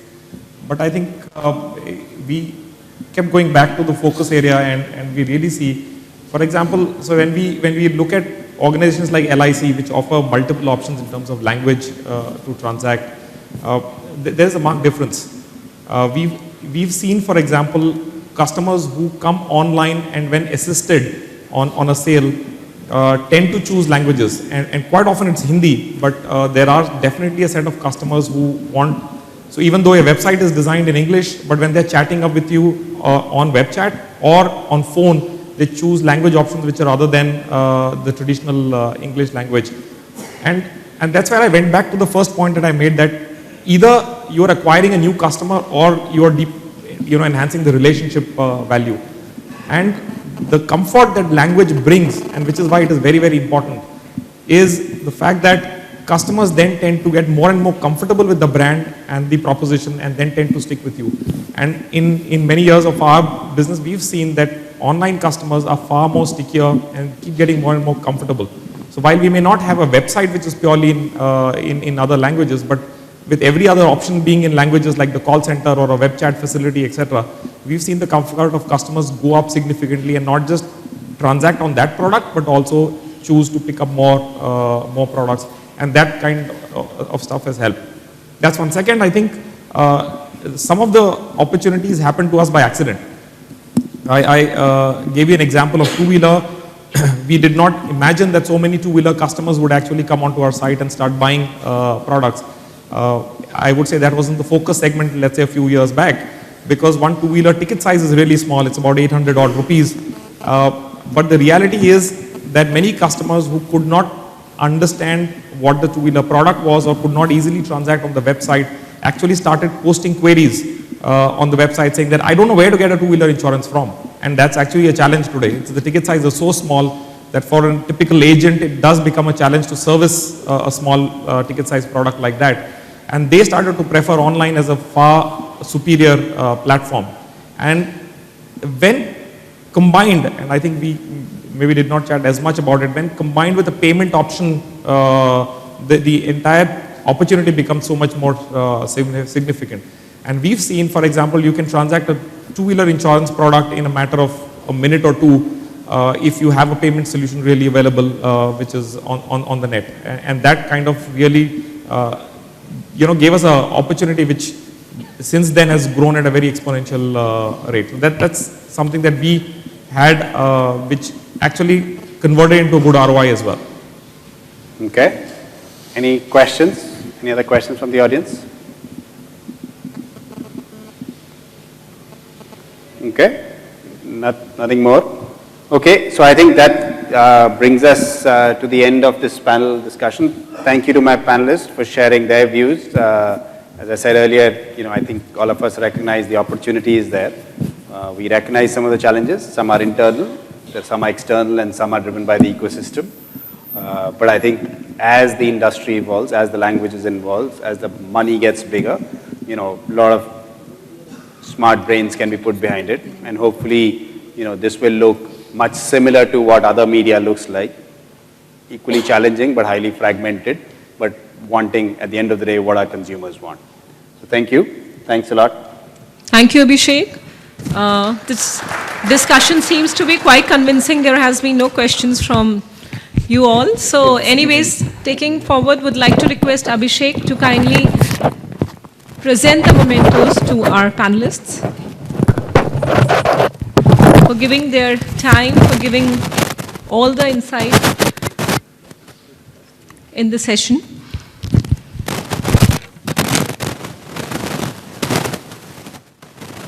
Thank you all the panelists. Let's put our hands together. Finally, Mr. Kushal Sangvi, Business Head, Reliance Entertainment and Digital. For Mr. Sanjay Tripathi, Senior EVP, Head Marketing, Products and Direct Channels, HDFC Live. Mr. Devendra Chawla, CEO, Food Bazaar, Future Group. And Mr. Sanjeev S. Head, Bank Assurance, Digital and Marketing, ICICI Lombard. And to felicitate Mr. Abhishek Malhotra, I would like to request Mr. Rishi Kapoor, Sector Head, Times Conferences Limited, to kindly come on the stage and present this memento to him.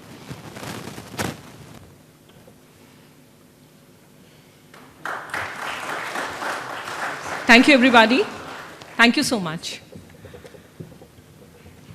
Thank you, Mr. Rishi Kapoor. Thank you, Mr. Abhishek Malhotra. Friends, now let's have a break for tea or coffee so that, as some time back, Mr. Vatsal said, we are feeling a little sleepy after lunch, but now I'm sure you would have your spirit must have risen up. So anyways, come back in next 15 minutes and we'll move forward with the last session of the day along with the presentation.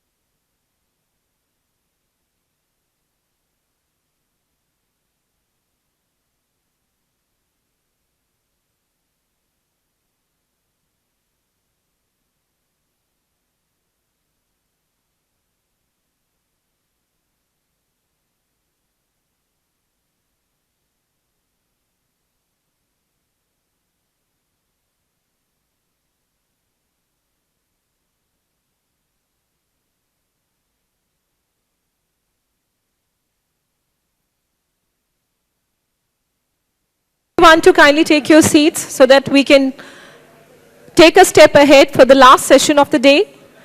Everyone who can hear my voice outside this ballroom, I request to kindly step inside and take your seats. Thank you.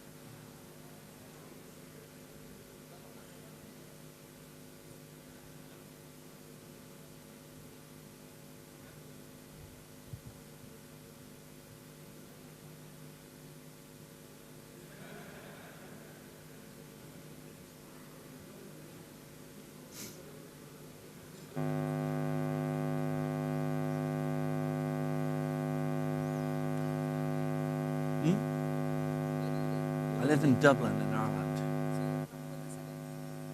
No, we have a business here, so, and I was here, well, I'm here for this event, but I was also seeing clients.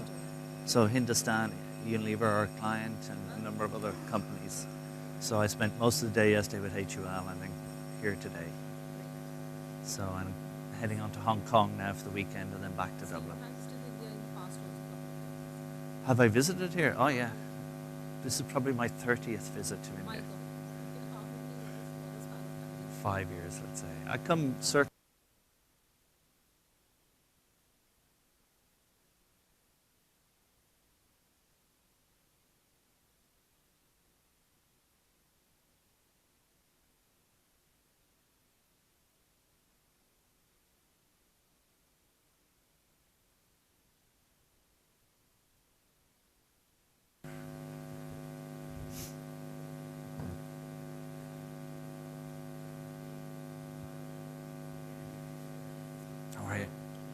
I'm Donald. Good to meet you.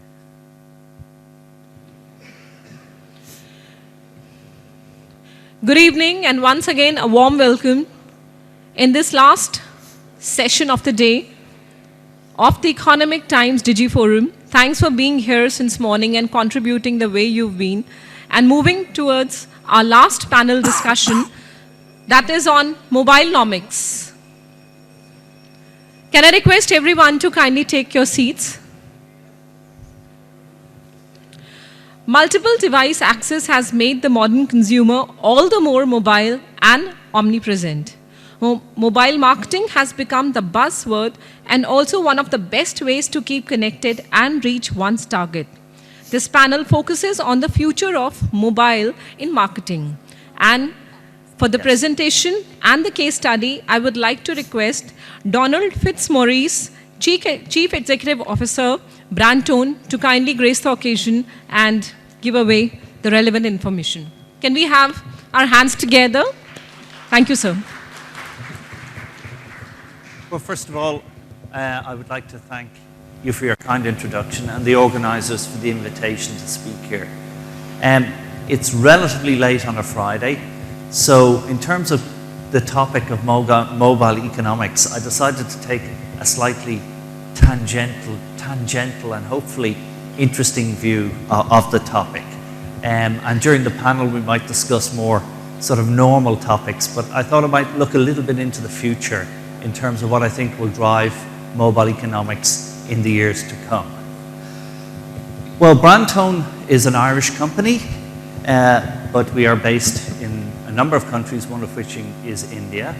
And what we do is we use the power of mobile and big data to build sustainable one-to-one relationships between a brand and its consumers.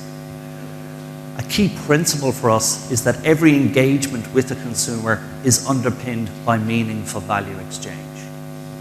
It's enabled by a global, scalable technology platform that can be deployed in any of our markets through the cloud. But very importantly, it's also supported by local teams of extremely talented marketeers who work closely with our brands to use the platform in the way that will really deliver the best results for the client. And some of my colleagues are here today.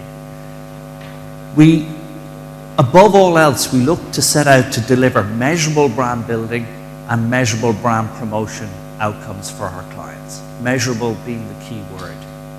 And as a result of that, understand what is and deliver superior return on marketing investment. As I said, we're present in a number of countries, including South Africa, Kenya, Nigeria, Turkey, Russia, US, Brazil, India, China, and Indonesia. And I want to make really 3 points: value, measurement, and empowerment. So to talk about the values piece first, I want to just take a little bit of time to explain to you what we do. First thing we do is, if a consumer here in India, let's say in West Bengal, can go into a store and buy a bag of Sunlight washing powder. They bring that bag home, and inside the bag is a unique code, and they message that code into us. We immediately initiate a voice call back to them, and then we profile that consumer by asking them 2 or 3 questions.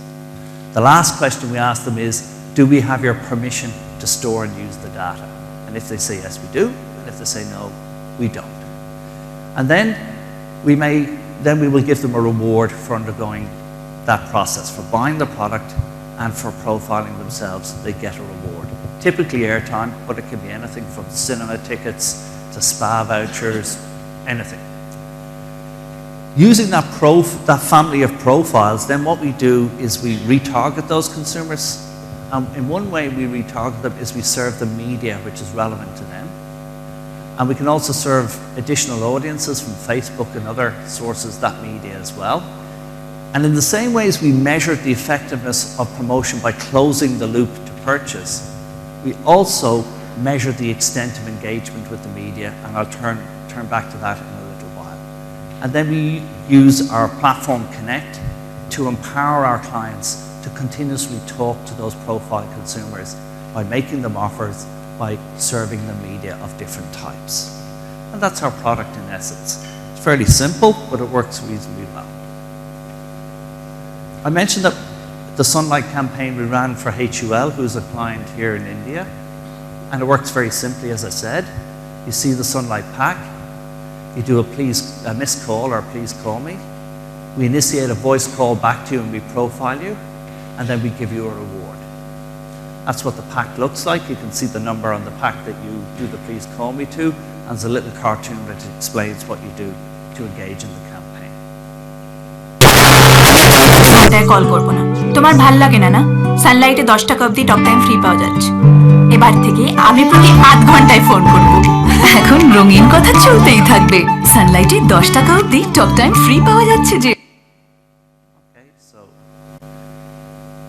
So I could talk to you about the numbers of that campaign, which to be honest are very, very good. I could talk to you about the return on investment for the client, which is very, very good. But I want to talk to you a little bit about what I think is the most important thing about that and the campaigns we run, and that's the values. So the way our product works is we trust the consumer to start the interaction. So the consumer sees a call to action on a pack, and they decide to engage with the promotion. So first value is trust. We trust the consumer to start the conversation. We never spam them, ever. 2, every time a consumer engages with one of our promotions or activities on behalf of a client, they always receive a meaningful reward. A lot of the conversations we have with our clients is, if you want consumers to buy your product and to share valuable data with you on an ongoing basis, you've got to recognize the value of that. And therefore, a meaningful exchange in the form of a reward is a key principle for us. The third thing is permission. We always ask the consumer for the permission to store and use their data. And if they don't give it, we don't store it and we don't use it. So why do we have these values? We have these values for the same reason. If you meet somebody in your everyday life and they don't demonstrate respect underpinned by some key values, you do not want to continue that engagement with them. You don't want to talk to them. And a brand and the way it engages with consumers on mobile is no different. Mobile is an amazing channel, but it doesn't change the rules. The engagement has to be value-based, otherwise it cannot be sustained. Bottom line. So spamming consumers, acting outside the permissions they give you, not recognizing the value of what they do for you, means that that engagement cannot be sustained. And the clients we work for, which include HUL, Mondelez, PepsiCo, BP, and so on, are global brands with hundreds of years history. And the reason they are that way is because they respect the consumer, and their engagement with that consumer is underpinned by values, which they live. And I think that's really a key point that we would make in respect of the value of mobile engagement.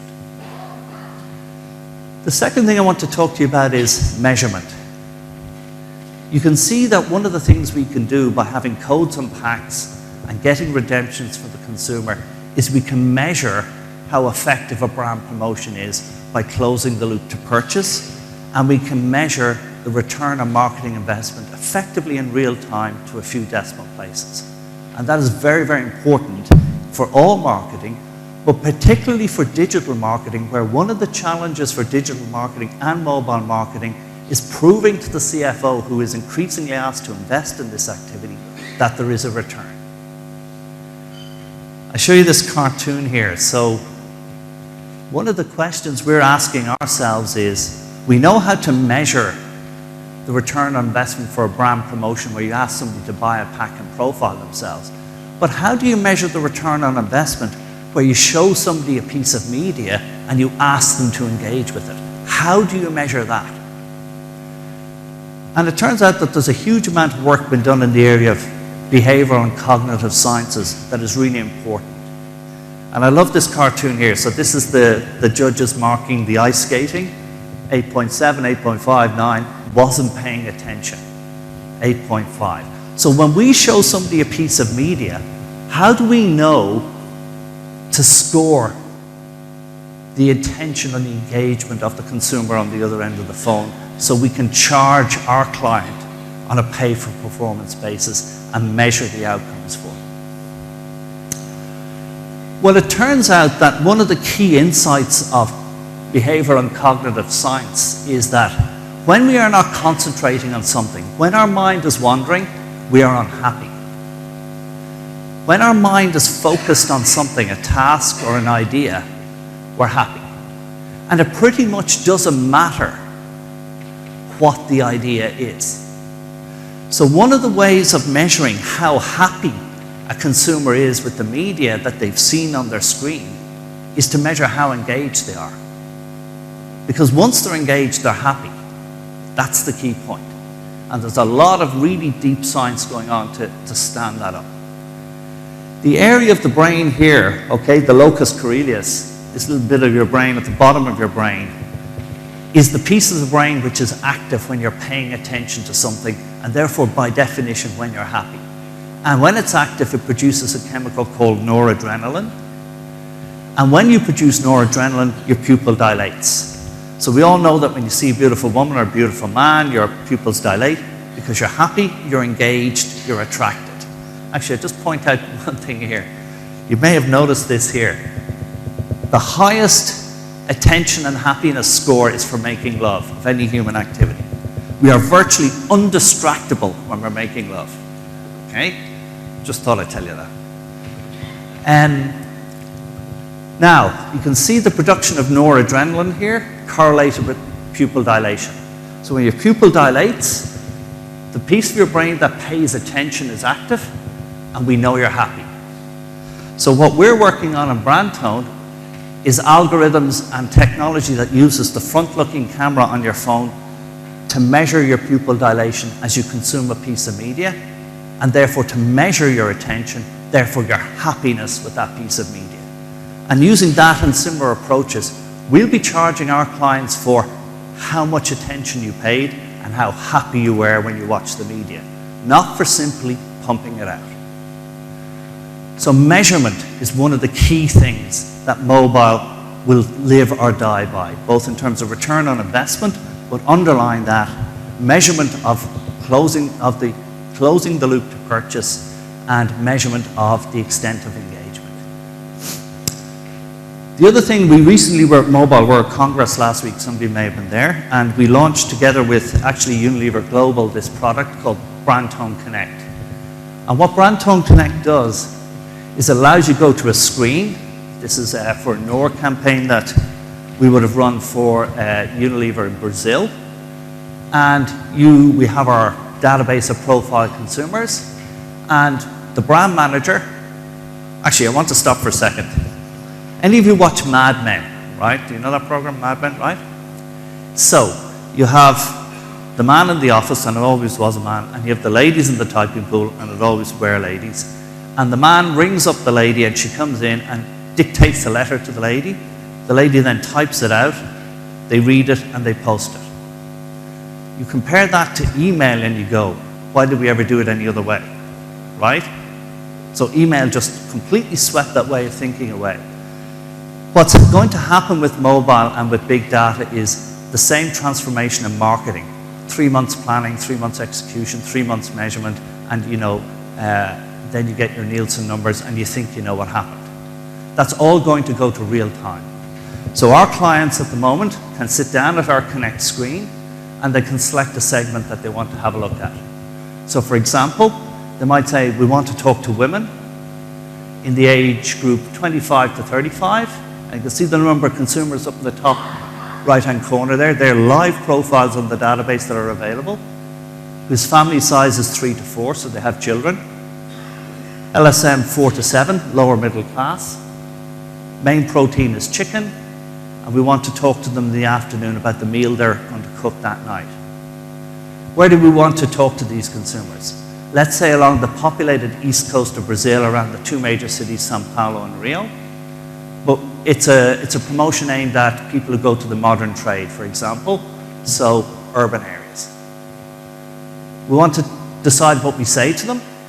In this case, we might want to send them a video showing how you would cook chicken with NOR ingredients, chicken Milanese with NOR ingredients for your family that evening.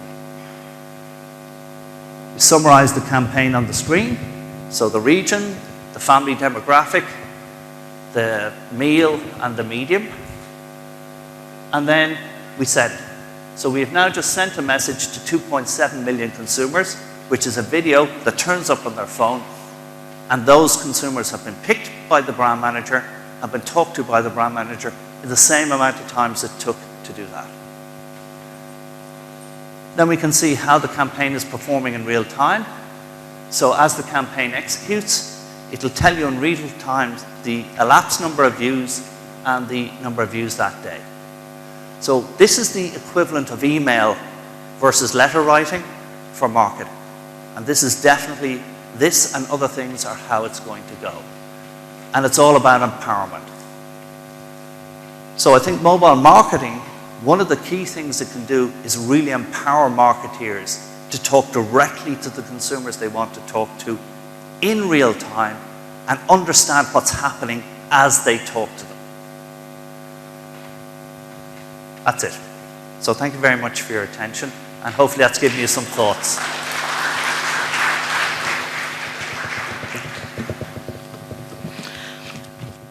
Thank you, Mr. Donald Fitzmaurice. So now let's move towards this last session of the day, but not the least. So would like to request Mr. Alok Kejriwal, CEO and co-founder, Games to Win, to take the center stage, center seat, and he'll gonna moderate the session. A round of applause. Thanks for being with us. Once again, I would like to request Mr. Donald Fitzmaurice, Chief Executive Officer, Brand Tone, to kindly come up on the dais. Mr. Jinesh Hegde, Senior Vice President and Business Head, Uninor.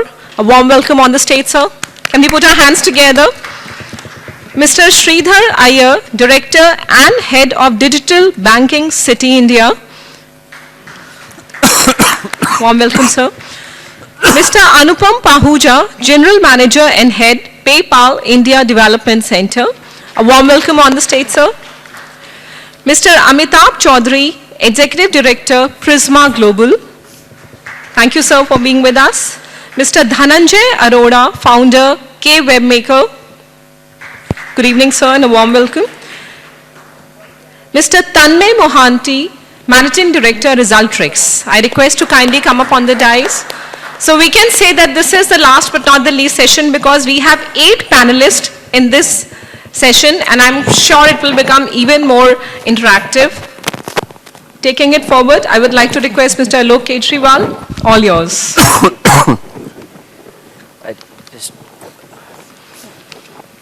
Can we just activate our mic? Or? Sure. And also I would like to request once again, please put your phones on silent mode. Discussion is on, there's always a vibration which can be heard somewhere all the around, or some tune or something's a ringtone. So thanks. Just another half an hour and then definitely we can attend all our calls and messages. Is it a 1 hour session or half an hour session? It is 1 hour session, but I said okay, 1 hour ahead. Yeah, I'll put it in my pocket. Just don't switch on your phones in half an hour. Yeah. So thank you so much. Pleasure, sir. Can you hear me? Yeah, you can. Yes. So thanks for holding on and not falling asleep, guys. I have this incredible task of managing some major gorillas, elephants, sharks, and small entrepreneurs like myself on the panel. So I think we all introduced each other, but if I may request each of our guests to just like Twitter-size introduction, not more than 140 characters.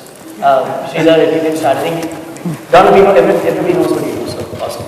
So Sridhar, just quickly tell people what you are. Yeah. What do you do? Hi, good afternoon. Sridhar Iyer, I run digital for Citibank across consumer and LCP, small and medium corporate. Hi, can you hear me? Yeah. All right. I'm Dhananjay Arora. I head KWebmaker. We are basically a digital agency that focuses on web, mobile and social. And of course, we are here to discuss mobile and mobile marketing. I run Games to Win, a casual mobile games company, and I'm also the fortunate moderator.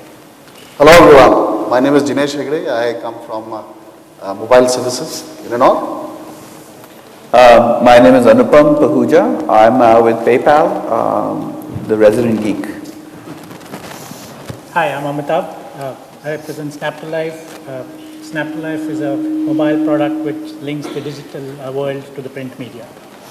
Hi, myself Tanmay Mohanty. I represent Resultrix and Performix Publicis Group company in India. Awesome. So thank you everyone. So the whole panel is mobile-nomics, mobile economics. What is mobile? I don't know. I'm wearing Google glasses. To me, that's mobile. So if I'm walking with something that I can, if I can see you guys and I can take photographs, I can say hello, okay, Google Glass, take a snap. I can do that right now and then send it to a Google Plus account. If you notice, I don't have anything in my hand, and I'm still very, very mobile. So the point is that what is mobile, or what was mobile, what we used to say as mobile phone, nikal kar batao, that's all gone in the past. For the benefit of the session and the marketeers and the audience, we try to figure out how we can make this very productive. We'll try and make our conversation shorter, crisper. If you have a question that's staring at us, please ask it, or we'll leave enough time for Q&A. So first, consumer, and just getting the whole consumer piece right. We have a operator sitting right next to me, best friends. The operators have always been very, very nice people, pun intended. So, you guys were so important in 99 to 2004, and then, we don't know who you guys are. So what is the role and how does the operator look at the consumer? And let's look at consumers as a consumer track in terms of, this vast country and nobody cares about you anymore. Yeah, absolutely. Apart from we investing a lot of money on network and buying some spectrum. Did you bid for 4G? No, we didn't. Okay. So the interesting part, the phase, I'm associated with the telecom since 2001, when mobile penetration was 1%. And it's been a long way. Telecom has come. In fact, as per 2013 TRI report, in the year 2014, 7 out of every 8 consumers in India will browse internet on mobile. That's, as per estimate, it's almost 238 million consumers in India will access internet on mobile, access internet on the move. That's massive. I've been part of some of the discussions since morning, and I've heard some of the panelists, and it was quite interesting to see, in fact, across the industry, like FMCG, banking, there's been a lot of interest on digital. And we, as a telecom operator, can bring an engagement to masses. But I want to argue that, right? I mean, if you look at MTNL, I just switch on my router at home and then I do what I want. So if I switch on my mobile phone and do what I want, how can you engage with me? What's your role? Yeah, that's absolutely good question. So we have, as I said, 238 million customers who are browsing internet on the move. We feel right now the offtake, especially for mobile commerce, has been largely on the utility side. Right. Like paying bills and buying movie tickets and so on and so forth. But we see that it's more and more consumers are picking up more and more services. I have a couple of issues I would like to bring it for the panel discussion. One, what we see is mobile as a service. We have some challenges, especially on the security side, especially on the app side, and so on and so forth. If we can address some of the issues around security, and if we can address some of the issues around, if a telco like us, if we can make data services affordable to masses, if we can take the niche right now, m-commerce is largely focused on the niche side. If you can take it to masses. Can you become free is what you're saying? Absolutely. Right. Awesome. Can we take to masses? If we can do that, and we have a huge opportunity. Right. Awesome. So, just a question on, Anupam, you're the hottest company in the room. You are sharing some numbers with us. Are these, I can share these numbers, right? Sure. So all these numbers, warn yourself, they run into lakhs of crores.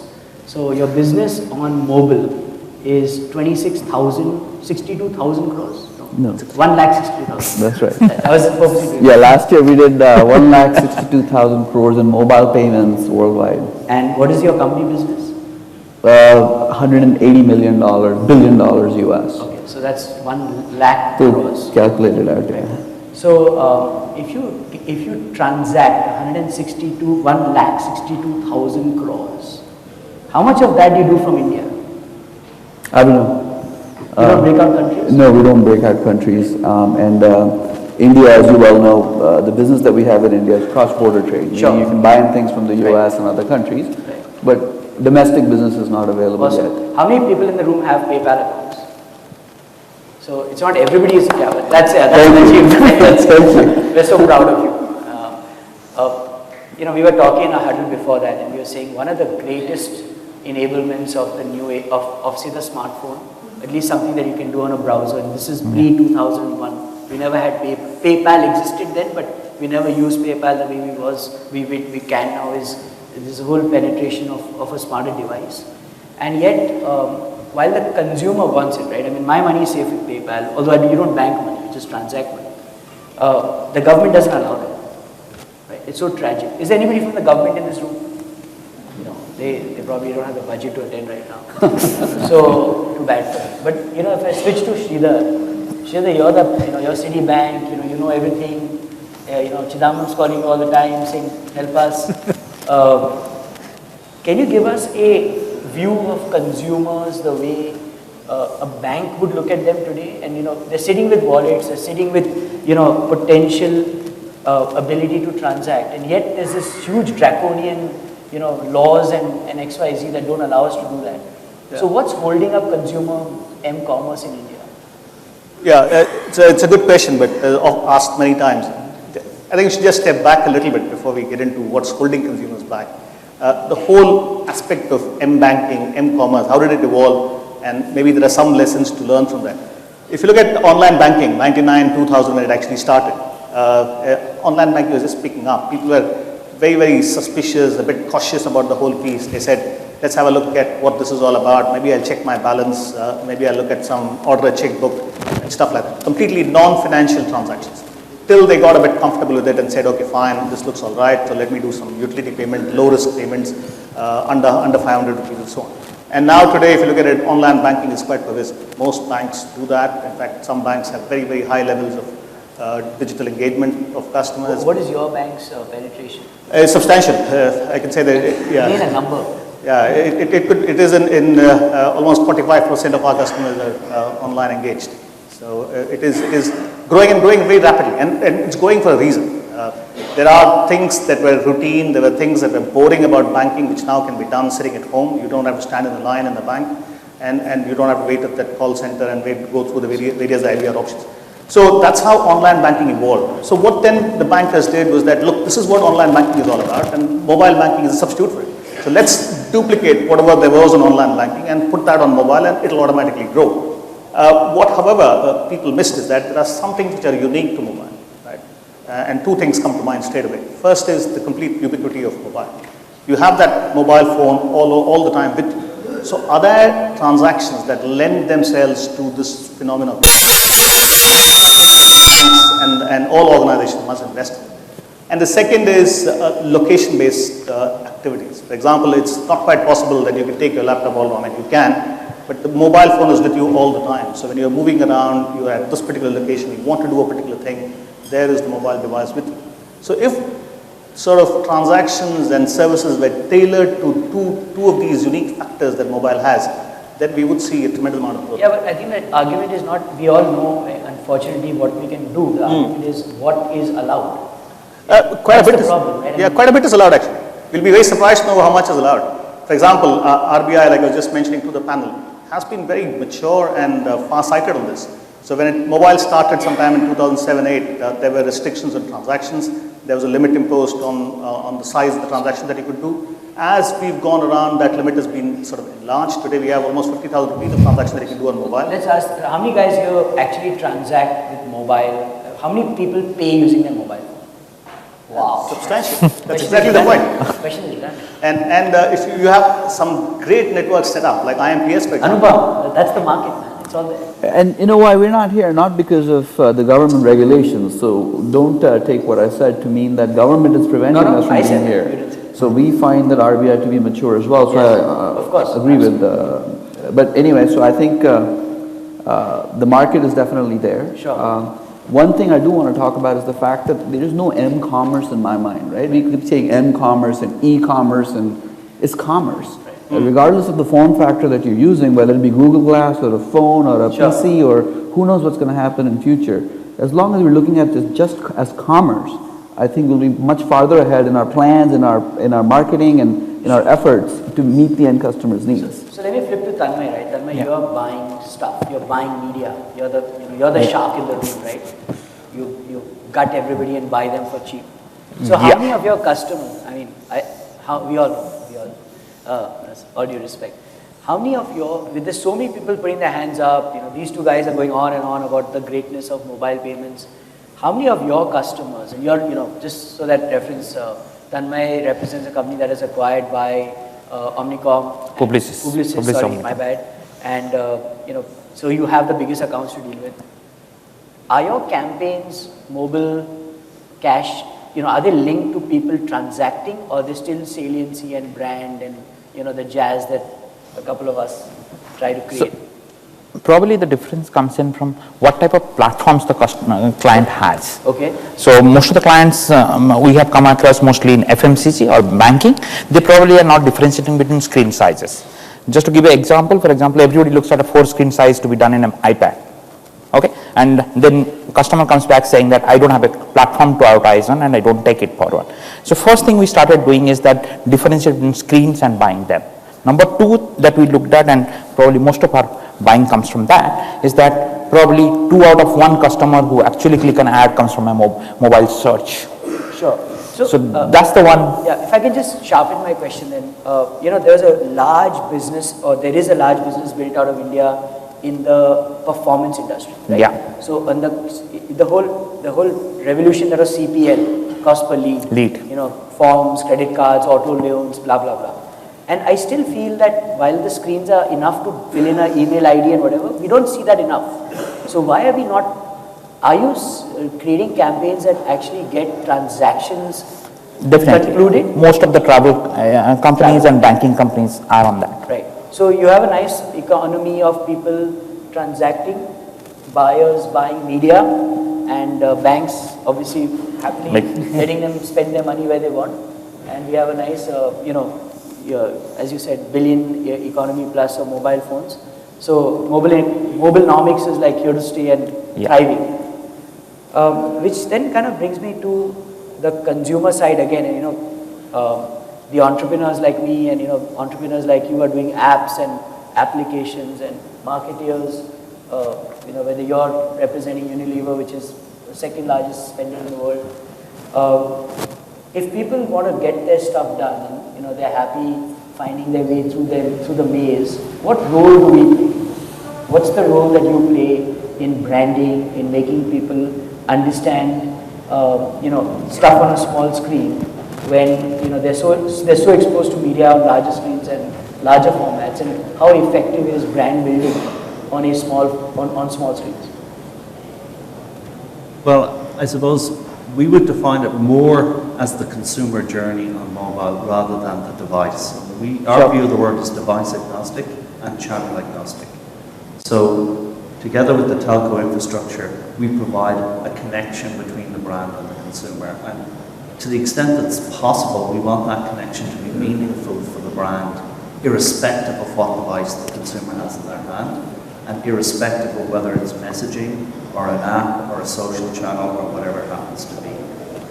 So that's why I talk about values, because what it has to be is when you go to a place, whether it's an iPad or a Samsung phone, you're going to a place where you need to trust what happens there. You need to feel rewarded by what happens there. You need to understand what happens there, and then you go back. If you don't, you won't. It's pretty much device and channel agnostic. Limitations that devices place. So for example, I talked about that campaign in West Bengal. One of the very subtle things about that campaign is that a very significant number of the phones in West Bengal come on the grey market. They're English language phones. And so you might initially think you'd send a message in Bengali, but in fact, onto a Bengali screen, but in fact you've got to send it in phonetic Bengali in English. Otherwise you won't have a campaign. So it's the subtleties of the consumer journey. In Turkey, whether you have a man or a woman, your voice is very important, because in a Muslim community, if it's a male voice, the woman will not engage properly with the experience. It's the same in India. A woman will always engage more than a man. So for us, it's less the technology. Okay, I think it's more about values, it's about measurement, and it's about effectiveness. Okay? So I completely agree, but the point is that in India, where we build great brands and we're building great brands, and companies from an advertising to a city which is a great brand itself, there's a lot of touch and feel about television advertising. You see it, you react to it. People call you and say, "Hey, I saw your ad. It's an awesome ad." There's a lot of ego involved in seeing hoardings all around the city, and I know marketers who do that just for the fact of being rewarded instantaneously. Versus this small guy, who you have to measure, dive into, deliver, be very precise, target, and therefore all the wrong questions get asked. And I think it's all about bridging, in mature economies. Well, maybe I'd answer your question slightly differently then. For marketeers, the big challenge would say, the big advantage of TV is you get reach, but it's not personal. The combination of device, personal device, whatever it happens to be, and big data resolves that challenge by allowing you to still have ubiquitous reach, but personal engagement. And that, I think, is the revolution. Okay? So, I get it. And the extent to which you personalize the engagement in a relevant way is what makes it effective, not the device. No, I get it. I think the biggest challenge has been, for a lot of us from the online world, the question is, can a brand be built using mobile media?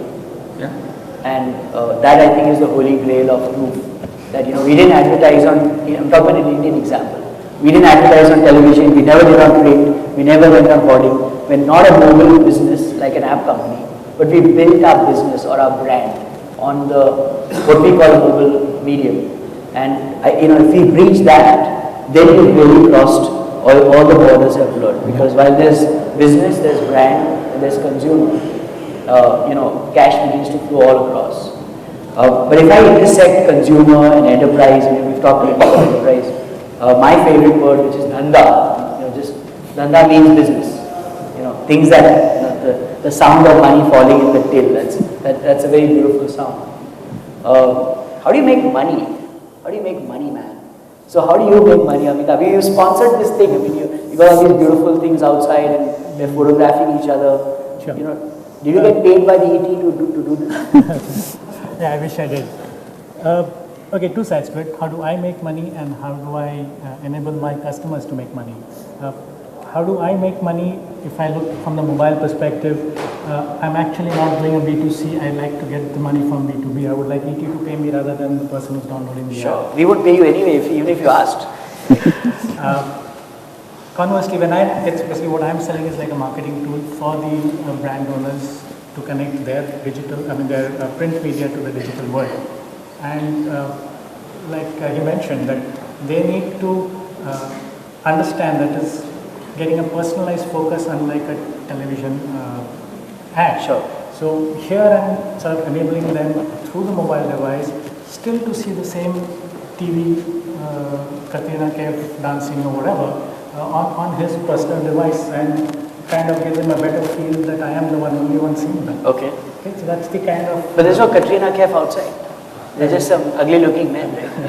Yeah, we should. So fair enough. So I think what you're saying is you're taking an experience that we all are familiar with and translating that into an easy to accessible, kind of create environment.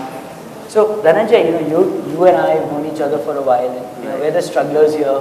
I am. Where we all are, man. We're trying to dig holes and find water in them.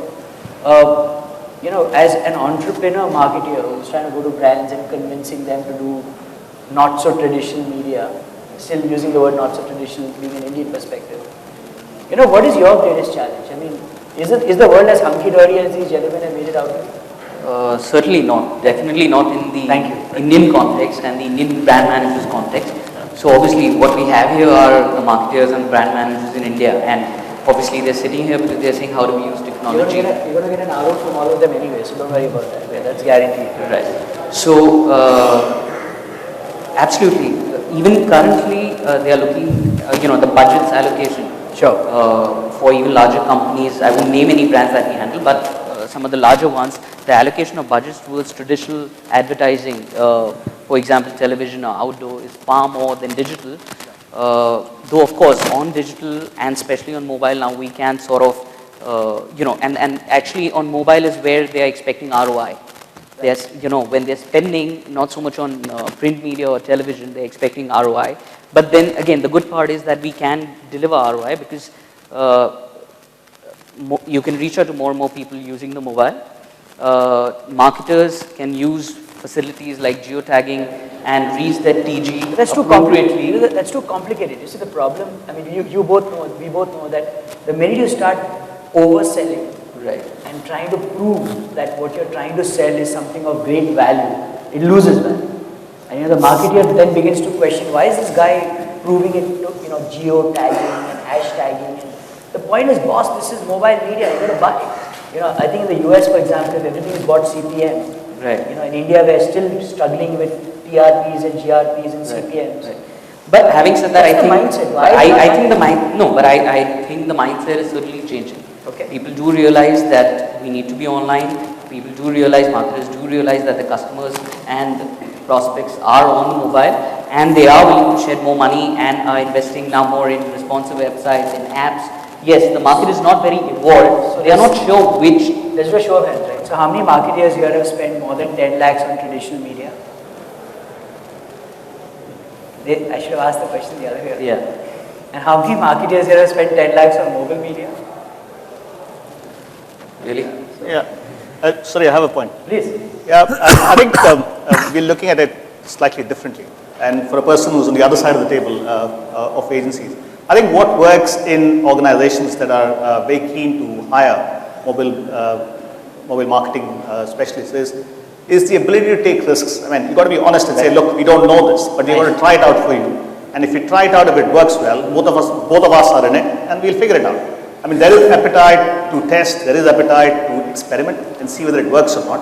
But that appetite will last only for a length of time. So that length of time is what we need to use and say, look, we're going to try location-based marketing. If it works, fantastic. If it doesn't, at least we've learned that it's not working. Awesome. That's great. I think that's great. Sridhar, may I add to that? Yeah, sure. I think a step more to that, the issue right now is even for the brand managers to understand how do I apply it? Like I keep telling, when the first television came in, the first ad was a still page. People are not able to exploit mobile as a tool to reach out and position their market. Sure. Yeah. But the point I was making is that if you go to a marketing CMO and say, look, give me 25 lakhs on mobile marketing, nobody will get it. Sure. But on the other hand, you say, look, I want to try this out. I think it'll add value to your business. Can we experiment? I think there'll be. Yeah, you gotta haul some laptops with us and start doing that for a month and see the response on the other side. Oh, is that right? Without revealing your identity, we'll show you the real world, right? Okay. But Don, yeah, please. So, I mean, I very much agree. I think one of the things that people sometimes people fall into the trap of talking about mobile as something that's already here. My view is it's just started to arrive, if that, okay? And, you know, we'd be looking back at what we're doing here now, well, actually, our successors will be looking back and thinking, you know, those guys were in the Stone Age. How did they not know this? How did they not realize that? And we'll be thinking, you know, we were so stupid, right? I'm very sure of that. It's just starting. And what I think is experimentation is the way forward. But experiments don't work without measurement. So that goes back to the point I was making. One of the key challenges that we, on whatever part of the ecosystem we're in, is to provide for the people that are spending money on solutions effective measurement of what happens so that they can decide, or we can decide together with clients, that something has worked or hasn't worked. Because simply trying lots of things without a way of deciding if it's worked or not is frankly pointless, right? Yeah. So that is one of the key challenges that I think we as a community have to really face up to, which is really good measurement of what happens when we undertake mobile engagements of whatever type they are. Sure. Let me just add to it. I mean, for those of you, I was surprised to see hardly anybody has a mobile marketing budget. Let me just share some numbers that'll blow your mind. 3 years ago, at PayPal worldwide, we were expecting to do about $800 million of what we call payment volume over our systems. We ended up doing over $2 billion. 2 years ago, we thought we will do about $4 billion. We did $10 billion of mobile payment business, meaning these are people who are buying things using their mobile phones. Last year in 2013, we thought we will do $14 billion of business over mobile phones. We did $27 billion last year. So those of you who think that mobile is still yet to come, well, it's here. It may not be here in India, but you really better ramp up your mobile marketing efforts, or else you're going to be left behind. That's awesome. So, you know, be experimental, while Donald insists on ROI, and I respect you, you know, I don't want to whisper too much of that in this room, because then, you know, the boulders will be on us to prove, to extract ourselves. So take out those checkbooks, be experimental. You know, we're coming to you tomorrow morning. Sure. And having said that, as Anupam has lit the lights, you know, the big bad world of advertising, of transactions is massive out there. But maybe I'll just give you one word of warning on this, okay? We have a client who's a global client. Indian client. No, global client. Hindustan. Global client who's saying, I'm not placing any more media with Facebook for under 30%. Sure. Okay? There's something why. Facebook can't measure. CFOs are offside, marketing managers are offside, and in major markets in the world, under 30s are off the radar for Facebook for major clients. So they can't measure. Right. So let's kind of, you know, transition from this to more of the business of, you know, the next 2 to 3 years, and what we see in terms of the evolution of trade platforms, the ability to transact. And again, you know, you guys, you're like the FBI of everybody, right? You got this thing, you got those towers in the air, you're extrapolating every data, you're triangulating us, you can sniff us wherever we are. Are you going to sell that stuff? So it's good cash flow. I don't know about sniffing you, but it sure smells good here. It's the flowers, baby. Just to build on the discussion. So what are you going to do, man? Are you going to sell our data? What we are seeing is all these e-commerce guys. They are pumping in a lot of traffic on mobile network, right? Especially Flipkart and Snapdeal and so on and so forth. And they are pumping huge amount of communication with our customers. Right. And that's a beginning of mobile commerce. Apart from that, we as telcos, we are also doing a lot of work, right? Especially in educating our customers, especially all these contents which we are pumping in, tie-ups, especially on app side, on Facebook and WhatsApp. 7-day pack, 1-day pack. This is intention is to increase the base. I think there's one big opportunity for us. We as an operator, not only me, but I think all the telcos, we see an opportunity to monetize revenue because the voice is going to become challenge over a period of time. We see apps as an opportunity where we can monetize. And here I feel, I don't know what you guys feel, what we telcos feel most of the time when customer browses the mobile, he is not able to go to the purchase, either with a credit card or PayPal. We see an opportunity in because of you guys. It's because of you guys, man. We see an opportunity in case there can be a collaboration with operators, with third-party partners, and we can do a direct operator billing. So let me share a story with the room, right? So 2003 was the first year of Indian Idol, right? And we were sitting in this room with Sony Television, and I was part of that room, and this whole team of Endemol and Fremantle was sitting. I never heard of American Idol before. Must admit, I was naive. And this guy said, so Alok, we're going to launch Indian Idol in the country. How many people do you think are going to vote for Indian Idol? And there's a very interesting gentleman, my best friend called Sunil Lola in the room, who quickly warned me in Hindi. He said, don't speak in English, first tell me what you're going to answer. So I said, you're a bewkoof log hai, koi nahi reply, koi nahi vote. Which means that no one's going to. So he said, you'll get me fired and you'll get your agency kicked out. Give them some number.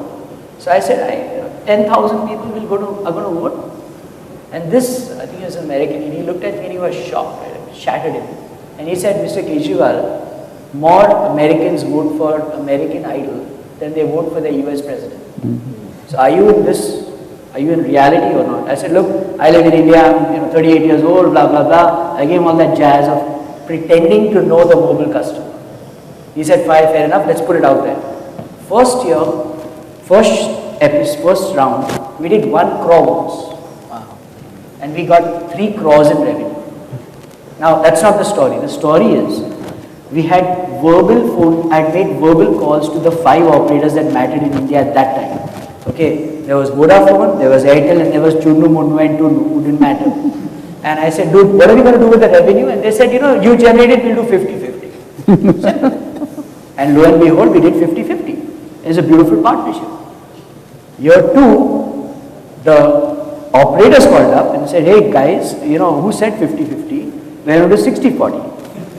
And year 3, it became 70-30. Year 4, it became 80-20. And then it said, look, it's 80-20 and we're going to pay you after 9 months. And if that 80-20, we're going to reconcile it and then chop off 10% more. So I think, this is a very interesting seeding arrangement, right? There's this guy who's talking about these zillions of crores, and this guy who's saying, we're going to make things happen. But you own the customer at the first point. Let's be a little more serious about this.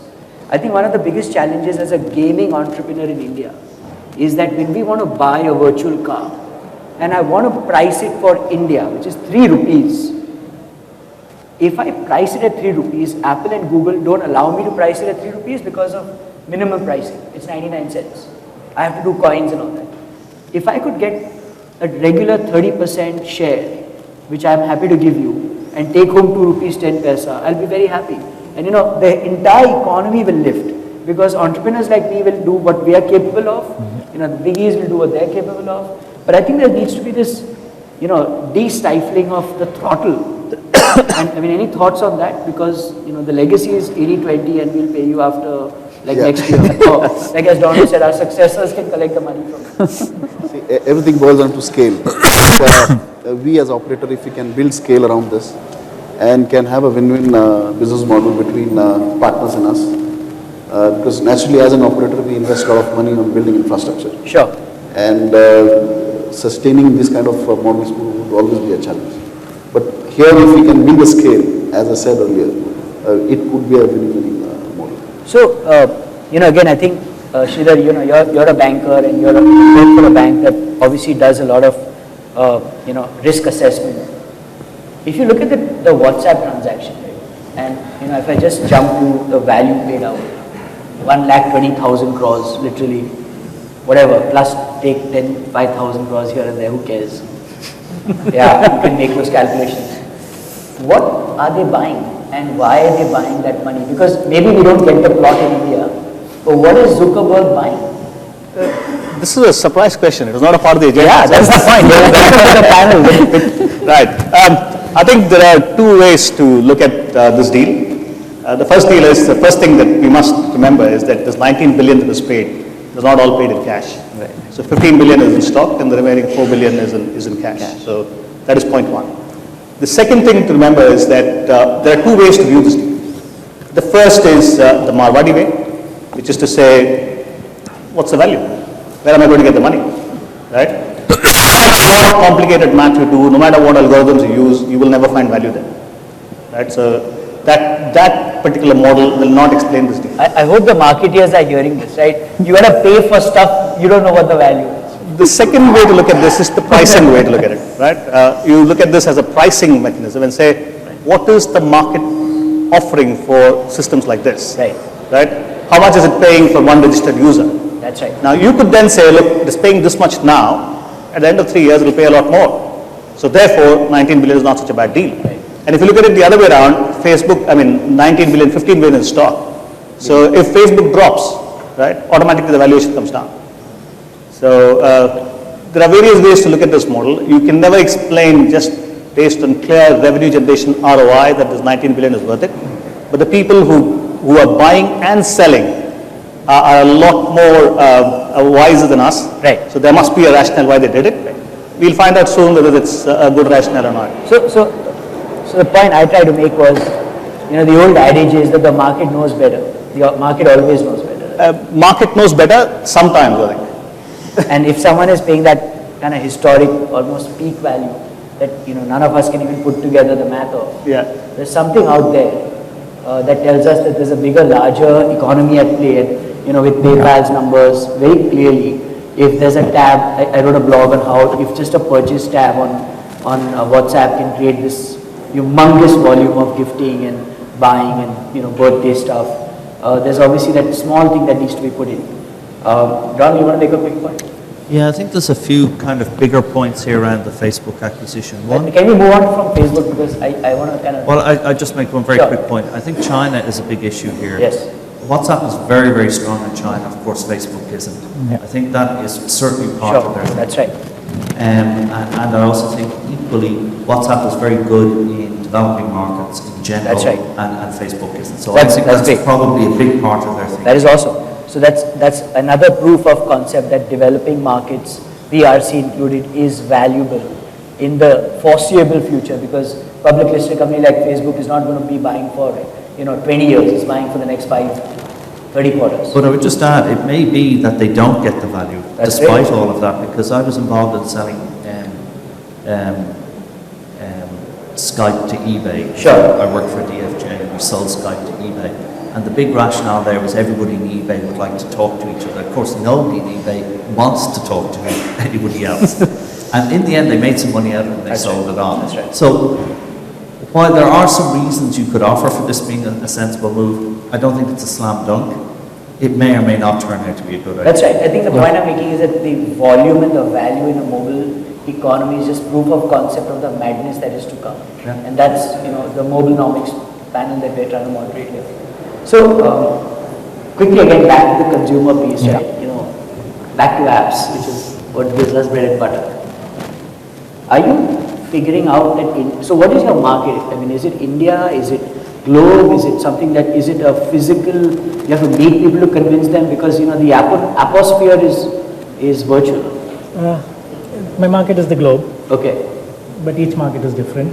Like Dhananjay mentioned, India, I have to start from explaining the concept, I have to explain the ROI, I have to explain how the person has got to use the whole thing.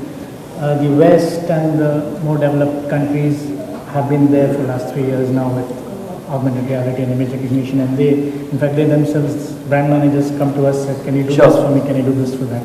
So why do you want to waste your time in India? I mean, who cares? You just said developing world has the value.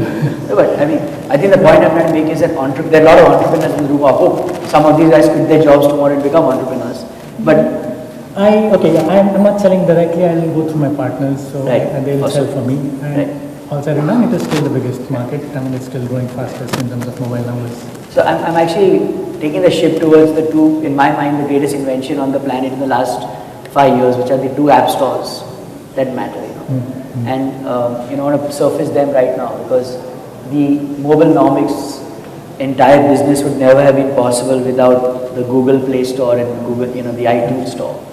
And just the frictionless commerce that has been created in that ecosystem. And also especially given the fact, and this is a point that everybody can ponder about, why would someone put up a shop for the global world where you could put things for free and download for free and you pay the hosting charges and the servicing charges. I mean, Apple pays for service and still let that happen, right? And that again is a phenomenal investment in the future. So the question is to this panel, and feel free to answer. The big guys did it, right? Apple's done it, Google's done it. We work very closely with Kindle and we see some phenomenal traction on that platform.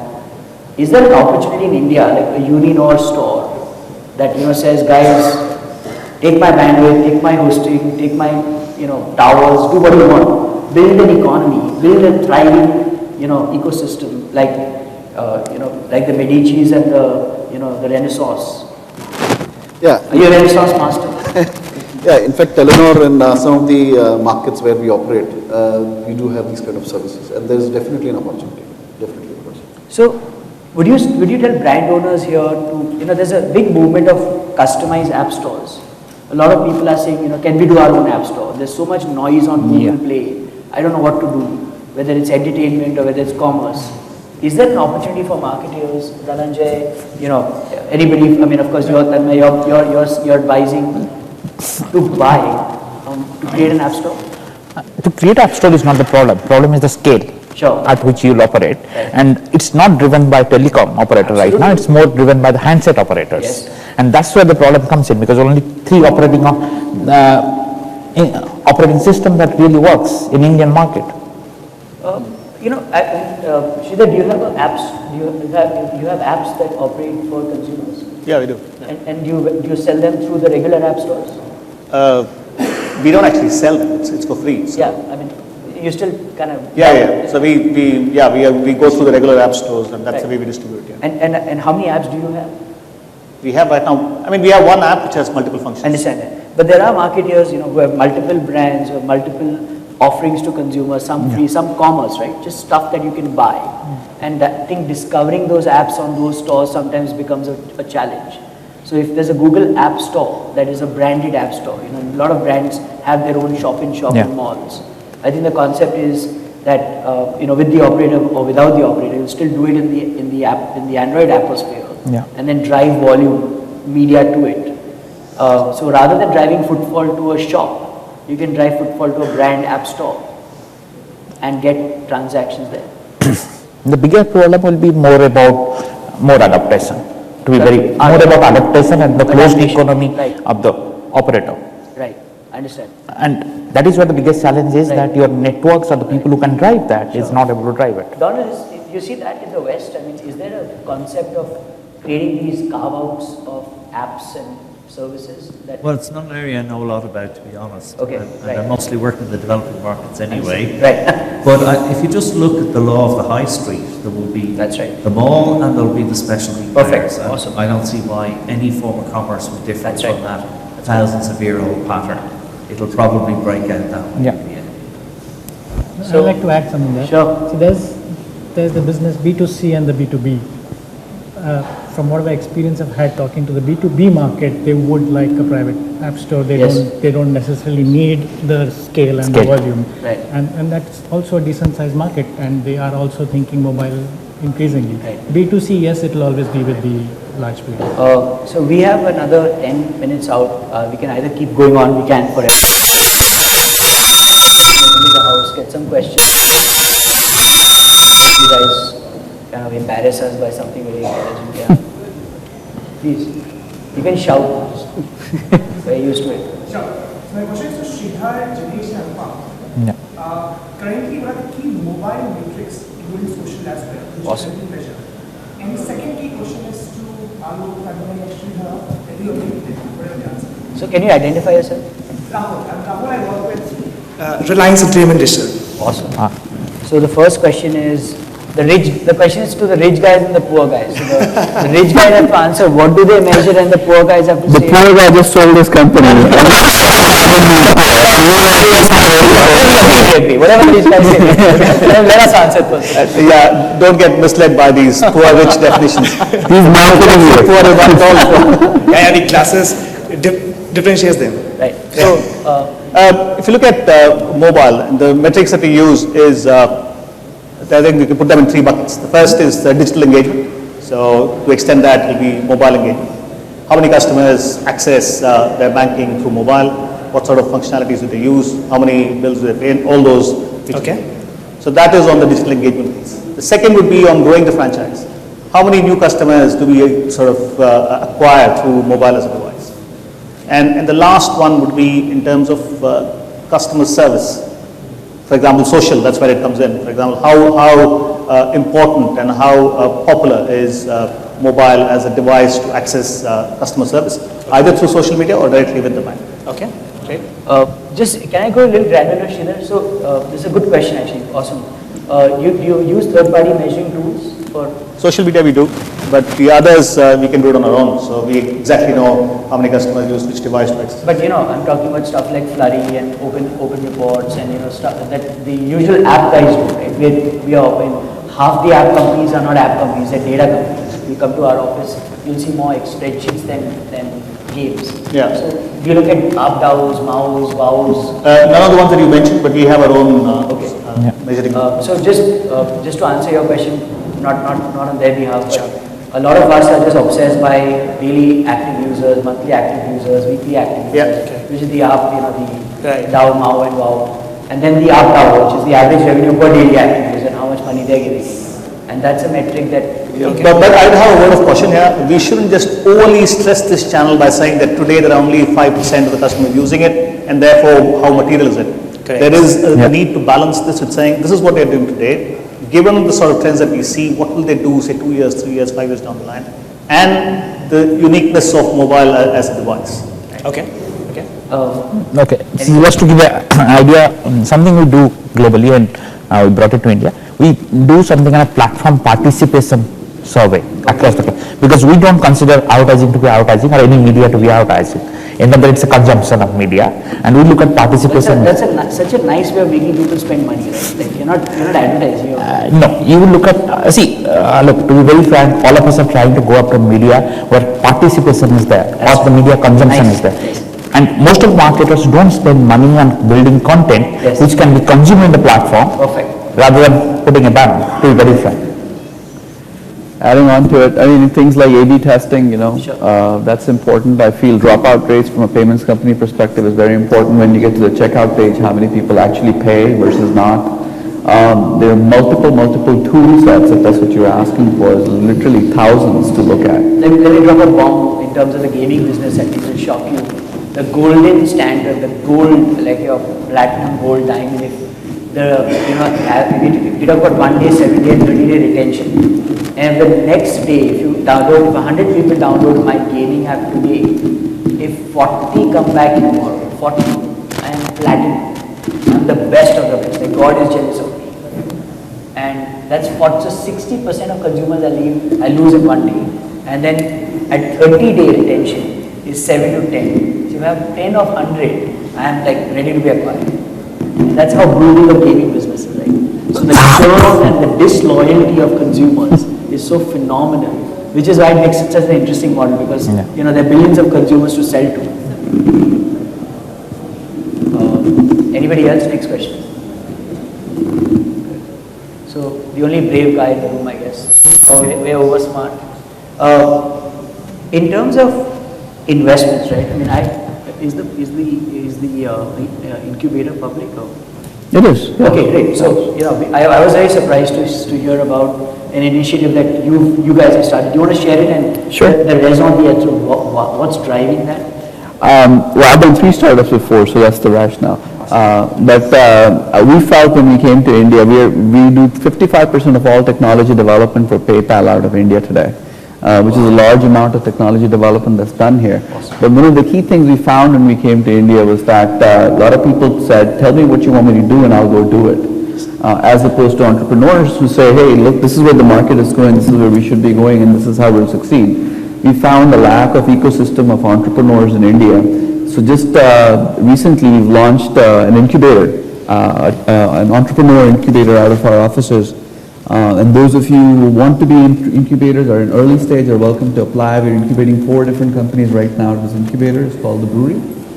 It's in partnership with a company called TIE, which is an organization focusing on entrepreneurship around the world. And we provide office space, we provide place for you to work, we provide mentors, we provide access to capital, we provide access to people who understand technology and so on and so forth. So it's a good CSR activity that PayPal has undertaken and we're quite proud of it. And do we need to be linked to PayPal in some way? No.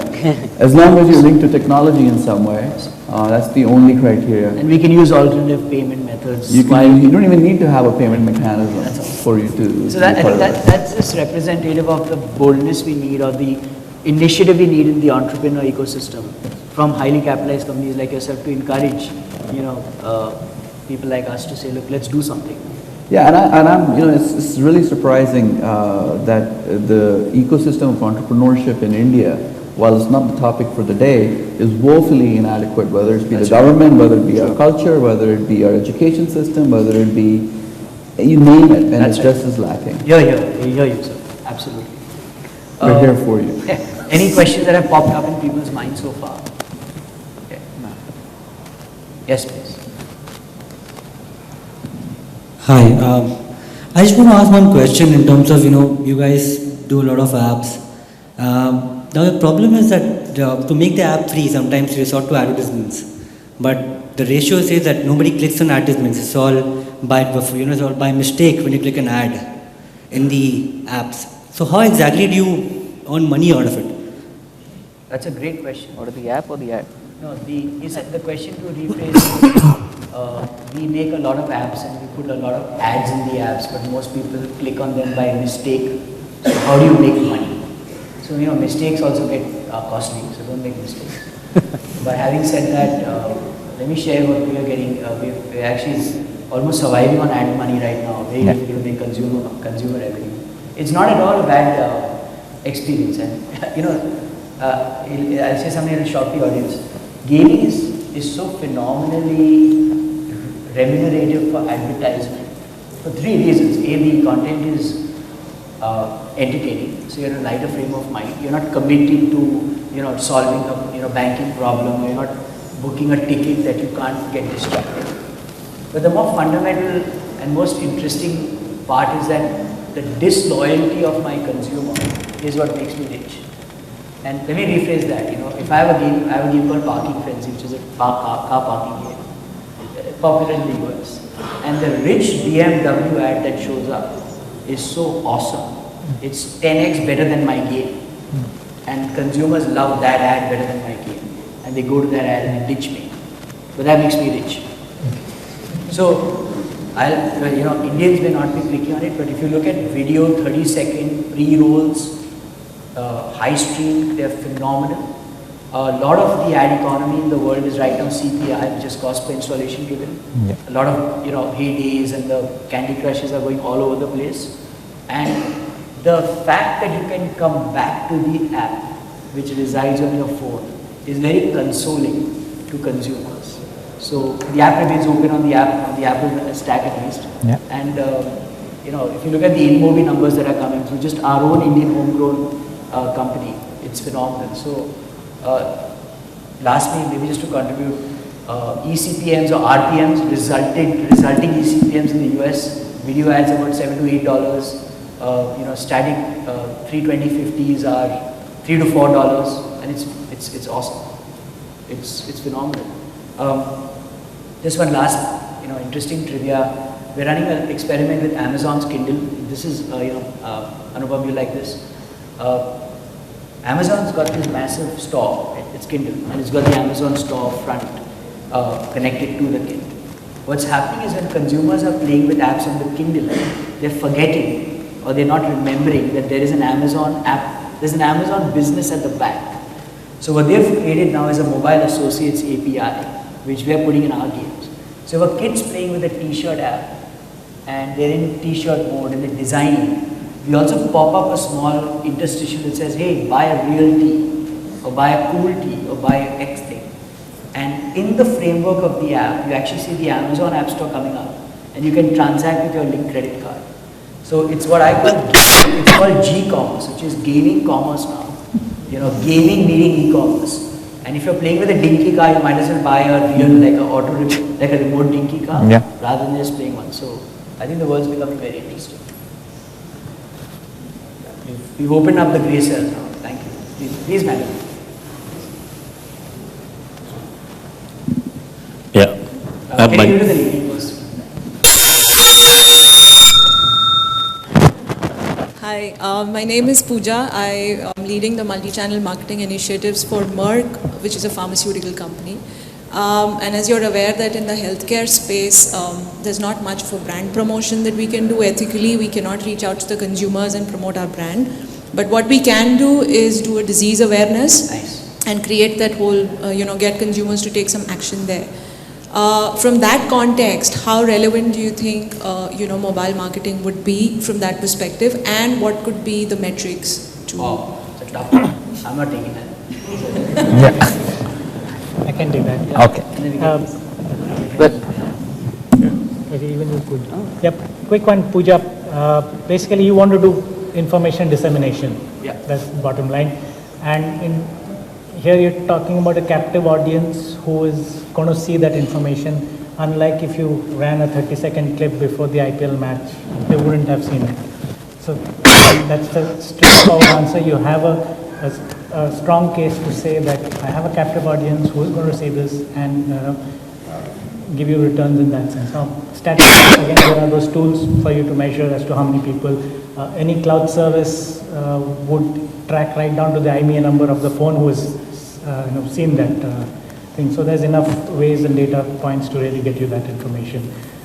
If you link it to your website, then I think even Anupam, Dhananjay can tell you. Any quick bites on healthcare? Yeah, pretty much. In a way, the answer was in your question. You need to create channels about awareness of those diseases or how they can be addressed, or you might even come up with a CSR initiative that focuses towards that particular ailment that you're talking about. And then, of course, you reach out via social media, via web, via search, via apps, so on and so forth. I think the question is mobile, right? Your question is mobile more than yeah. So on mobile again, you could look at various apps that could, let's say a user could use to store their medical information and share it with doctors or so on and so forth. So there are various apps that can be developed, and of course, in terms of metric system, there are various analytics tools that can be used to measure that. Yeah, I think this is the big opportunity in mobile, personally. For us, finance is next in our business, but after that is healthcare. A very interesting step for us along the way is Syngenta have just become an investor in Roundtone. And for us, that's a very important event, not only because Syngenta are a great investor and client, but one of the things we're going to be doing is helping them manage crop solutions for the rice crop in India, for example, and in other markets. And it's all about compliance. So it's a multi-component system, and the more you comply with the system, the better your crop yield. As you know from my background as pharma, one of the backgrounds as pharma, one of the big challenges you have in the drug industry is compliance, particularly for the big three, HIV, TB, and malaria. Absence of compliance costs national health systems an incredible amount of money. So I think mobile's huge economic impact in the first instance will be compliance. But here's a thought for the pharma industry, right? One of the big telcos in the US is building the second network entirely and only to handle health data. Nothing else, right? So the question is, will that network in fact control healthcare? And will you simply be an app on their system? That's the next project Uninor is implementing. Huge opportunity here. Just from an application of such ideas, a lot of people are curious about their health and healthcare, but don't know where to go. And if you create campaigns where you ask questions like, do your knees hurt? Do you have a tingling in your left, in your arms? It's almost what was on and you take them from that question to a landing page, which then becomes a repository of the wealth of. Look, the bigger problem is you have almost 880 million connections, whereas you have 600 million TV. And we're still considering that how do you measure, whether nobody has measured probably. TV is a bigger question that I have. That's right, awesome. So the gentleman, yes. Yeah, myself Mangesh, I'm from Bajaj Electrical. I've been hearing about this so-called digital medium, then we moved to the mobile medium, and of course as a user I've been having Facebook and Twitters and stuff like that. The issue is the challenge that we face as a marketeer is in terms of the competence or the people to handle this. I mean, there is all these mediums are available today, but are there competent people who really knows about it, who can validate its? I mean, ROI is fine, but who can really validate that ROI and work on that to really get a return? That's one part of it. Second part of it is are you guys, at C level, doing anything to get the education system, I mean, so-called, MBAs and stuff like that, moving very fast into the way the economy is moving into digital? Mr. PayPal, can you answer that? Well, I mean, where do you get talent from? That's a big challenge, actually. I think the education system is just not ready for enterprise, whether it is for mobile, whether it be for anything else. So what we do actually, we have a boot camp. It's a 3-month boot camp that we hire about 100 IIT students a year.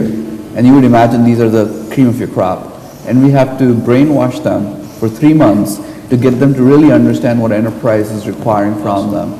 I sit on many committees working with the governments to try to get the curriculum changed. For example, in one school, give me 2 seconds to say this, I read a textbook that said the most common way to get data into your computer is through a floppy disk. I love it. Right? Can you imagine that? Was that IIM?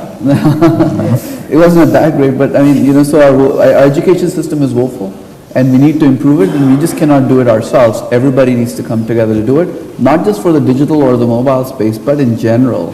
The curriculum that my grandfather was probably using is still prevalent today, and we need to change it. So let me share an incident that happened at MICA. Anybody from MICA here, by the way? Oh, okay, I can live with one guy, right?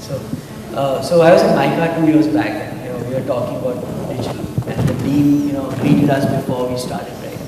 And I said, so can you define what this is? What do you teach? And he says, we teach the science of the medium, or something like that.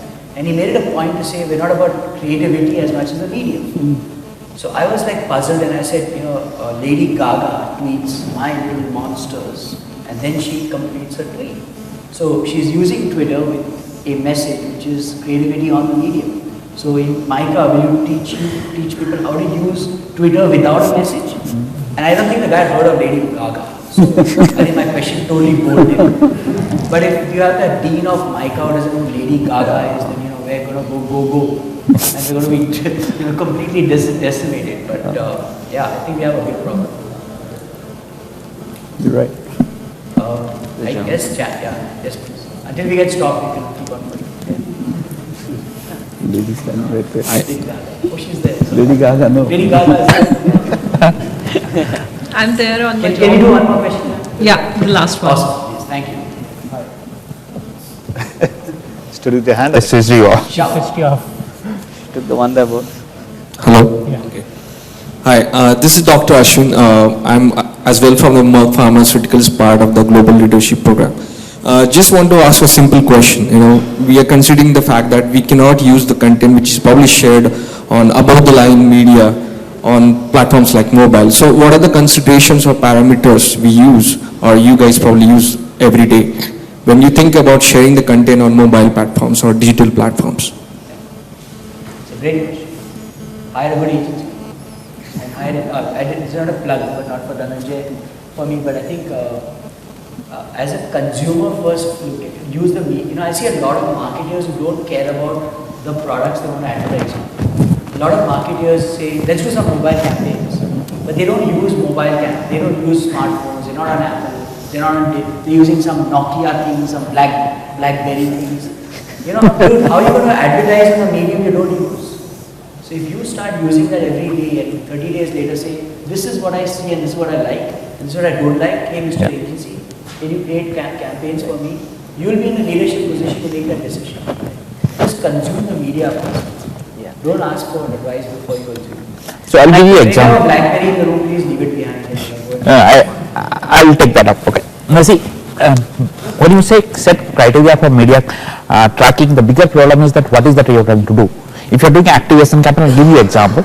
In Andhra Pradesh for a chocolate company, we did just recently a campaign, and we said that everybody in a 25 to 35 year married woman gets a missed call, gives a missed call to the number. We ran a TV campaign.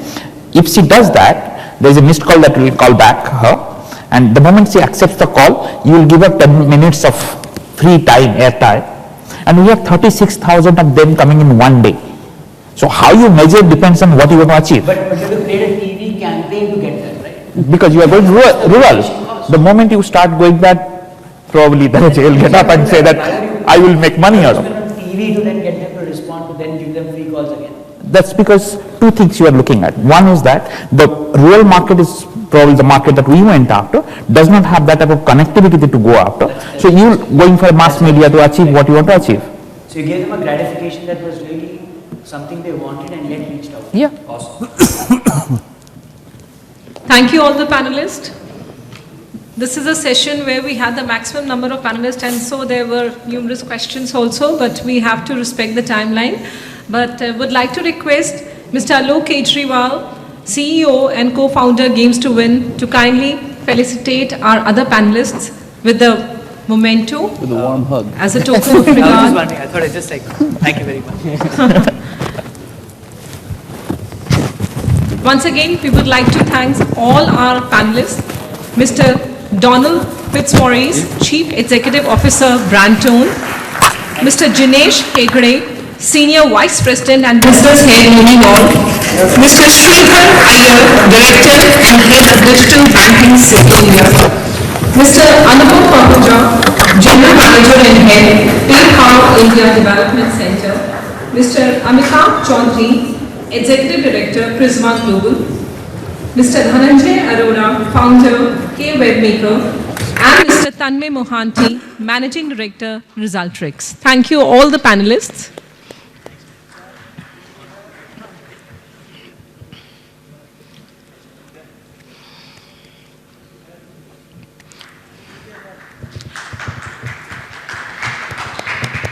And to felicitate Mr. Alok Kejriwal, I would like to request Mr. Rishi Kapoor once again, Sector Head Times Conferences Limited, to kindly grace the dais and give away this memento to Mr. Kejriwal.